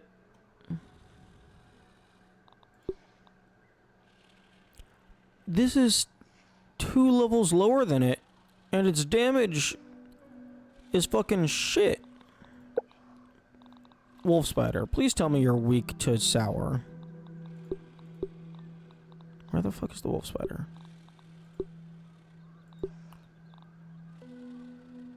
No, you take neutral to sour. Oh, you are weak to slashing, though. Okay, okay. I need to find... What I need to do is I need to just make a new version of both weapons and then find something that isn't weak. Or find something that has resistance slash weakness, like equivalent between both things. Okay, so pupa hide. Oh fuck! I have 2 pupa leather. I need the raw hide. Okay, well I know where some of that is.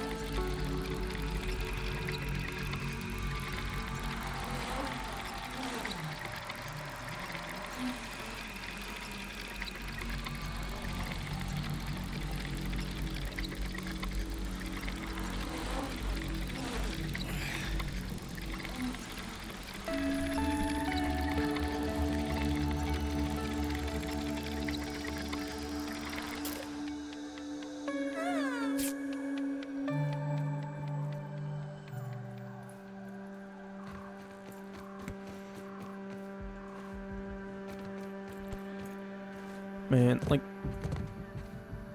it's mildly upsetting because like this game would be so much better if it just gave the player more information. Like magnitudes better. At least for people with my playstyle. Okay, apparently I don't know where this tunnel is. Not this tunnel. Nope, go away.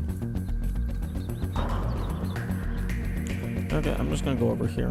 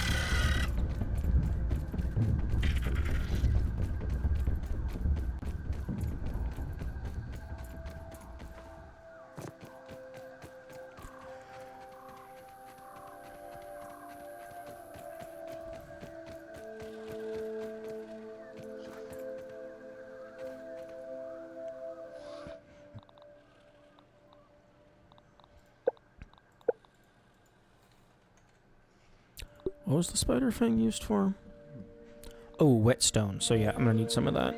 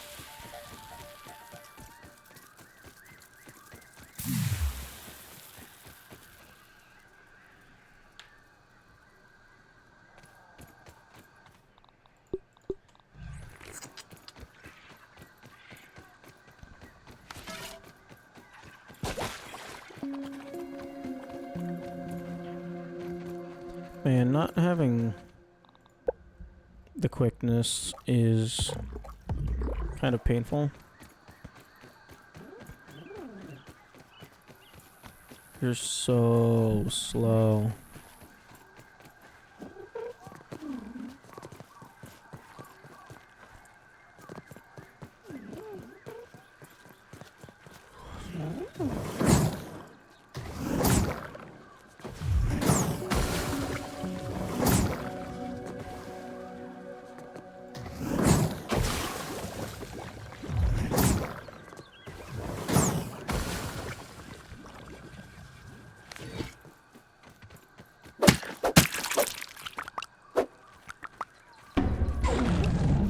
Okay, 4 hide is good enough for me.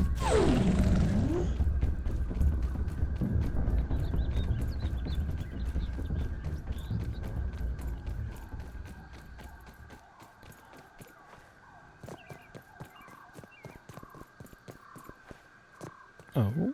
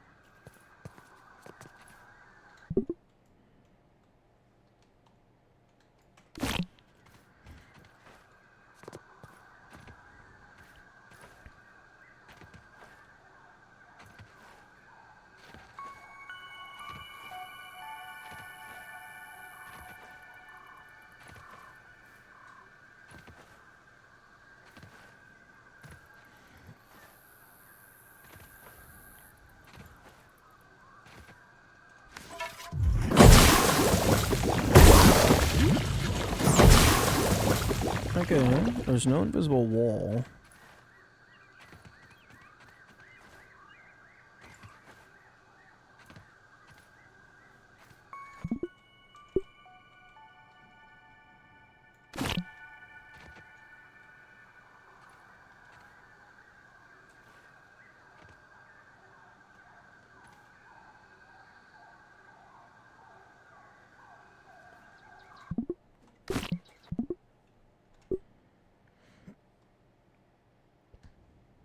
Oh, wait.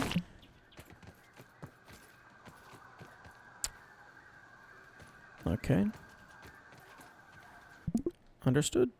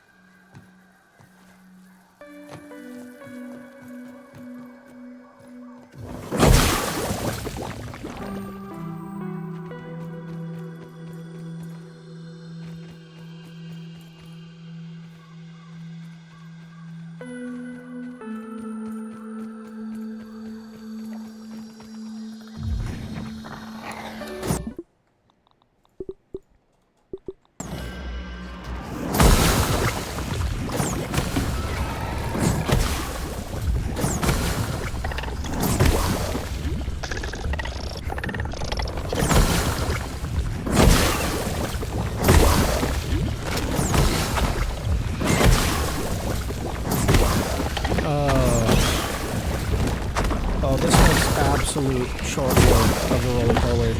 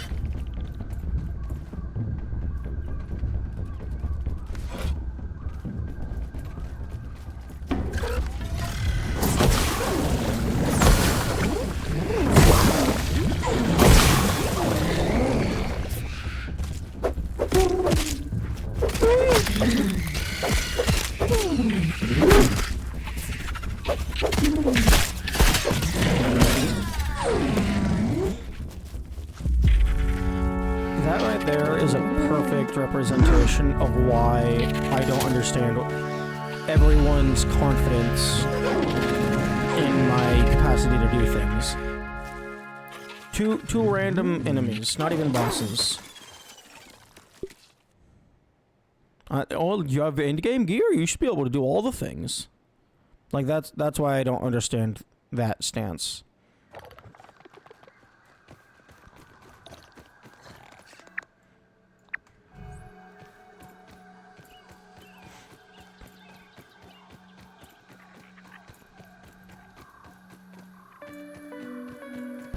Ooh.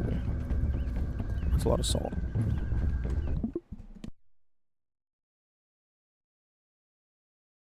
Meh.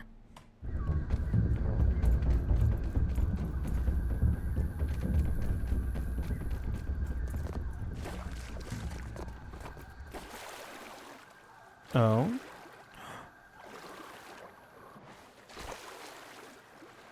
Is this new? This feels new.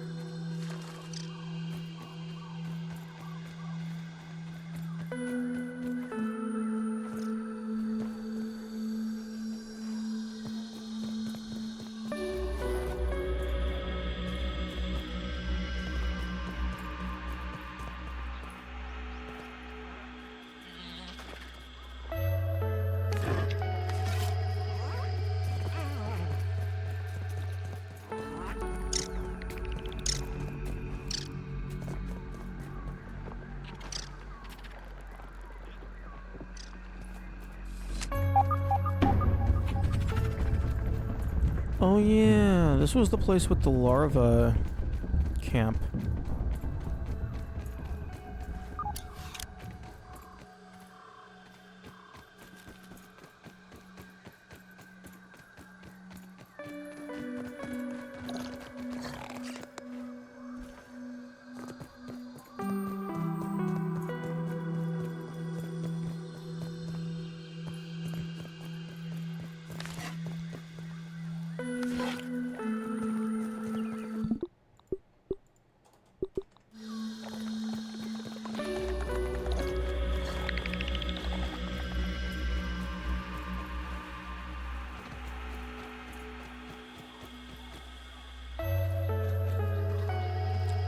Can I please walk through the grass?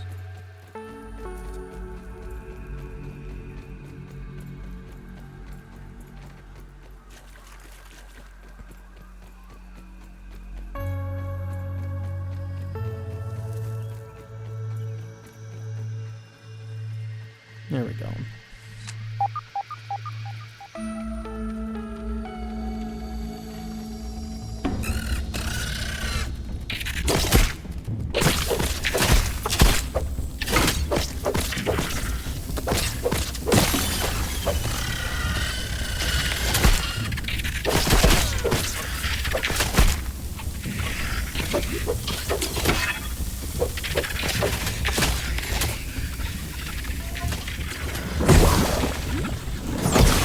Yeah, no, they're fucking resistant.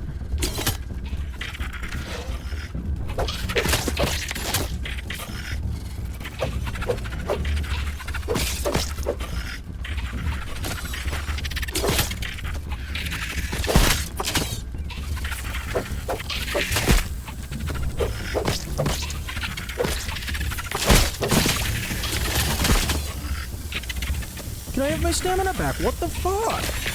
That's a constant issue. Give me my goddamn stamina.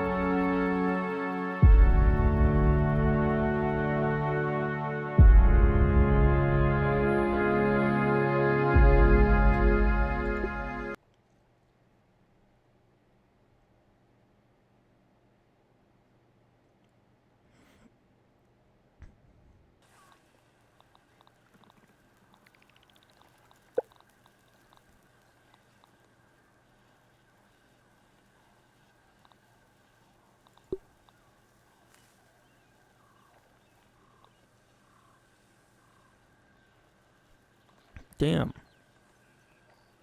Resistant to slashing, and the toenail is still doing insane damage.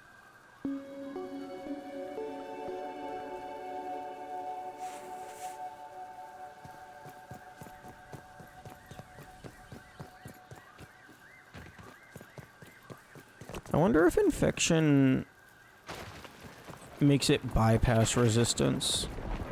That would be cool.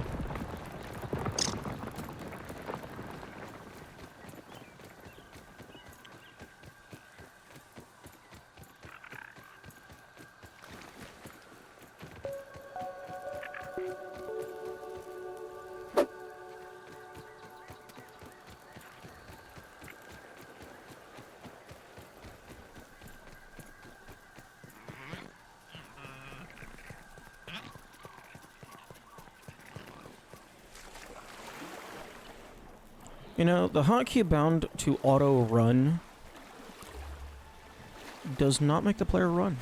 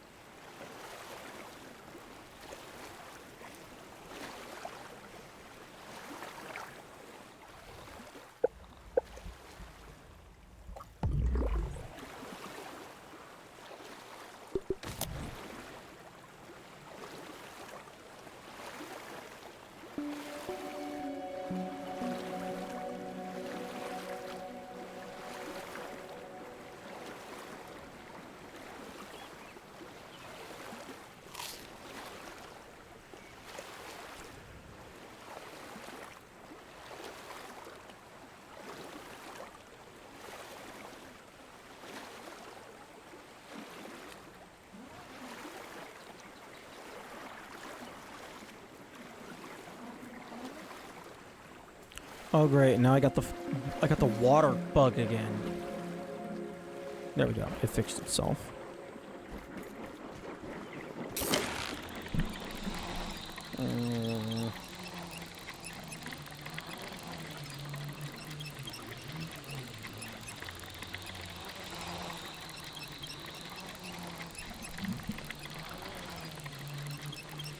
I wish this game didn't get under my skin.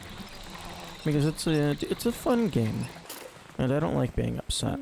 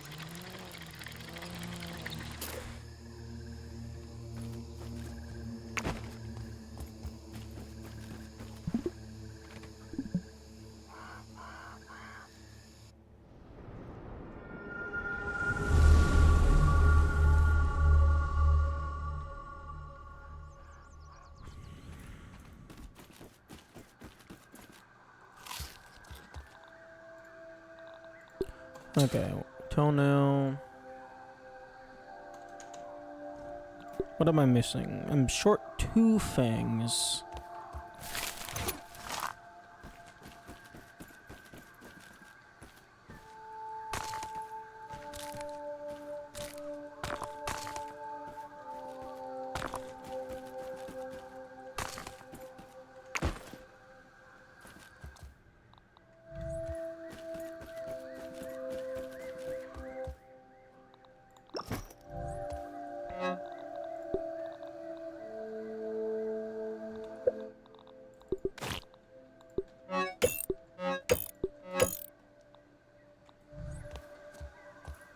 Man, I wish I had enough Supreme Plating to fully upgrade this.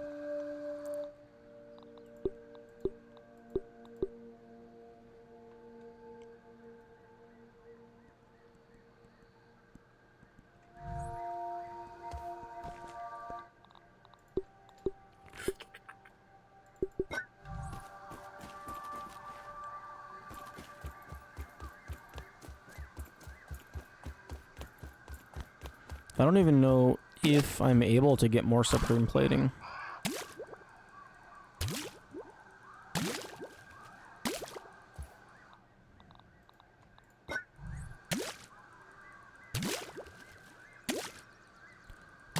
I could maybe see the sticky chest having the recipe for Supreme Plating.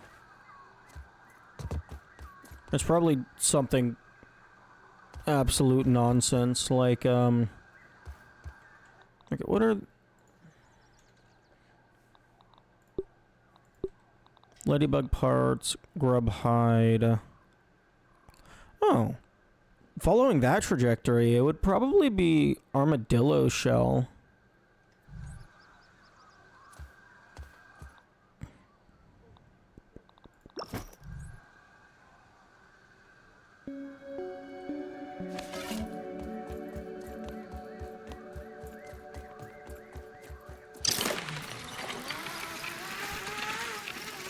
Although I have extra damage, I have higher loot luck.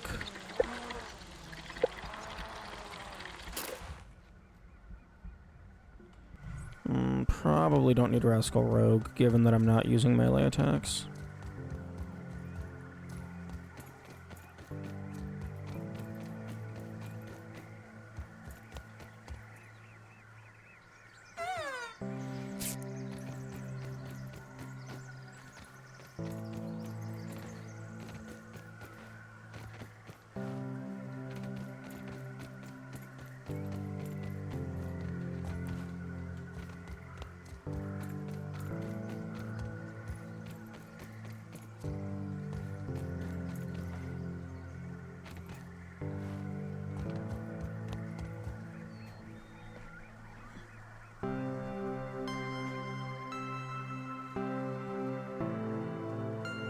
I'm trying to adjust the lumbar in my chair.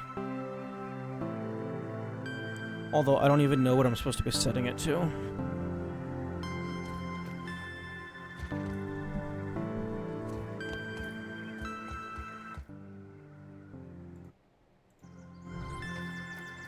Oh my, stop it! Stop falling out of the tree.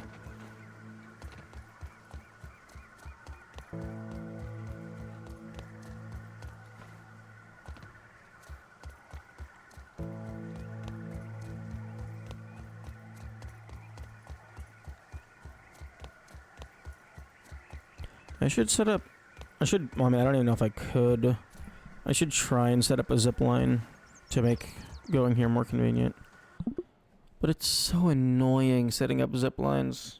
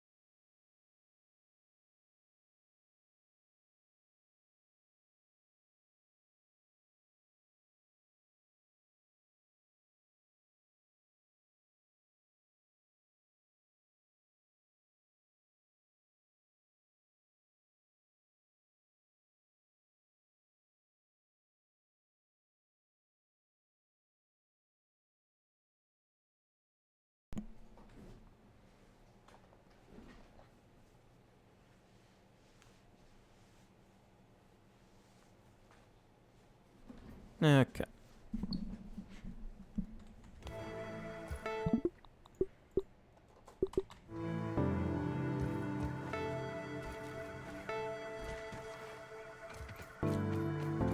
Actually, I just realized the game also doesn't tell you how much damage bonus you get from the stuffed creatures. The game doesn't give you any numbers. And it's to a significant detriment. Like, in my opinion, not having statistics available is making the game worse. Because, like, just as one example, I'm having to go and build duplicate weapons just to compare their damages. Because I can't tell how much damage they deal in a vacuum.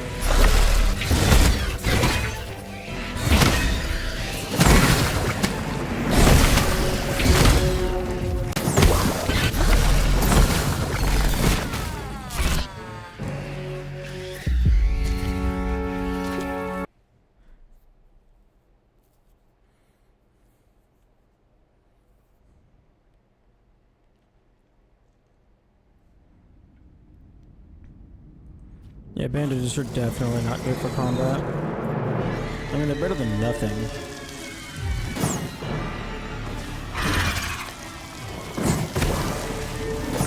Like, I'd rather have them smoothies.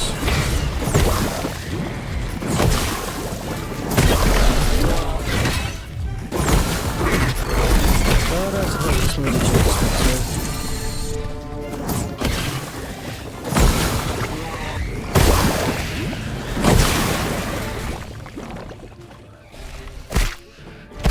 Interesting.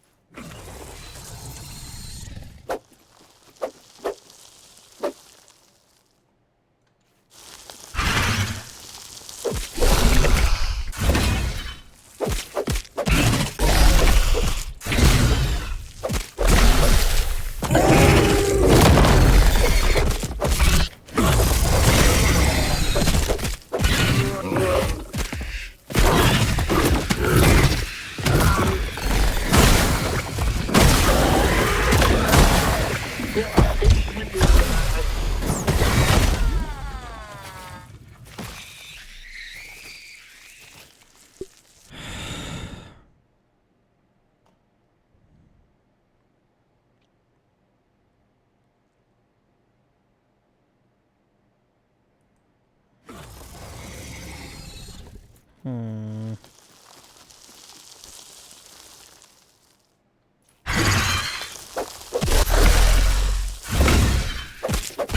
I think I might not be having as much fun anymore, which is very bad. Because I want to be having fun. I still have objectives left.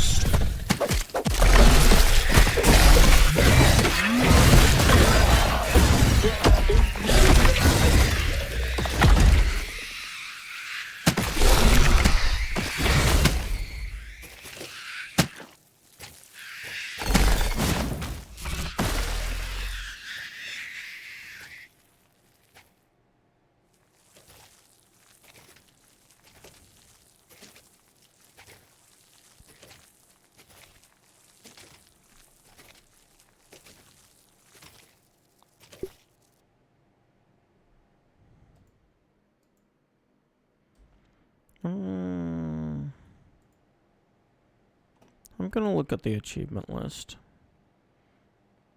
I have 30 out of 45.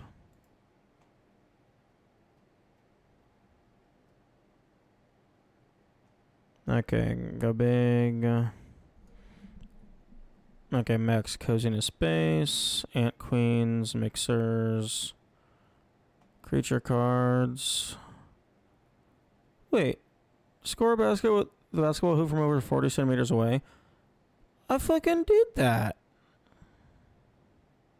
No, I did 30 centimeters.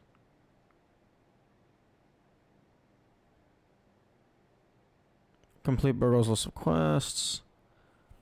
Score 100% on the in-game report card. I'm not looking at any of the hidden shit. Final achievement, 0.8%. I wonder what that one is.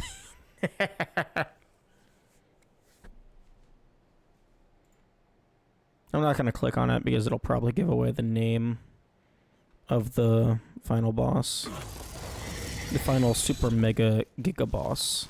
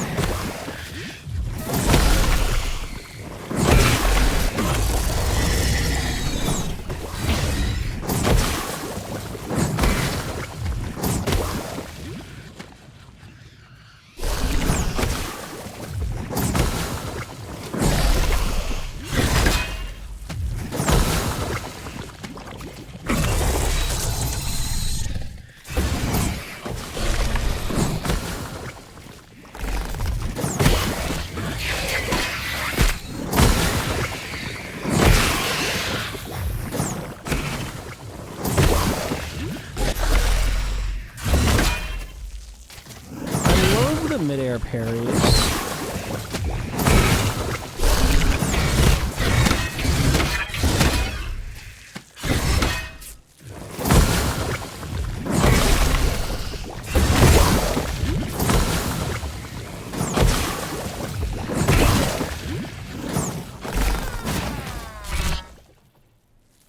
I hate the poison. The point.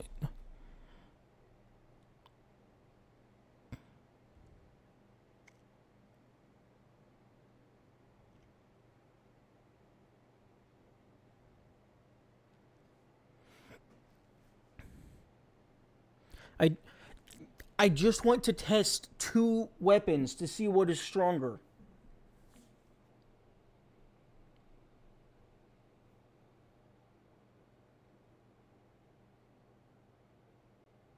Okay, you know what? Clearly, something is wrong with this. If I'm being this upset. So I'm just going to stop doing that.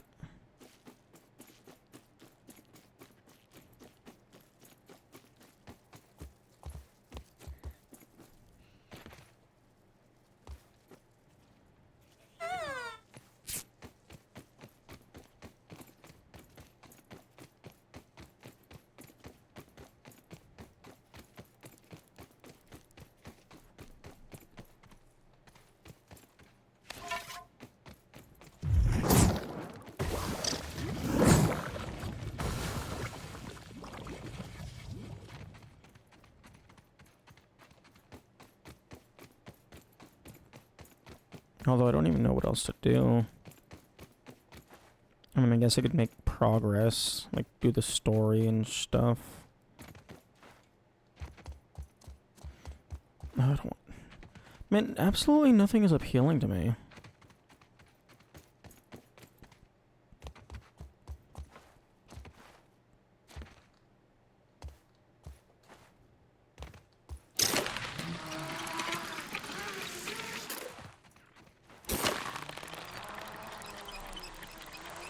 Fuck, maybe it is in my best interest to just be done with the game. But I don't want to do that. That's stupid. That's stupid and dumb. You're not done yet. There's still stuff for you to do.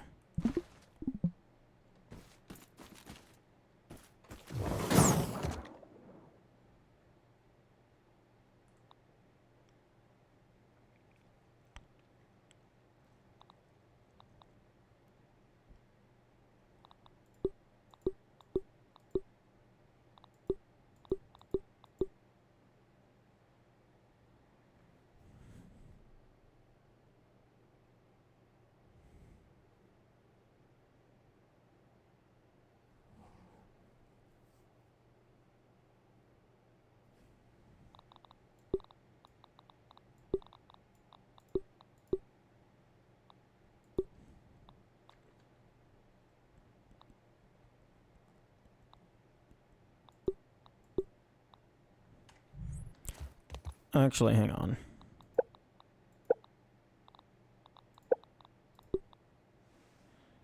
Okay, so I don't have to craft this in order to look at this.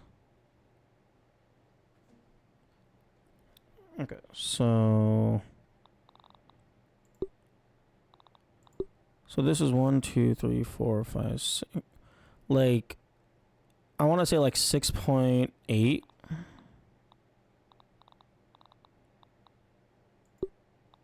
And then this is like 2.9. So like in theory, the club is over, like just about or over twice the damage. Yeah, it's over twice the damage. But the fucking toenail has the... I am getting so upset right now that the game doesn't explain what infection does. Because I've been using the toenail well, not been using. I did use the toenail scimitar for quite a while, and it never became obvious or apparent in any capacity what infection did.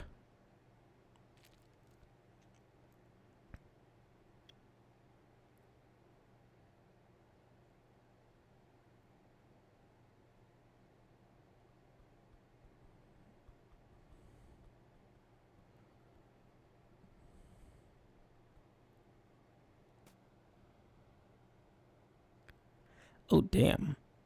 I did not realize that this weapon used 10 toenails. Although, fair, it's a very powerful weapon.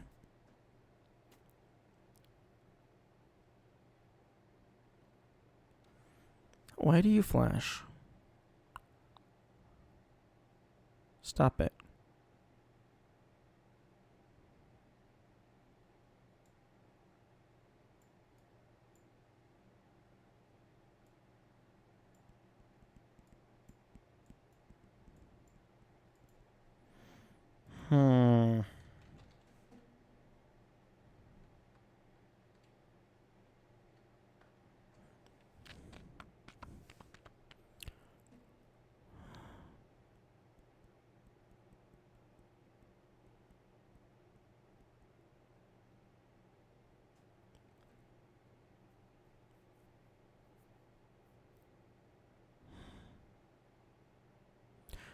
Okay, I think for the sake of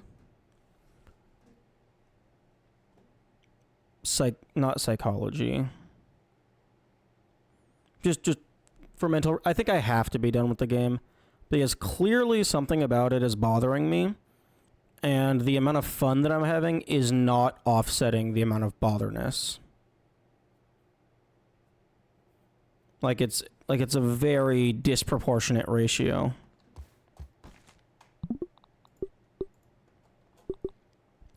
So Let's go to the main menu, take a look at something.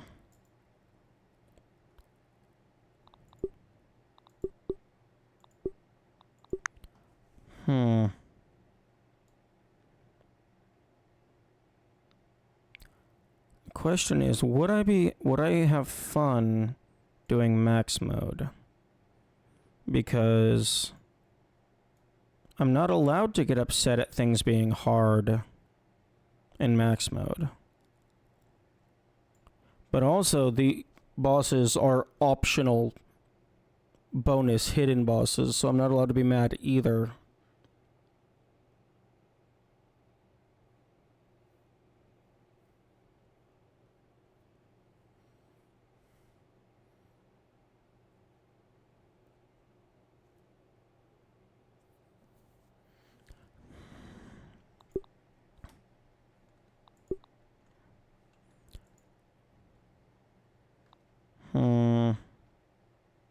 Maybe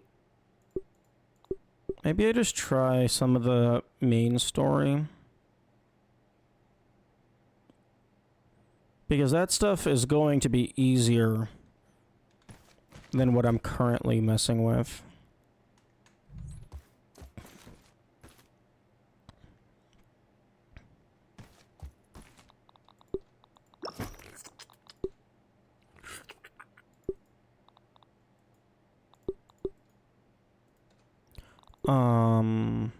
What?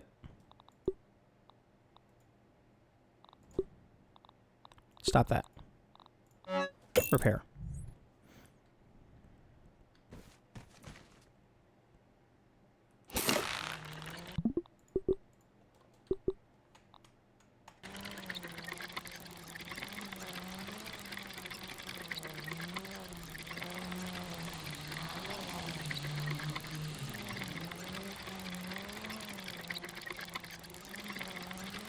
Man, I haven't even killed a fucking moth yet.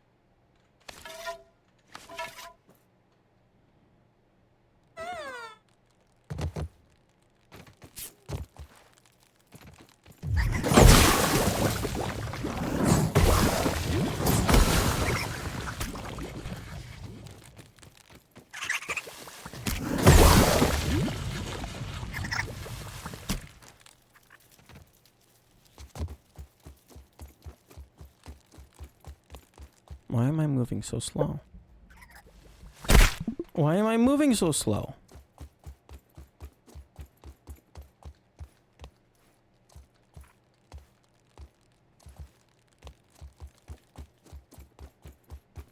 Stop it.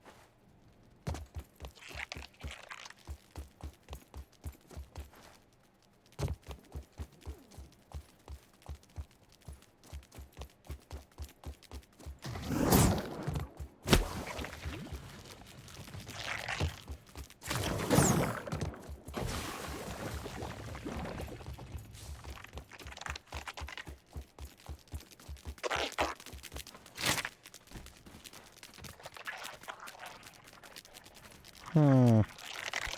I wonder if they want me to bring this anywhere.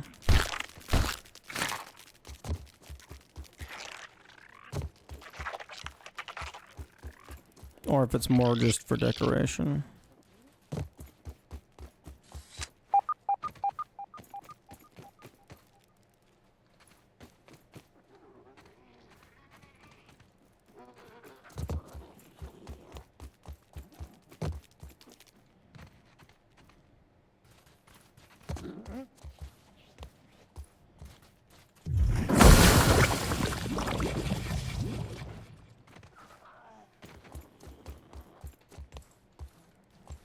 I'm kind of just looking around for the mantis recipe.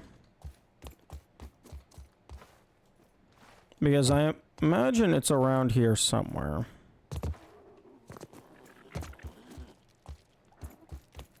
The other two recipes were nearby the boss in the same general area.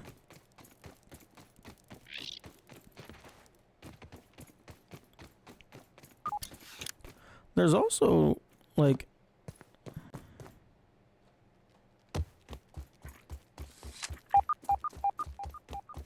at least one...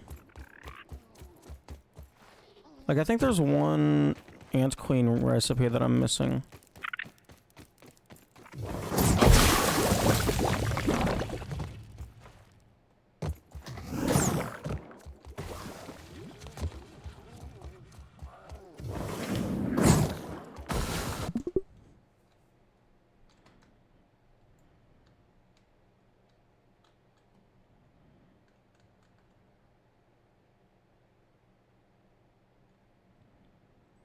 Oh, interesting. Some of these splattering effects have like a kind of billboarding.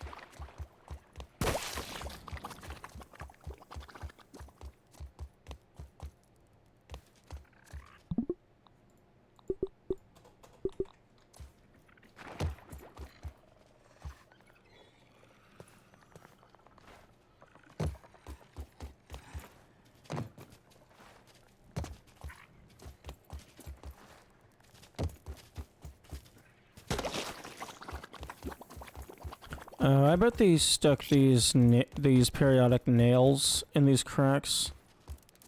Just, so that the player wouldn't get stuck down there.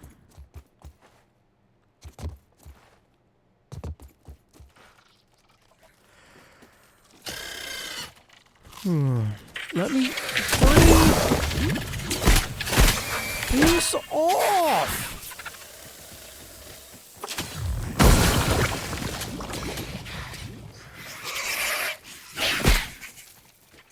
Can I run at all? Okay, yeah, no, I'm getting way too upset.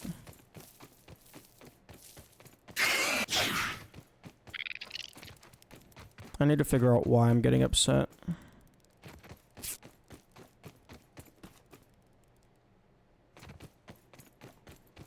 And put a, well, not put a stop to it because it might not. I don't fucking know.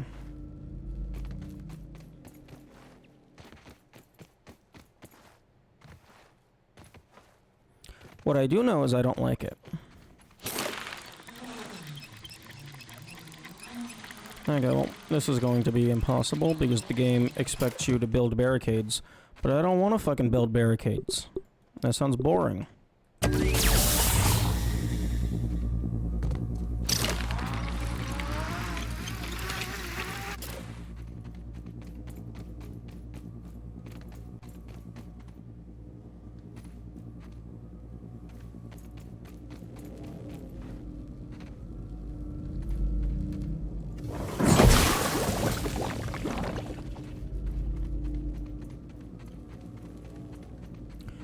You know, in retrospect, probably should have grabbed Wendell.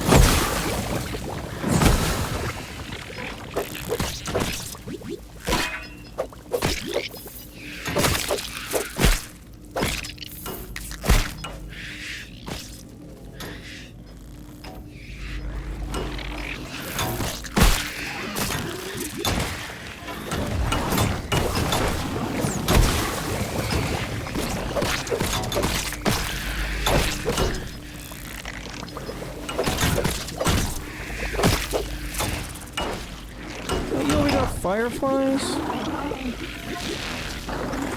No, more stamina, please.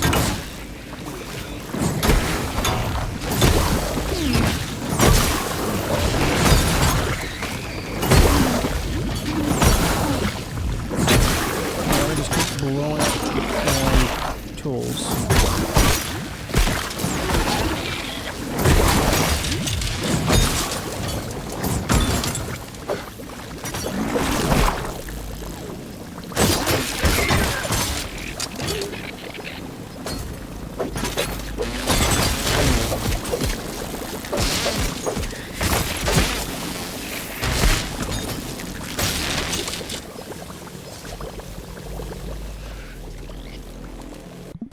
Yeah, that's not happening. No, that's not happening at all.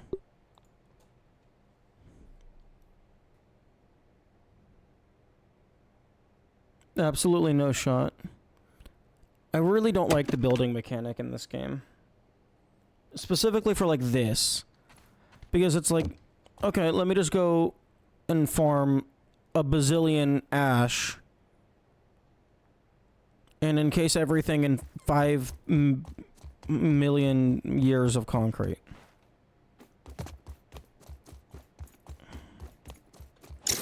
I mean, maybe that wouldn't even work. Maybe that wouldn't even be good enough. I don't know.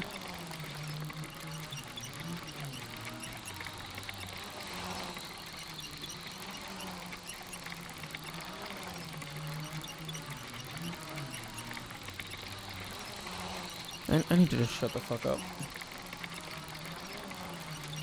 I need to stop complaining about shit before even testing it.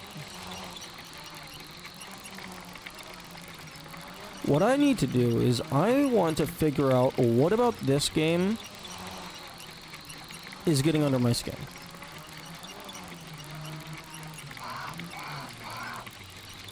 Because like playing Bunker, fine. Absolutely fine. Took like a 2-week break from this game. And then I come back, day one, it's bothering me again.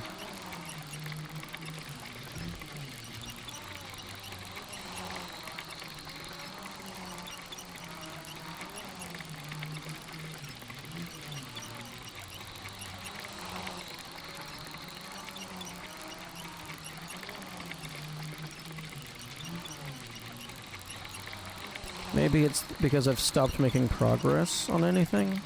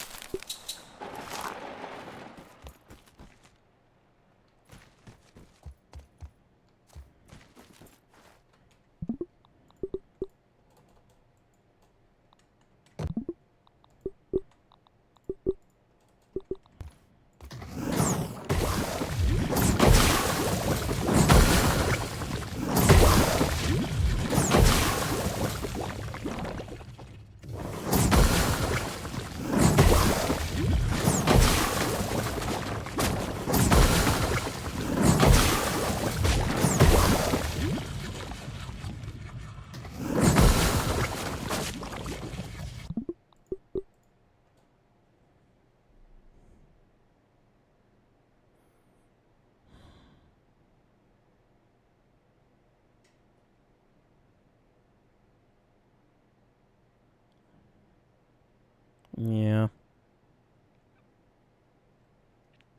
I was hoping it would feel nice. Because, like, I don't even know. I am in a negative mental state, and I do not like it.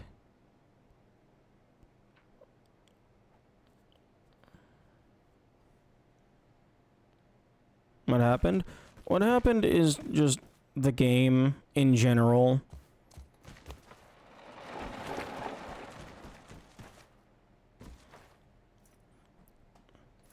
I am just having greater difficulties making progress with diminishing returns on fun. So it's just becoming a disproportionate ratio of like just whether or not I should keep playing if I'm not enjoying the game. Because, like, there's stuff that I want to do, but, like,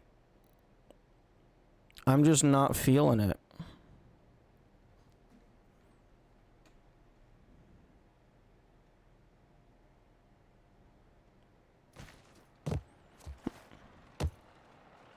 Only progress right now is the bosses, though.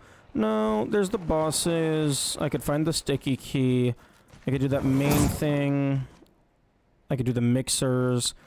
There's a lot of stuff that I could do, it's just all of it is insanely difficult.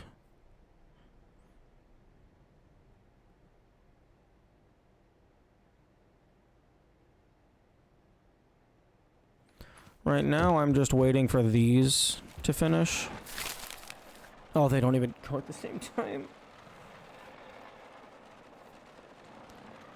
Because, like, the Java-matic is expecting you to build walls, which I do not like.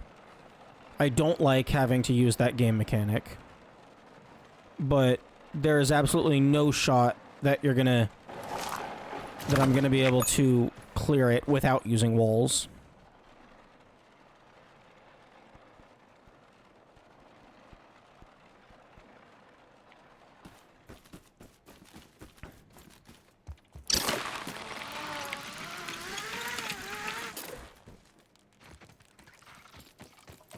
I don't like building walls for defending inner defenses.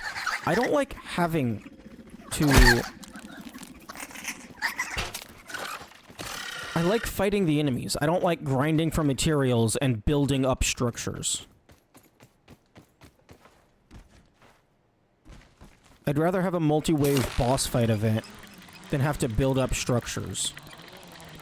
Especially because if you're not allowing yourself to reload prior saves, you make one attempt, and if you fail, you have to go and do all of that again.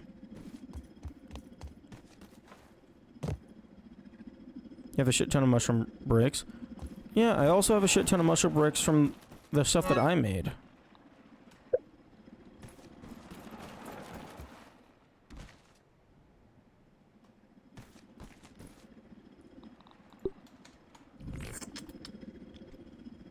But mushroom doesn't feel like it's going to be good enough.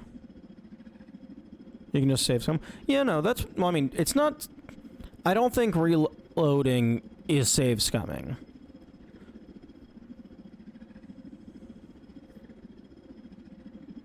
But, like, for people who don't use that, they're just getting absolutely shafted.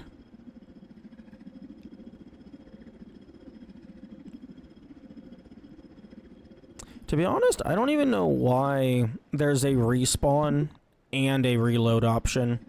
I think it should just be, like, one or the other. Because there's, like, absolutely no reason to use respawn if you have reload. Outside of, like, a couple niche scenarios.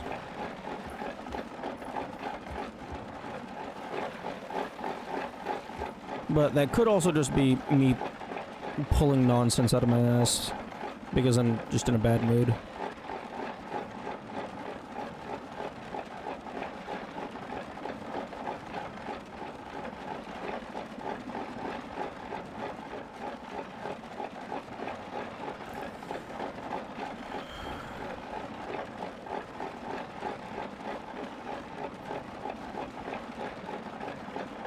Respawn equals rewind. Yeah, but like save before assuming you are doing periodic saving, there's no reason to ever respawn. Because if you respawn, your shit loses durability. You have to go and pick up your bag again. Whereas if you reload, oh, you just go back 2 minutes and you just go. Co-op reloads are a pain. I always forget that... Oh yeah, that's another thing. This game was designed for co-op. That might be a part of my issues, to be honest. If the game was designed around co-op, like, they're not expecting people to play it single player.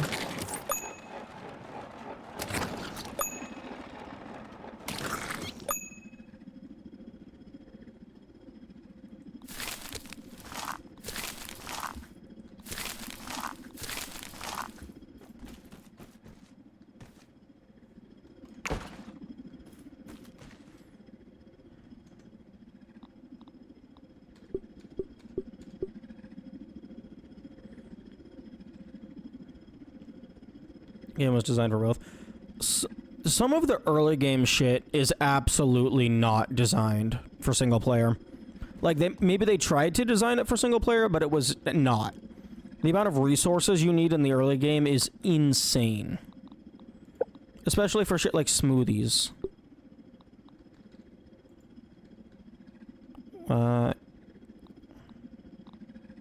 Why cannot...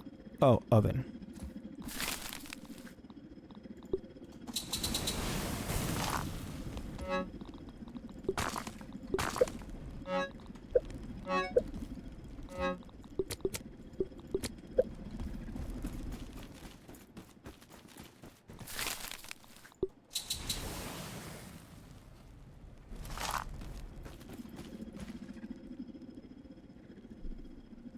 The only insanely difficult thing is the super boss. Well, yeah, I don't know. This game is really, really, really hard. Like, maybe it's just the parrying. Maybe it's just I'm bad at parrying. But, like, the enemies in this game are absolutely cracked. Like, even with in-game armor and stuff, like, I'm still, like, having a hard time with some of the just generic around the map enemies. Like, it's not even in-game armor. I have fucking optional boss armor.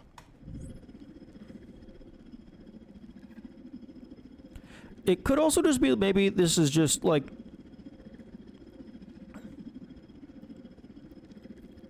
a play style type thing. Like, the game is designed around a play style that I haven't, like, I don't do.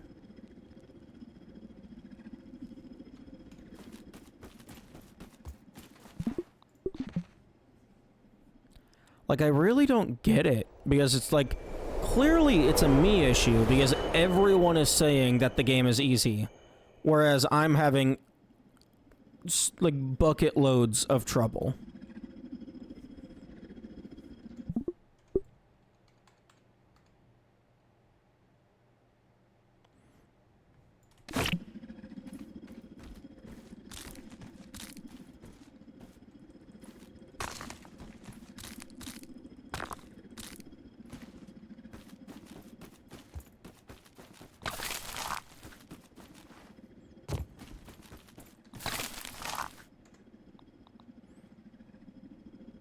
Okay, 1 ash cement for 1 wall.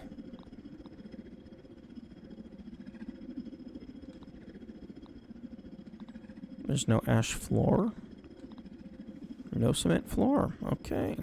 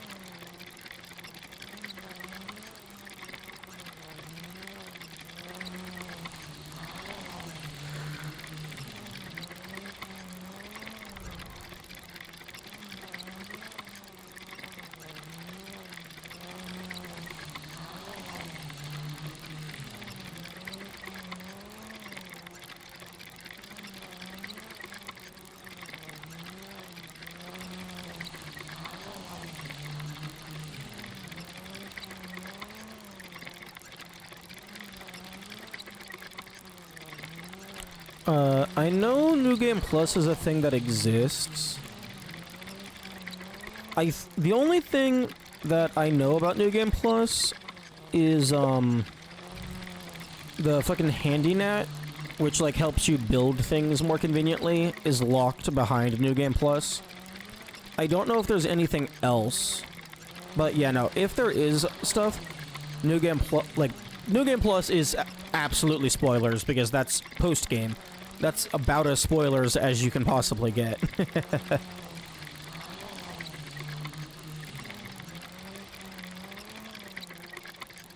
I should have grabbed some splinters.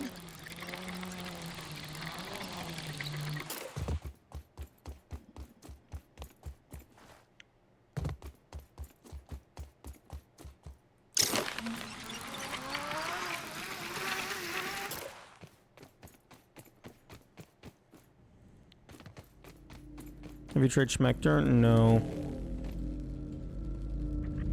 Why can't I relocate?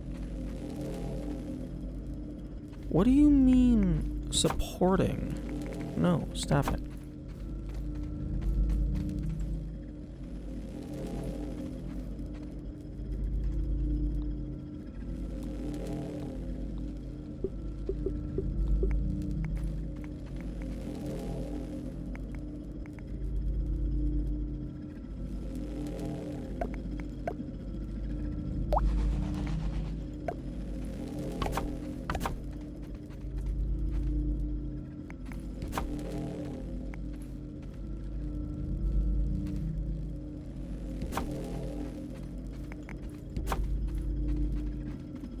Wait, what?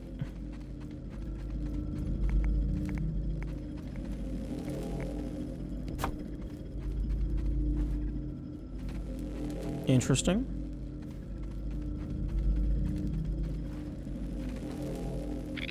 I was expecting that to snap in a different way.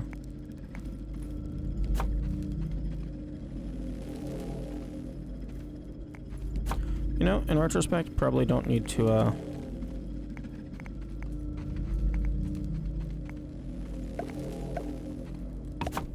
get rid of the...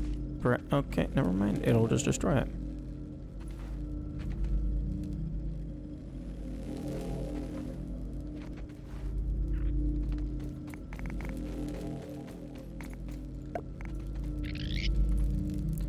Cannot build it. Oh.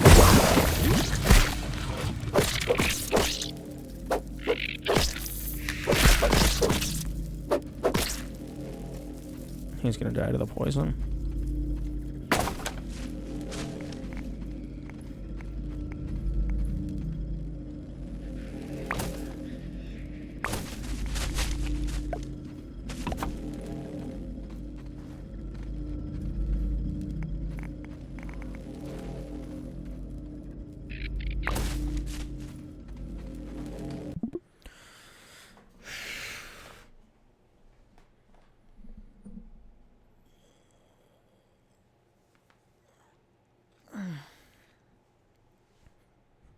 Well, like it just feels like the mixers just last way too long.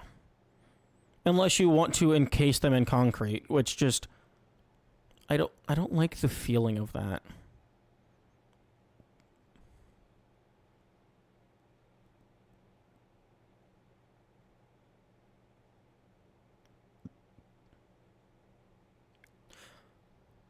Like the mixers are so fragile.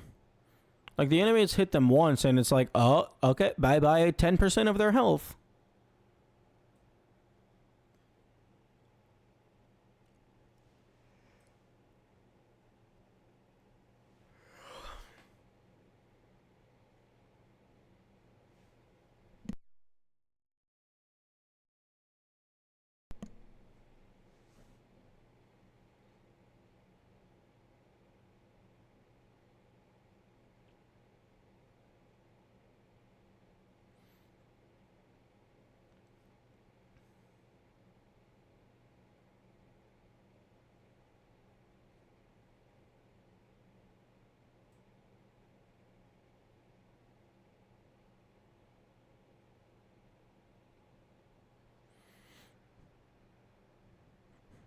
I mean, it's essentially one of the key aspects of survival games. I don't like having to build. I don't like being forced to build. I'd rather just fight the enemies and get good at the combat.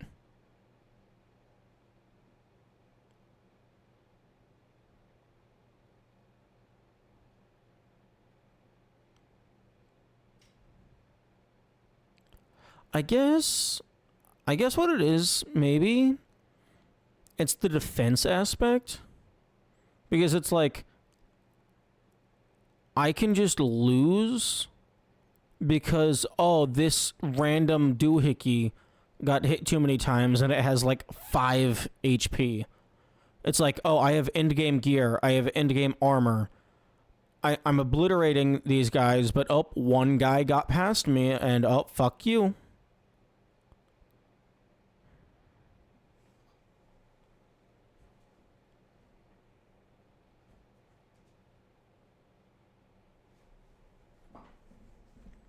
I think that's more of what it is.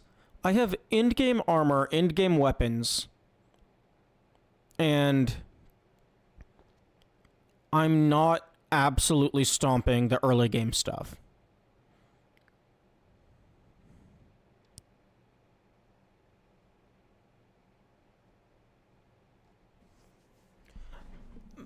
That might be what it is. Like, I feel like I should just be obliterating early game stuff with my current gear. Cannot build in... Piss off.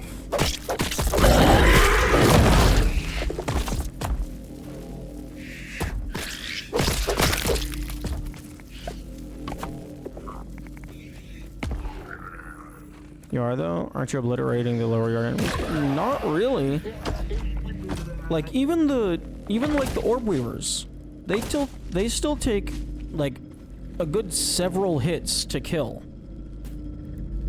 And then, especially for the mixers, like just two of them, like, two things get past your defenses, and you're just done.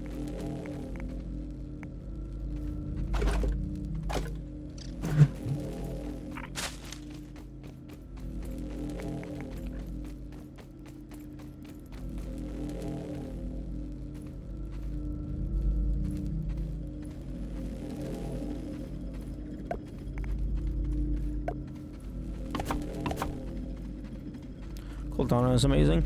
Yeah, unfortunately, Cortana is like an insane mixer.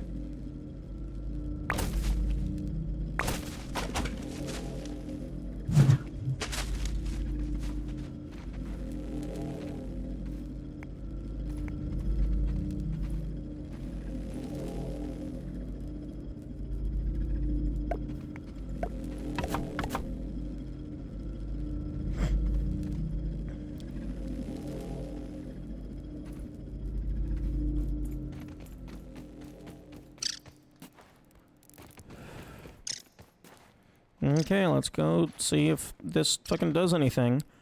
Spoiler alert, it's not going to do anything because they have flying enemies.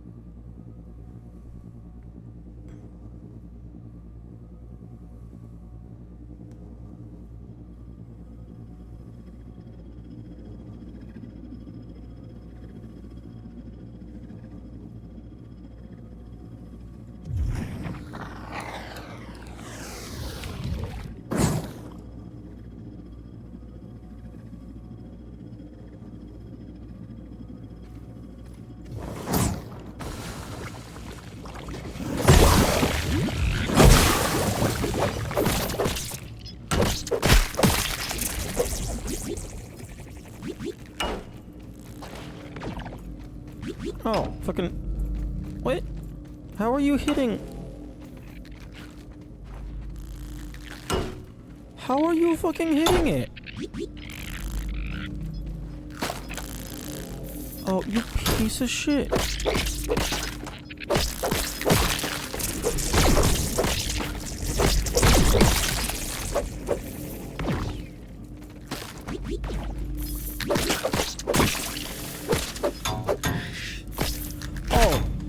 No, that's absolutely not doing goddamn anything. Fucking shit for defense.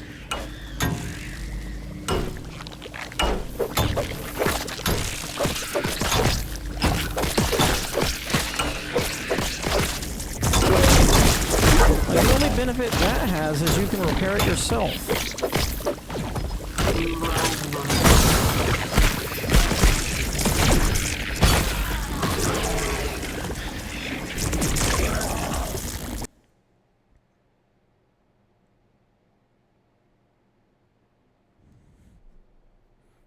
Yeah, I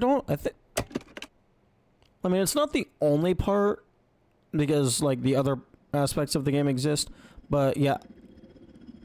I don't think I like the defense events. I don't think they vibe with me.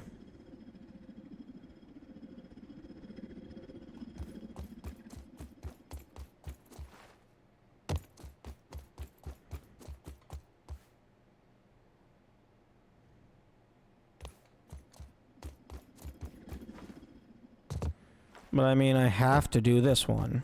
It's required. There's no way past it. Unless, like, I want to absolutely fuck the DPS into oblivion. FPS, rather. Although I don't even know how you do that. I mean, like, in-game, you just drop a bunch of items on the ground. But there's probably an external way to tank the frame rate. Like, prevent the game from running higher than a certain speed.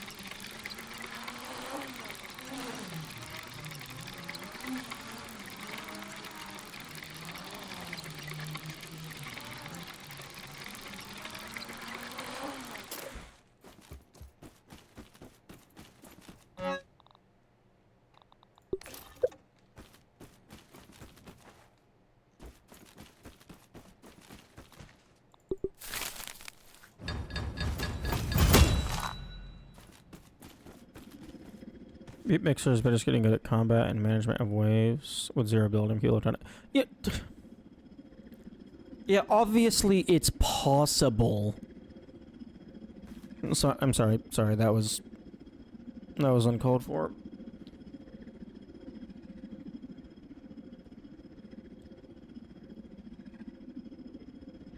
I'm just. I just don't get. I just don't get how it seems like everyone finds this game easy. Like, there's something I'm missing. There's something I'm missing.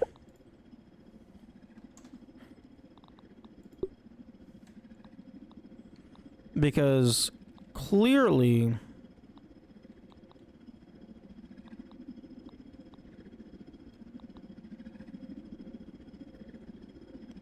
there's something I'm missing. If everyone finds this game easy, and I'm finding it to be impossible.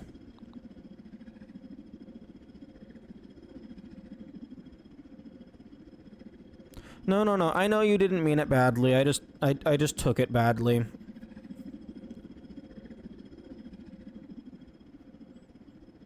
It's just that's like one of the major issues with being in a bad headspace.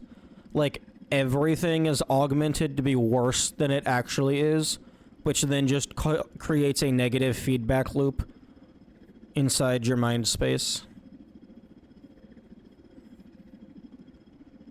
And like, and then for me personally, I don't know why I'm upset, but then I get upset when I don't understand things, so that feeds back into it as well. Ugh, sturdy whetstone is spider fangs.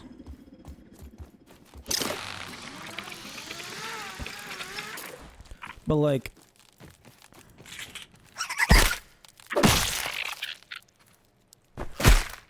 What? Oh, listen. But like, I just don't get it. Like, I have level 7 Broodmother armor. And the fire ants are still just obliterating me.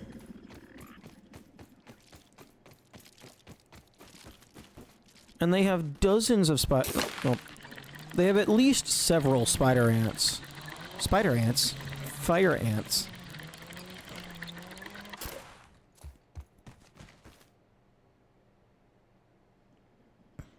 And I can't even use my...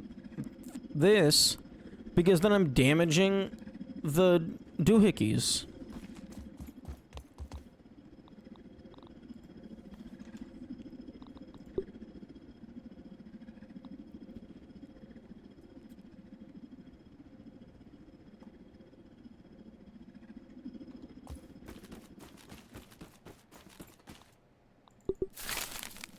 I need 2 more larva spikes.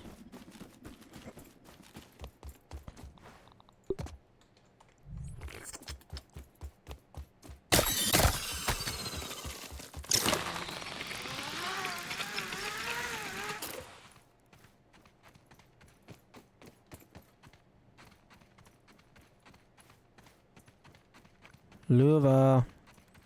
Wherefore art thou, Luva?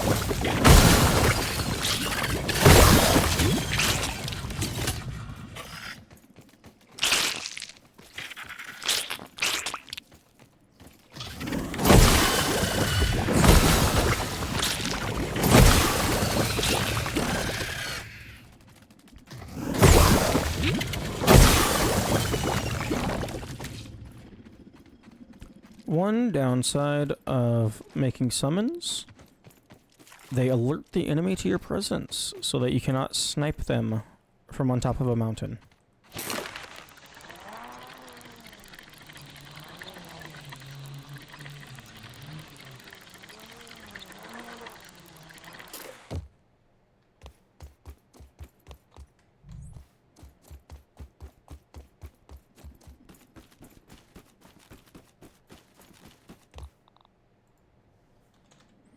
Okay, so 2 of those.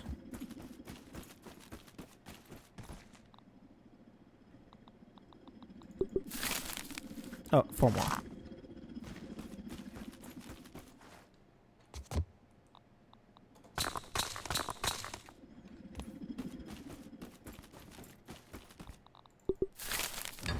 And then 5 mighty globs. Yo, that final aftershock looking kinda spicy. That's a unique ability.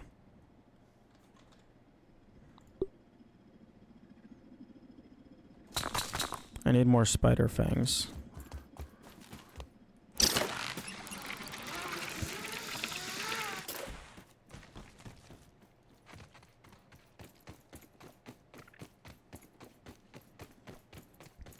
Hello. Hello, Mr. Wolf. I need to stab you in the face real quick. Don't mind me.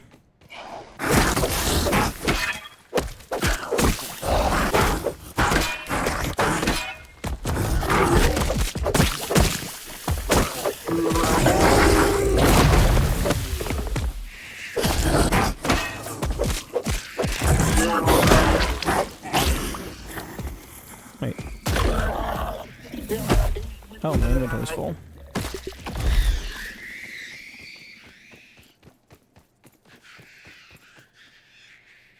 Acid gland?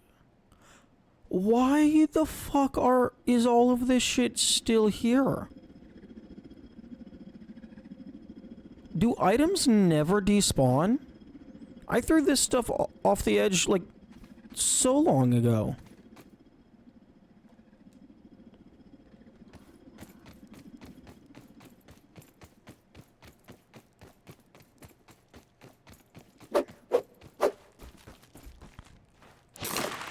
You spawn only if object limit is too much? That... I don't know how I feel about that. Like, I don't think it matters. That's just definitely not what I was expecting.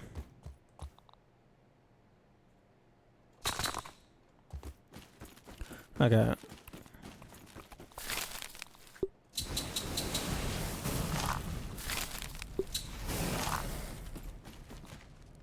So this is level 5. So I think it'll be 15 mighty globs, and then it goes into the jewels.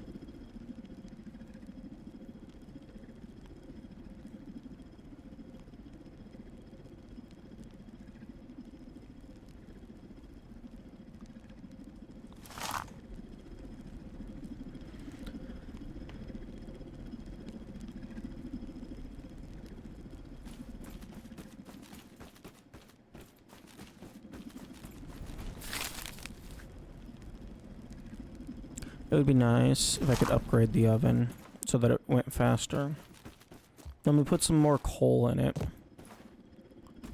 Yo, that would actually be kind of cool. Be able to consume 1 coal to like bump up the progress bar by like 15%.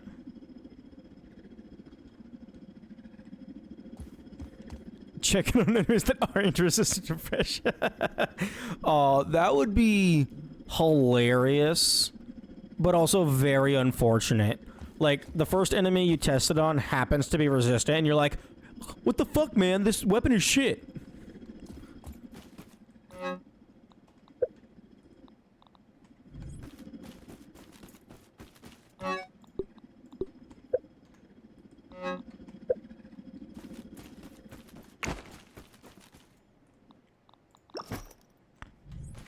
Yeah, let me put that shit away. Put that away. That away.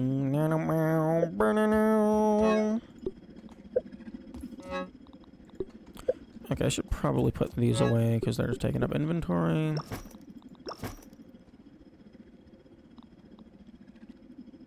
Okay, so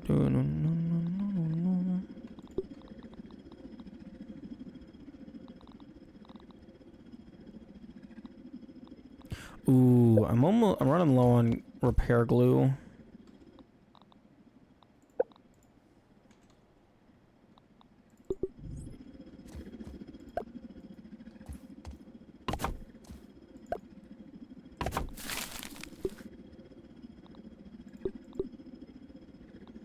Oh, the glue is so expensive. But I mean, it is a universal repair tool, so...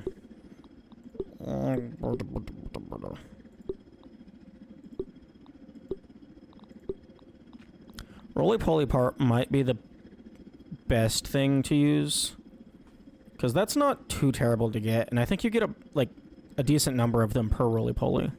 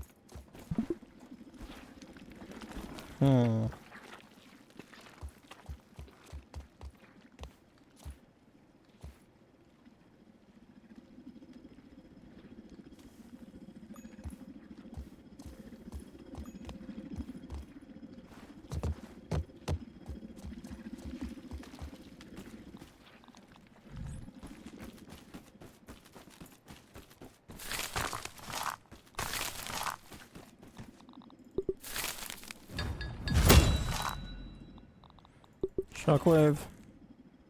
Yeah, shockwave.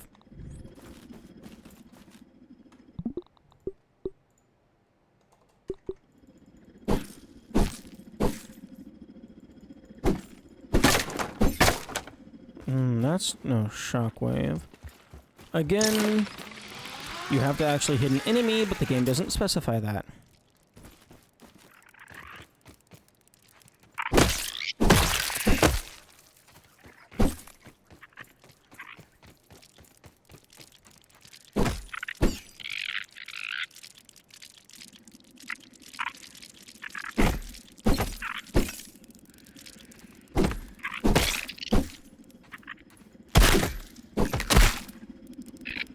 Give me my stamina.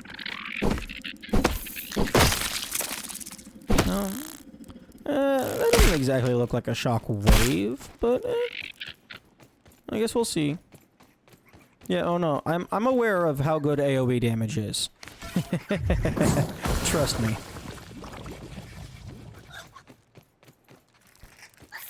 Why am I moving so slow? I have the quickness on. Why am I... What the fuck? Okay, that feels like a bug. Because sometimes I will move super slow, check my mutations, and then the game will remember, oh, you had the quickness on. My bad. Here you go.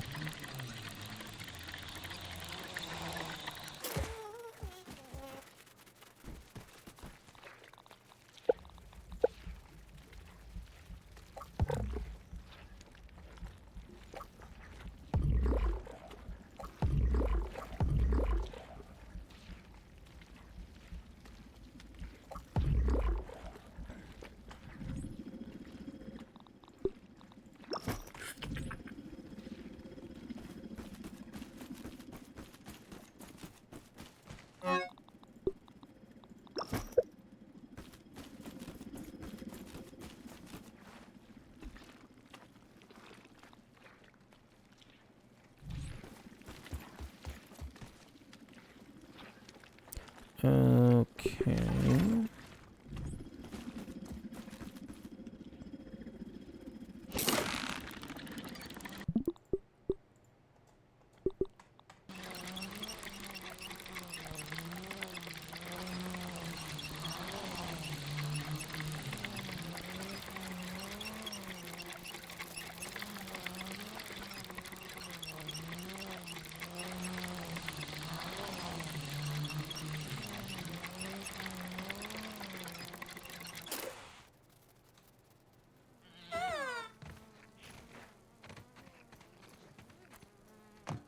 Is there anything of note here? Filled embiggening cell. Locked. Requires key. Okay, so I need to come back here after we do the Doohickey Brigade.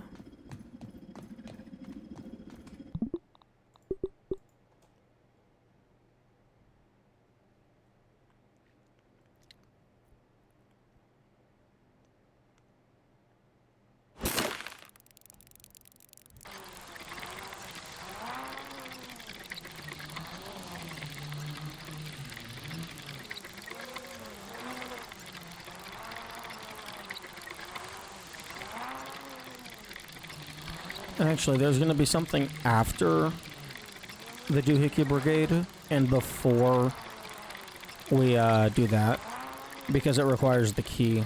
After the Doohickey Brigade, we're going to get the embiggening cocktail, probably. And then maybe something happens to Wendell. So we gotta go save him.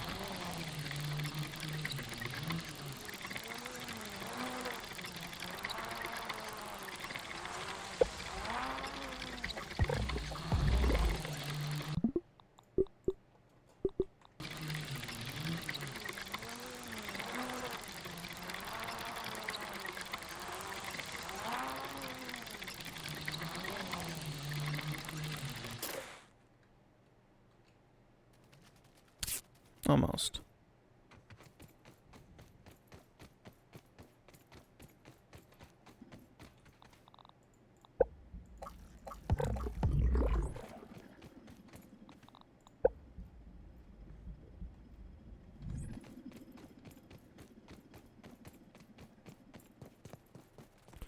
Okay.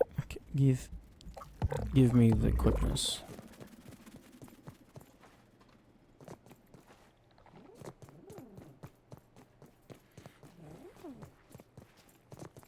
I think my biggest issue with the clubs is that they use so much stamina.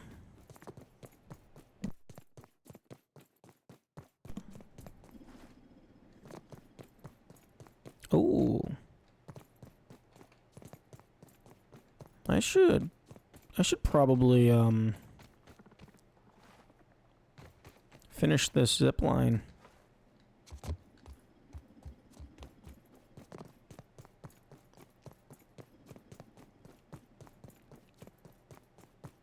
Yeah, that goes right back to bait.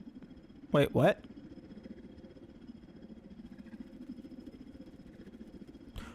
Oh, it's on the upper level, maybe? My second zipline set?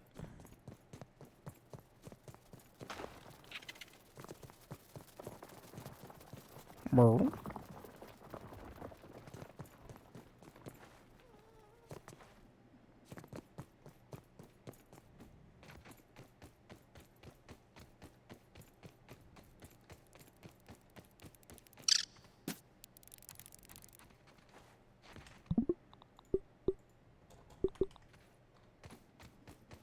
Thank you.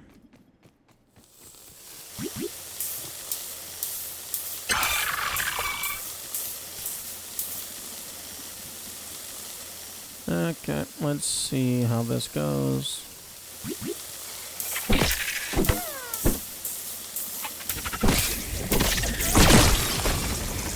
Wait, what? Why the hell is Wendell whooping? These aren't orcs.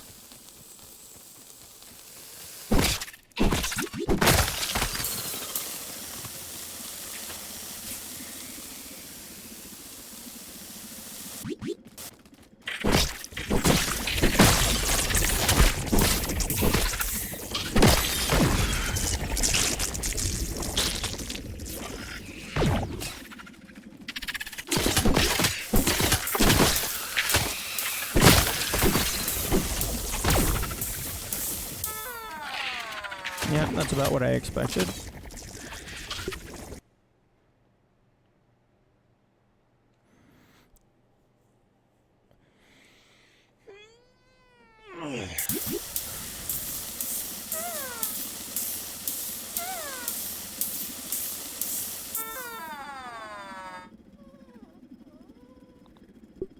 No, don't load last save.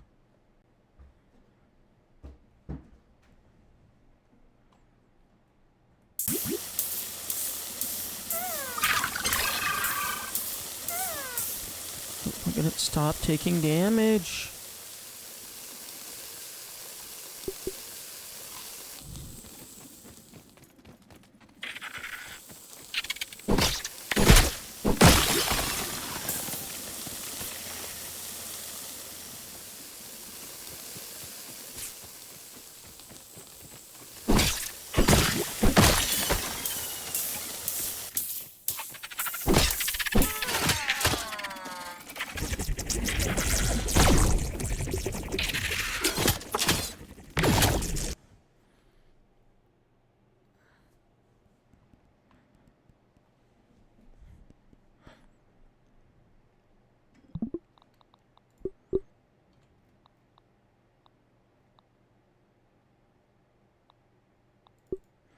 Yeah, that's not happening. Not without ludicrous amounts of healing items.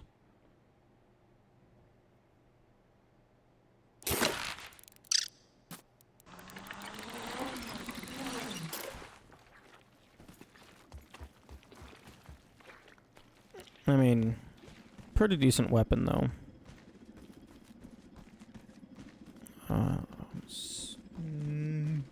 Brain, stop being tired.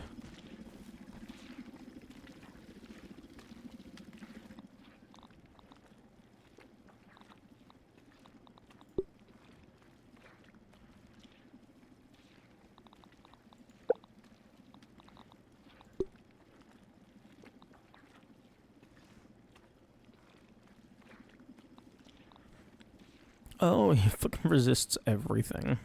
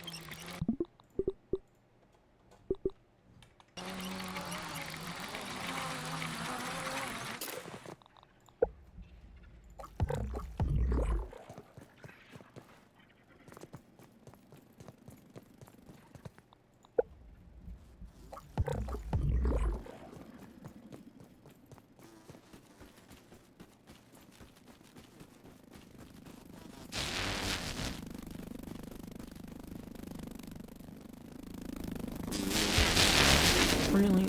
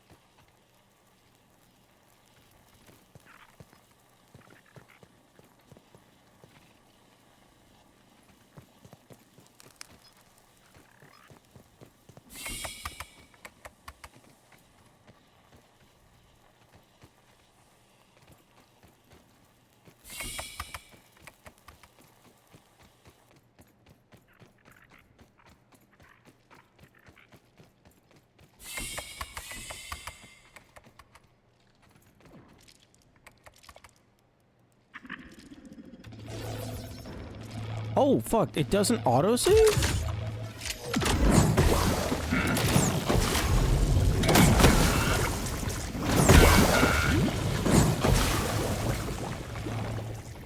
I guess because it's like a unique...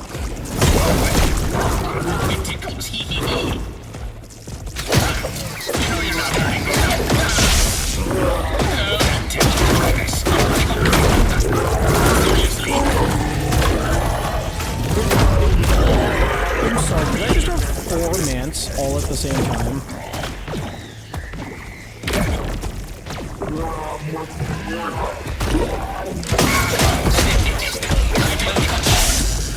Interesting.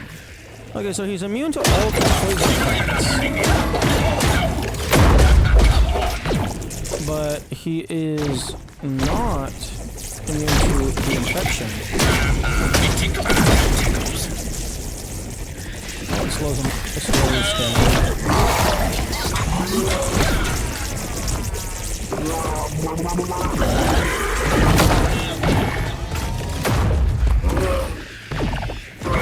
Really?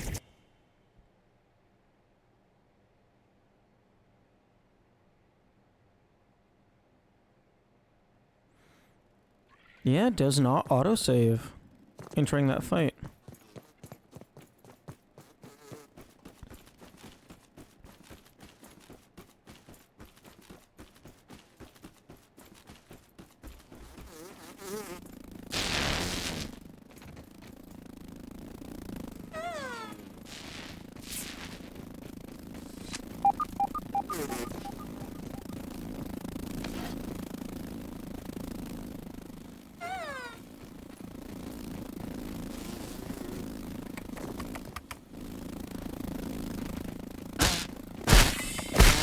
Oh, piss off! Oh. Stupid ass mosquito.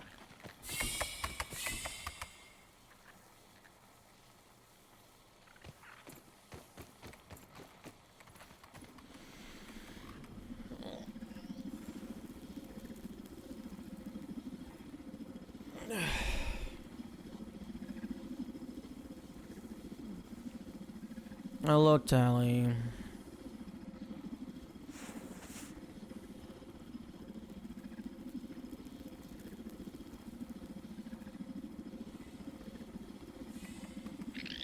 I'm just waiting for this. Wait, what? What? Where did the fuck did it come from? Bro, I was trying to heal! Piss off!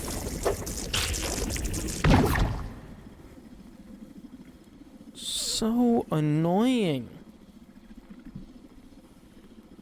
Yeah, sorry, I'm in a bit of a bad mood right now. But I'm trying to keep it in check.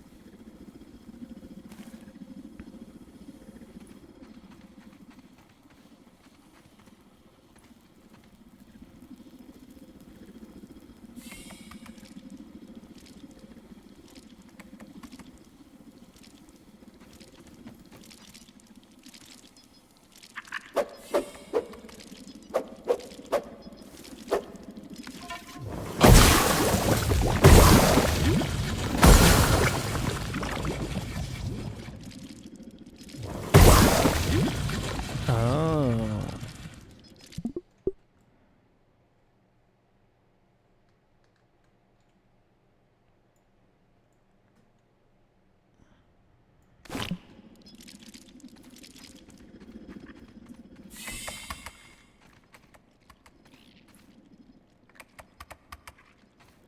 I bet all these guys enter the arena during the fight through these doors.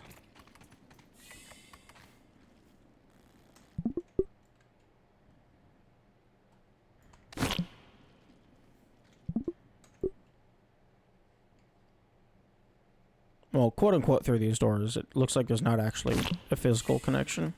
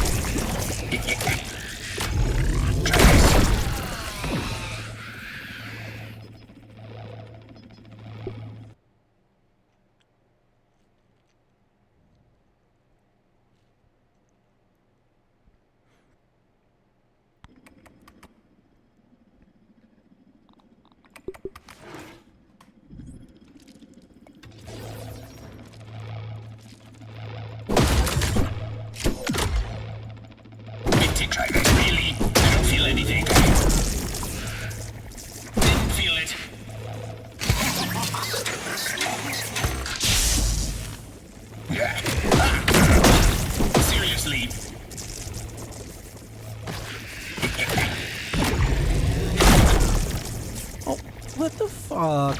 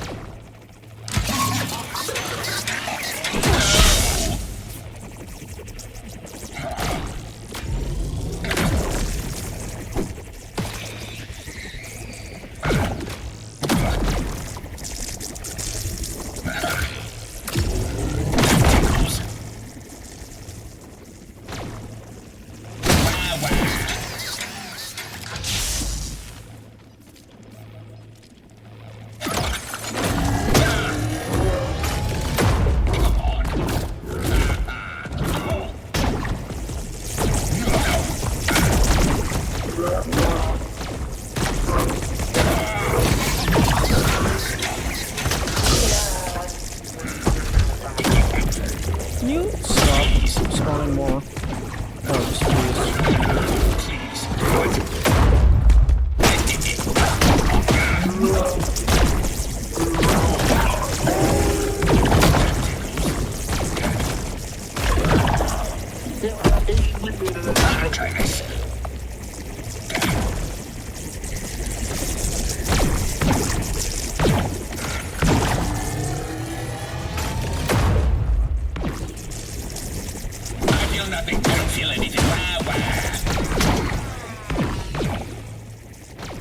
what the fuck am I supposed to do against that?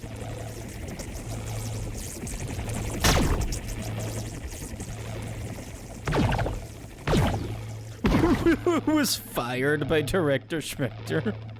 Oh, that's cute. I like that. Also, developers, I know you're never gonna see this, but get rid of this message. I don't like it. It's very demeaning.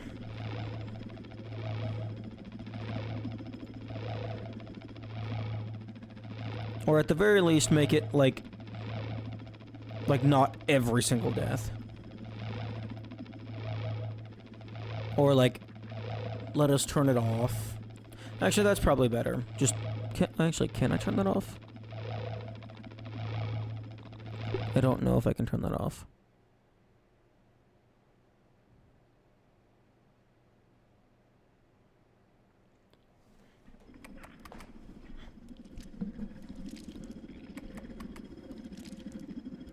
Playing on hard difficulty and not enjoying it is less than turning down and false. Nope, that's false. Nope. I would rather stop playing the game entirely than turn the difficulty down. I'd rather go play something else and then come back later.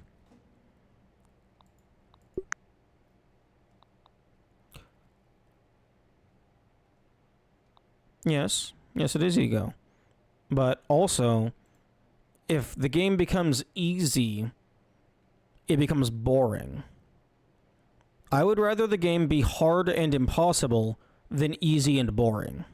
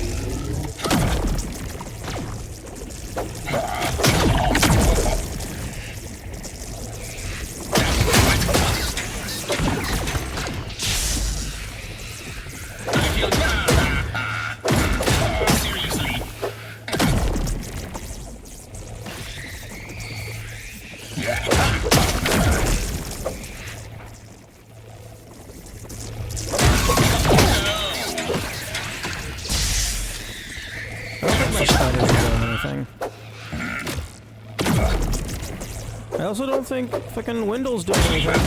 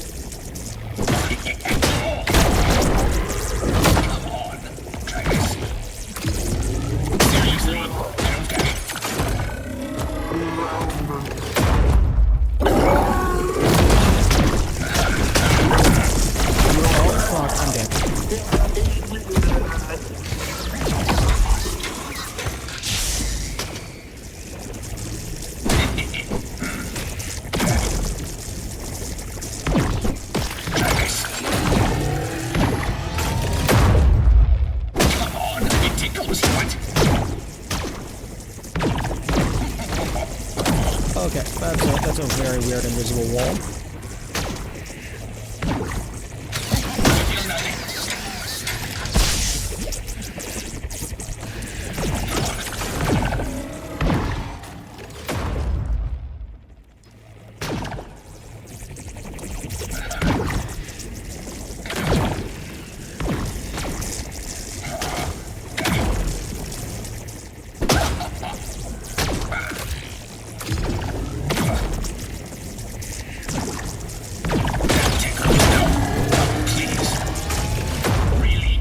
Just gonna go immediately again?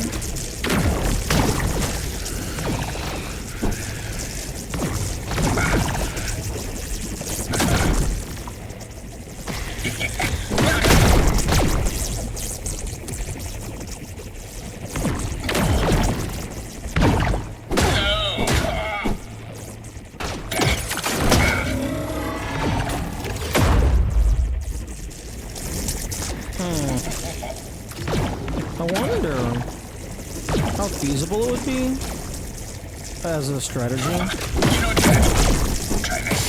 to like maximize my number of summons and then just spam crossbow quick reload.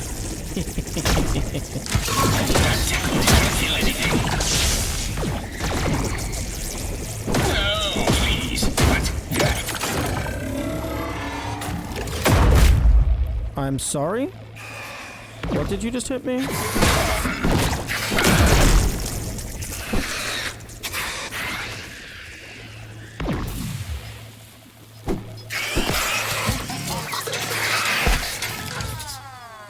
No.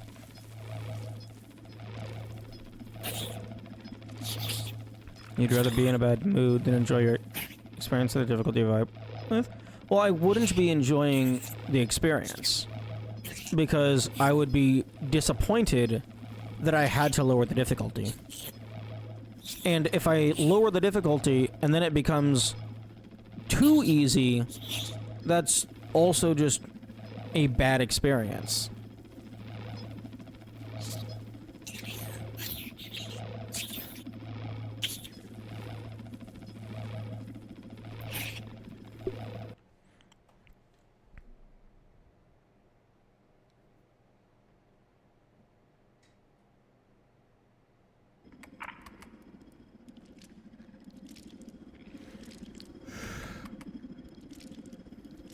I don't know. Maybe I'm just being well, I mean, I'm definitely being defensive, but maybe it's an invalid defensive.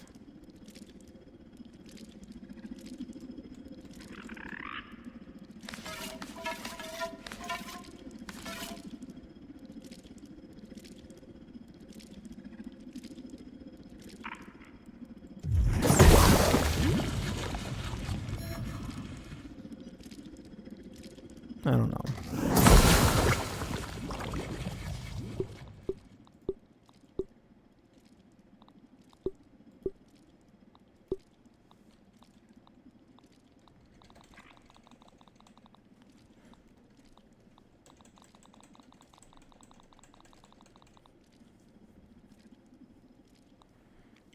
Interesting.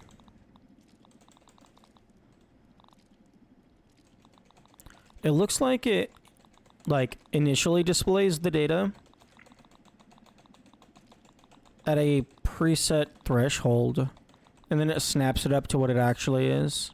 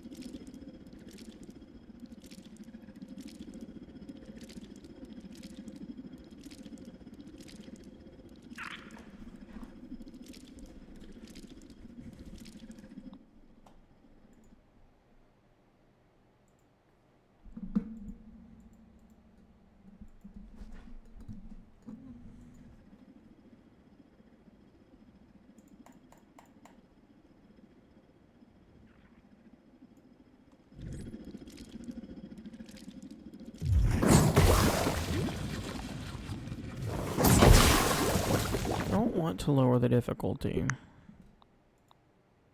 because that feels like defeat.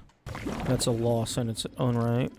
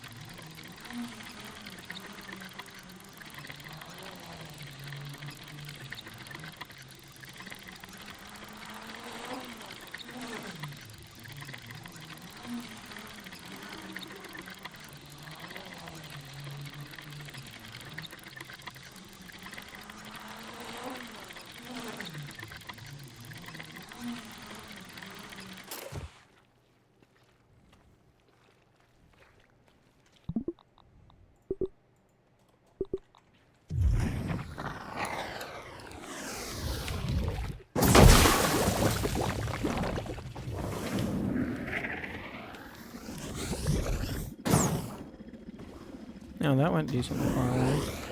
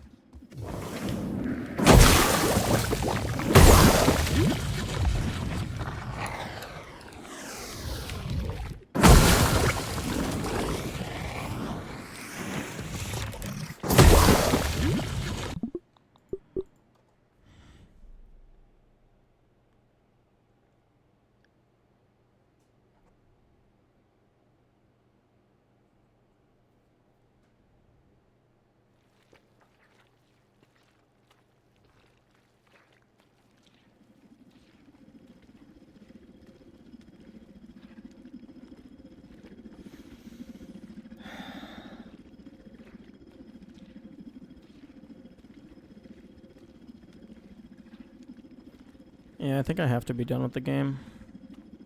I don't want to, but everything is just very unpleasant.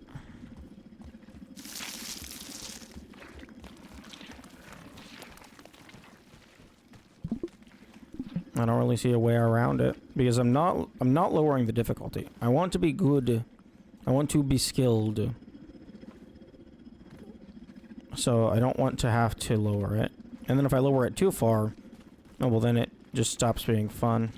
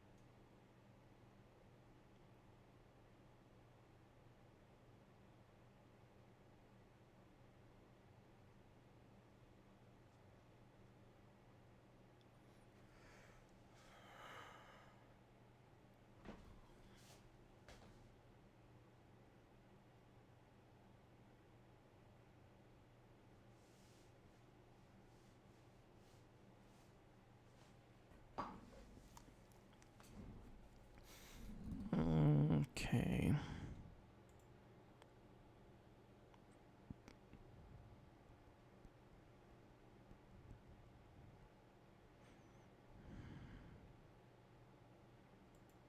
I'm kind of just scrolling through my game list, although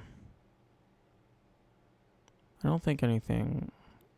Fuck, I don't even know if I'm in a mood to shift.